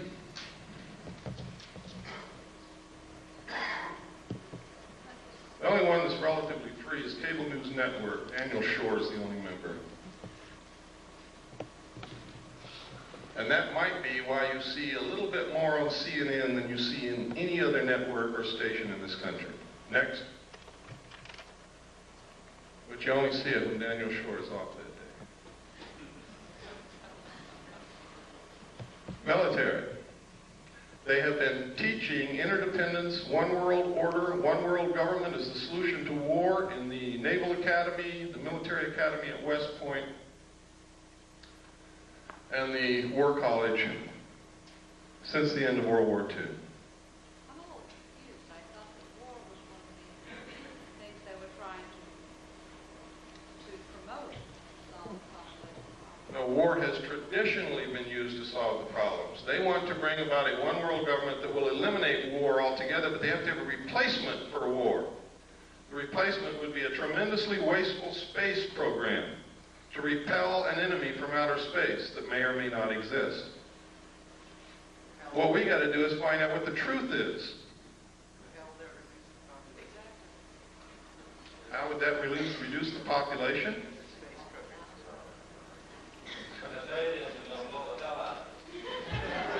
Next slide, please. Next. Next. Is Colin Powell on that list? Next. Next. These are the letters I get back from Congress. Thank you. Next. Thank you. Next. Thank you. Next. Thank you. Next. And from Alan Cranston. Thank you for your letter expressing your views on foreign policy. And he goes on to tell me what all he's done in the 100th Congress and what he's going to do in the 101st Congress. Next. Thank you. Screw you, Alan Cranston. Next. Out of 500 and I forget how many letters, sent a letter to every senator, every congressman. Those were the only replies that I ever got. Ever. I sent one to the president. I sent one to the vice president. I sent one to the attorney general and each of the Supreme Court justices. I never received replies from any of them. This is one reason why I never received replies from congressmen. This is a person who is a staff member of a congressman of Capitol Hill. She's actually the office manager. She says she sympathizes with everything that I sent, but the reason that the congressman isn't going to answer my letter, my inquiries, is that she threw it all in the trash can. Next. This is George Bush and the secret team.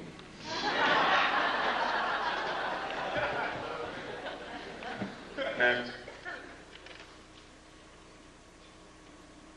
Another reason for a new world order is if extraterrestrials are real, who speaks for planet Earth? Who? I mean, if they're really real, who's going to speak for all of us? Who's going to represent the Earth?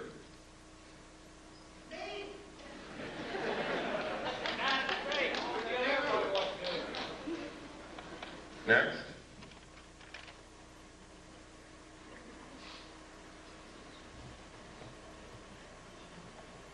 For all those of you who were going to tell me that you're just one person, there's nothing that you can do, I think this says it all.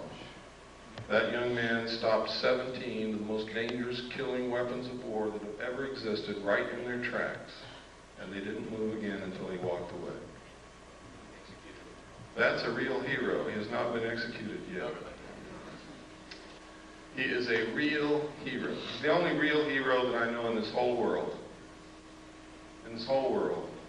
That's him right there. He's Chinese, and most of us would say, here comes the chinks into the neighborhood. That man is my brother. I don't care who he is. And I hope that you learn that he's yours. His heart's probably bigger than all of ours in this room put together. But that's your answer when you come to tell me that you're only one solitary little person. There's nothing that you can do. This is our country. It belongs to the people. And we can do whatever we want to do with this country, but we have to do it together. I hope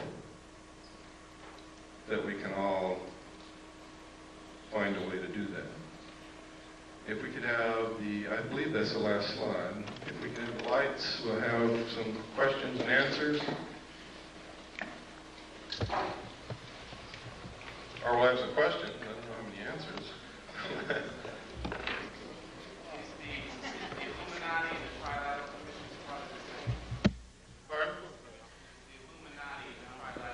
The core of the Trilateral Commission is certainly Illuminati. The core of the Council on Foreign Relations is also, in many other groups, one of the tenets of the Illuminati is that they would not use their real name. They would never appear under their real name, but under different names and different occupations.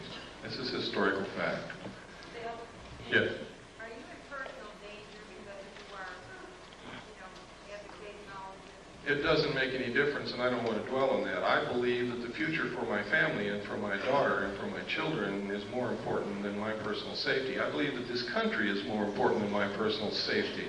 And you have to understand that we wouldn't have this country if George Washington asked if he was going to be endangered, if he signed the Declaration of Independence or signed the Constitution or participated in the war against the king. There are some things worth dying for, and I believe that I've found out what it is. No, I'm not afraid. Yes, I'm in danger, but I don't give a damn. Yes, Nancy.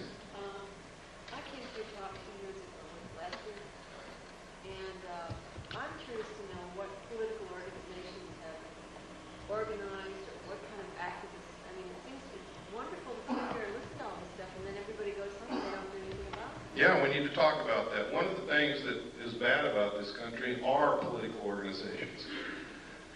Because you tend to label yourselves and square up against each other instead of against the real enemies. For instance, I know many people in this room consider themselves to be right-wing conservatives. I also know many people in this room who consider themselves to be left-wing liberals. But I also know that in their heart, every one of those people believes in this country, believes in the Constitution of the United States, would never consent willingly to give up any of our rights under the Bill of Rights or under the Constitution. So therefore, this right-wing conservative, left-wing liberal is bullshit. They're really Americans, but they don't know it. They don't realize that they're just really Americans. Why label yourself something other than that? I'm an American, I'm a constitutionalist because that's what this country represents. The Constitution is this country.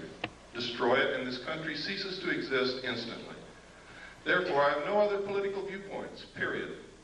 None other whatsoever. If it's allowed in the Constitution, I'm for it. If it's not, I'm against it, period.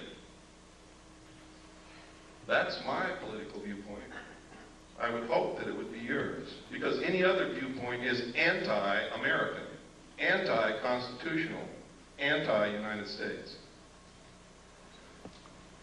I hope that if you think you're a right-wing conservative, that you'll stop doing that. I hope that if you think you're a left-wing liberal, I hope that you will stop doing that. I hope that you will become an American again, because that's what we all started out as, Americans, and all of a sudden we became something else.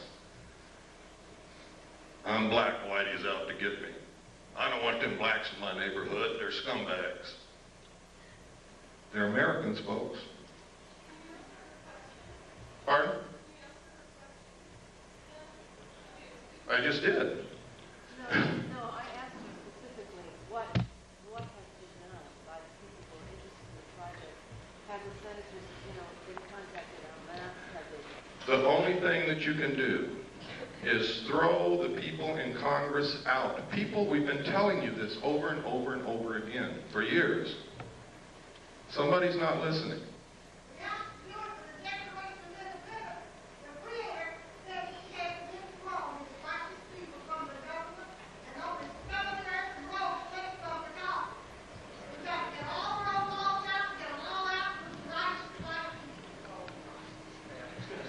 Well, I will not support any racist attitude from anyone, but you have to get the professional politicians out of Congress, out of office, out of the presidency, out of the governorship, out of the state houses, and you have to send citizens who will truly represent us, who truly will do what's needed, and only send them for one term, and that's the only thing that's going to work. If you think you're going to change the minds of these people who are so ingrained into, well, it's not politics, it's the destruction of this country. They're bent on it. If you think you're going to change their minds and all of a sudden they're going to start representing you, you're wrong. They're not. Yeah.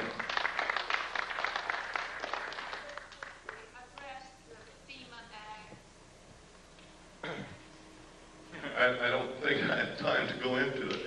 The problem with the things that I talk about is there's never enough time to really talk about it. And I know that some of you are sitting there and you have questions and you want answers.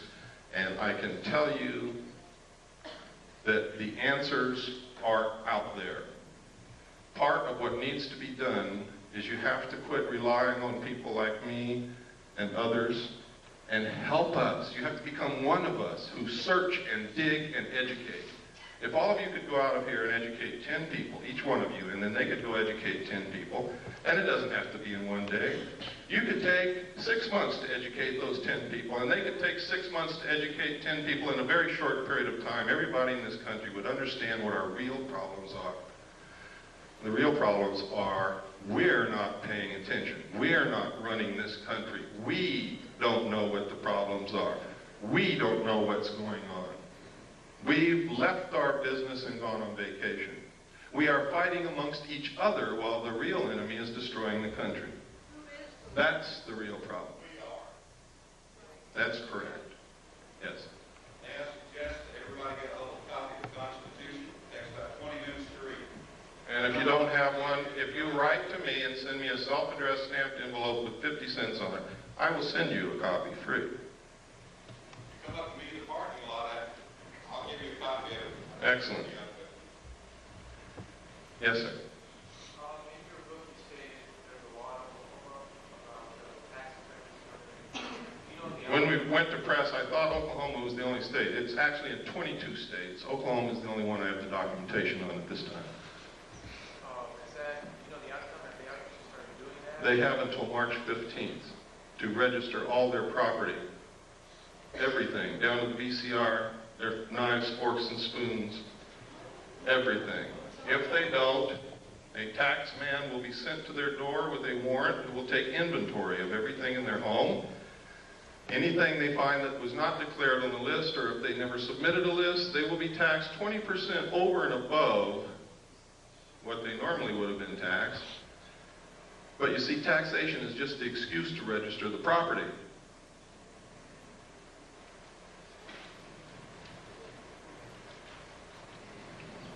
For those of you who want to order a copy of my book, I'm not a salesman. I didn't bring books with me. I never do that.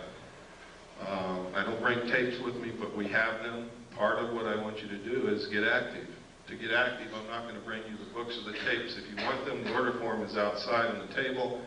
Pick one up, write to us. We'll send you a packet of information. If you order the book, send for the book, we'll send you the book. We'll do whatever we can to help you. Yes?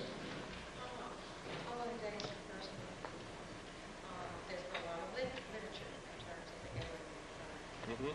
The animal mutilations, Yes. the mutilations, the genetic things. Do you feel that probably this is a fabrication in terms of creating a fear in which, like you're saying, would come as an attitude of one planet against an alien? It's exactly what I believe. Now, you have to know that when Hitler got ready to go into Europe, to invade France and the other countries of Europe, he began broadcasting Nostradamus' predictions. What did you see on television last night? Why do they use these predictions and prophecies? Why all of a sudden are you hearing that the book of Revelations is coming true in front of your eyes? To get you to give up. If it's been prophesied and it's going to come true, you're not going to fight it. To neutralize the Christian community so that they won't fight the new one world government. Hitler dropped the prophecies which said Hitler was going to win and was going to be the ruler of a 1,000-year time of peace. So the French dropped their weapons and ran. Pay attention to what's happening. AT&T, one world, one car.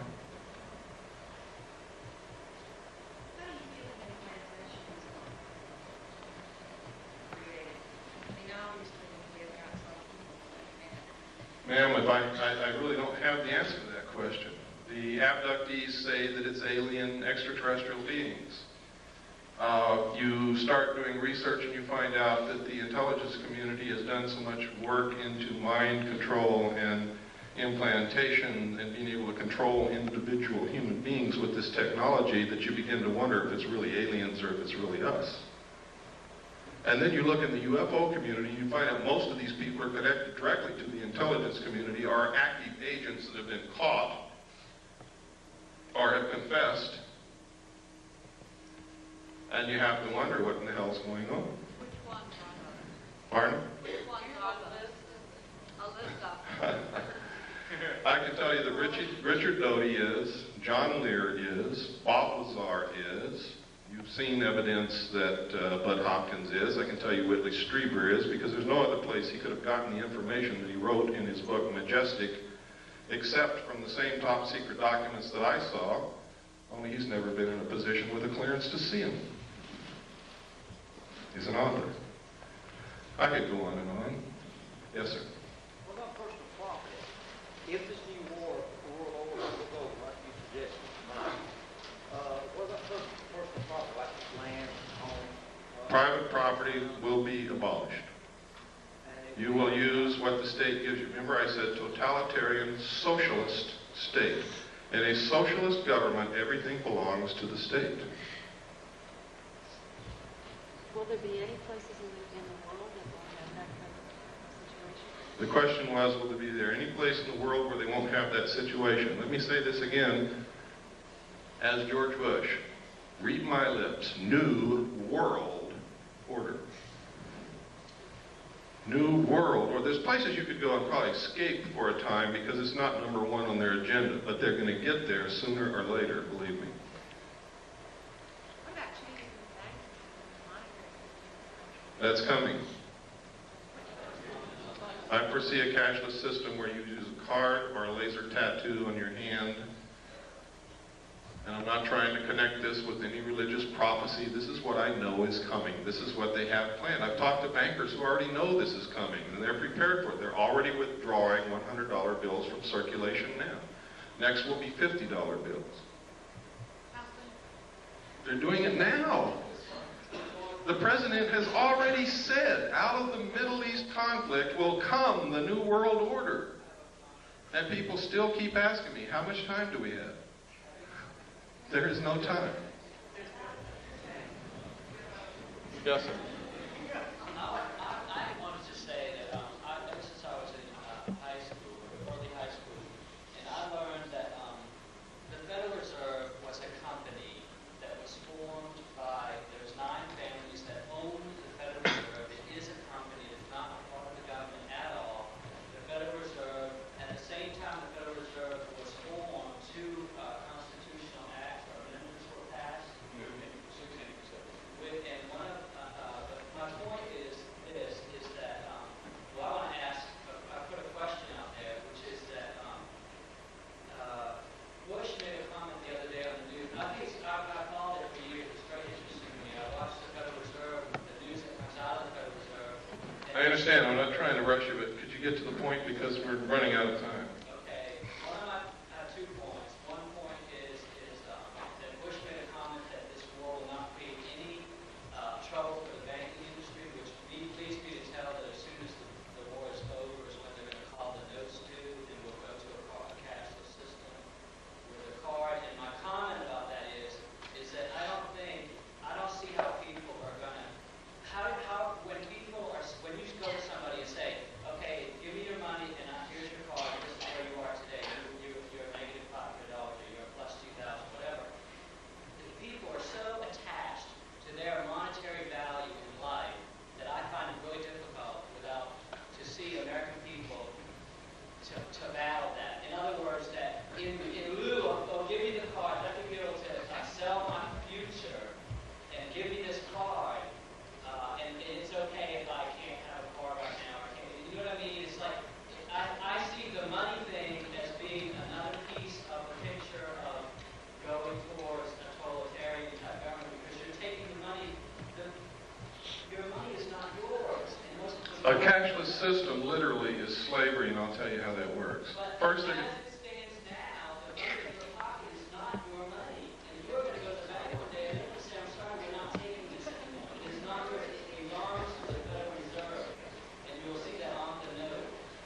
the Federal Reserve notes in your pocket are actually instruments of debt. And one way that they're going to get your property away from you is you can't pay for something with the debt.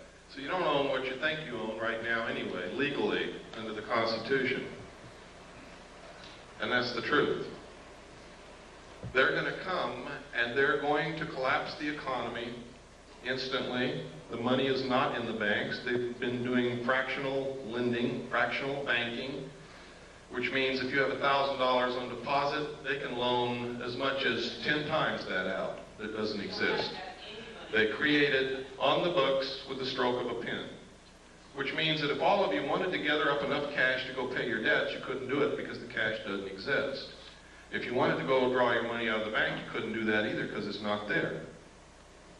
It's very easy for them to collapse the system. Those of us who have done the research know that the third world nations have already pledged their natural resources to the World Conservation Bank, which is going to be the new World Bank, in exchange for forgiveness of their debts, which means they're not going to pay back all those billions that we've loaned them, which means the money is not in the bank, doesn't exist.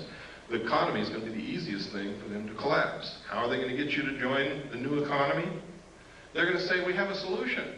You see, one of the tricks of the Illuminati is they create a problem and then they provide the solution when you beg them to. They're going to come to you and say, you have a house and we have the note on your house. If you'll accept our new economic system, we'll refinance your house and let you keep it. You also have a car. We'll do the same with your car and your furniture and your kids, because you probably owe the hospital. Okay? See, when I was a kid, it was a disgrace to be in debt. Nobody was in debt. There was no such thing as credit cards, and if you even mentioned debt, People got angry with you.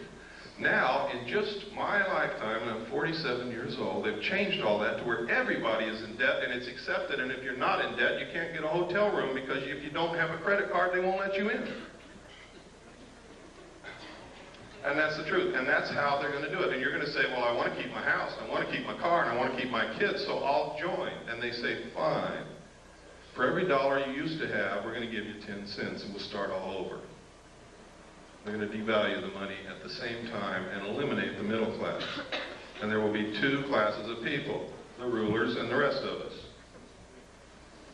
This has all been public knowledge for years, but people have ignored it, and they've called anybody who tried to educate them a conspiracy nut, an idiot. But you can see it coming through true right in front of your eyes now today.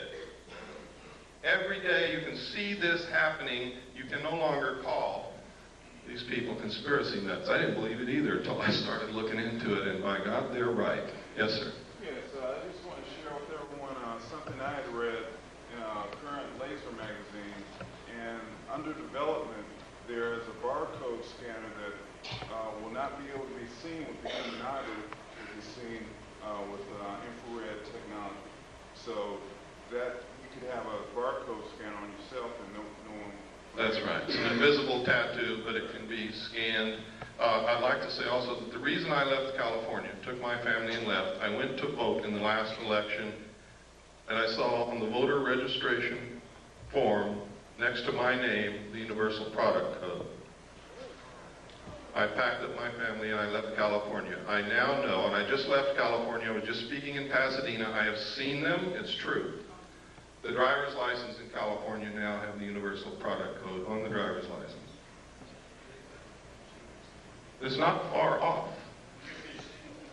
The UPC, yes.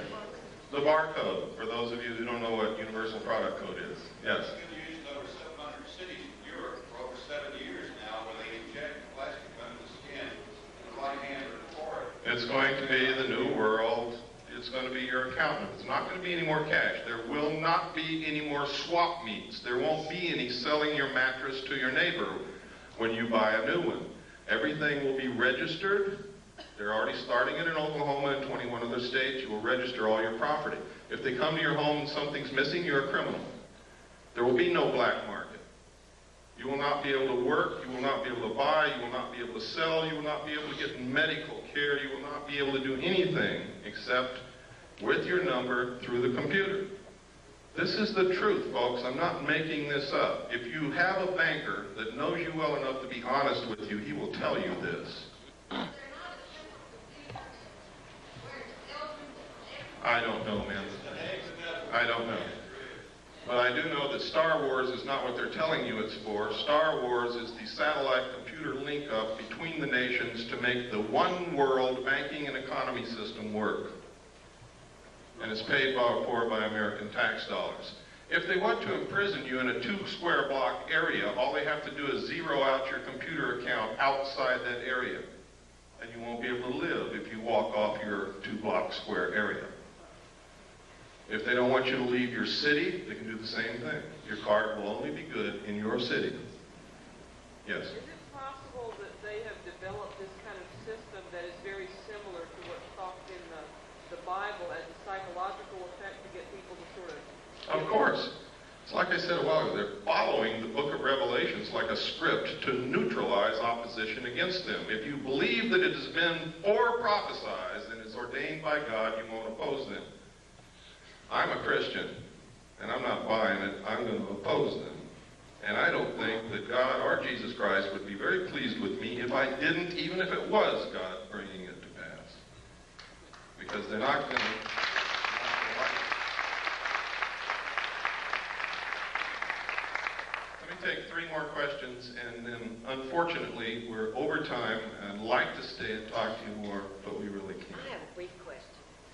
Okay, and your hand has been up for a long time. I'm sorry. Go ahead. I really came here for some answers, and this is the one question I really would like to know because you've been going through such a learning experience through your research.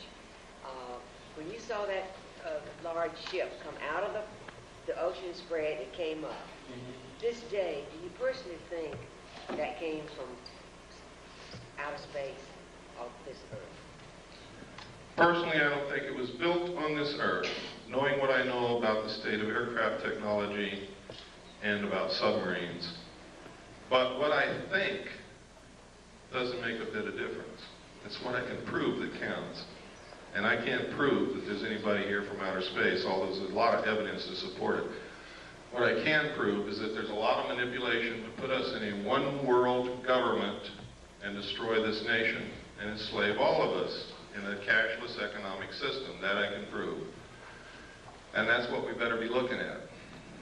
Yes, sir. You seem to be getting a lot of people earlier that seem to involved in MUFON or some of the other organizations. And every time that we run into any of them, they all seem to be ex-military people that seem to have an incredible amount of insight. Is it basically just staffed by military people that are just here to tell you whatever you want to hear?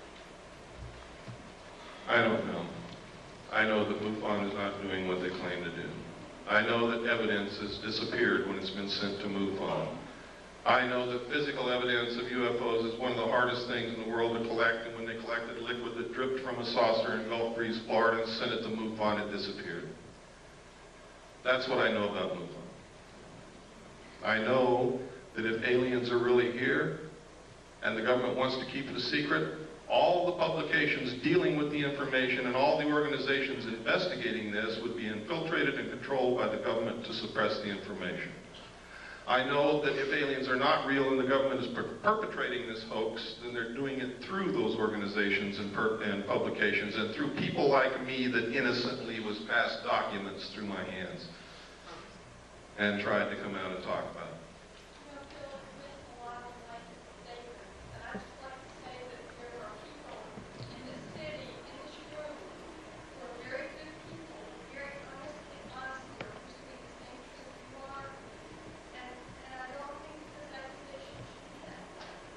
I don't know what you mean by blank. When I say MUFON, I'm talking about the people who run it and control it and finance it. I'm not talking about all the people in the little towns and stuff who are interested in UFOs. It's too late to be careful. I'm fighting a war and I need people on my side. And damn it, if somebody's on the battlefield in front of me, I'm going to run right over them. I am sorry, but that is exactly what I'm going to do.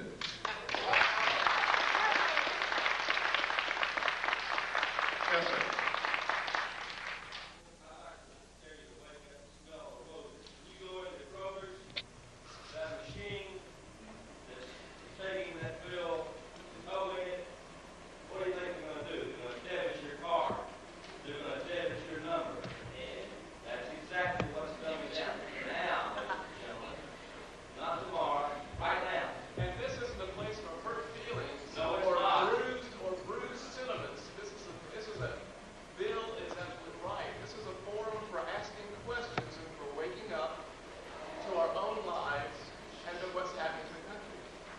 I also know that not everybody's going to agree with me, and I don't expect you to, nor do I want you to.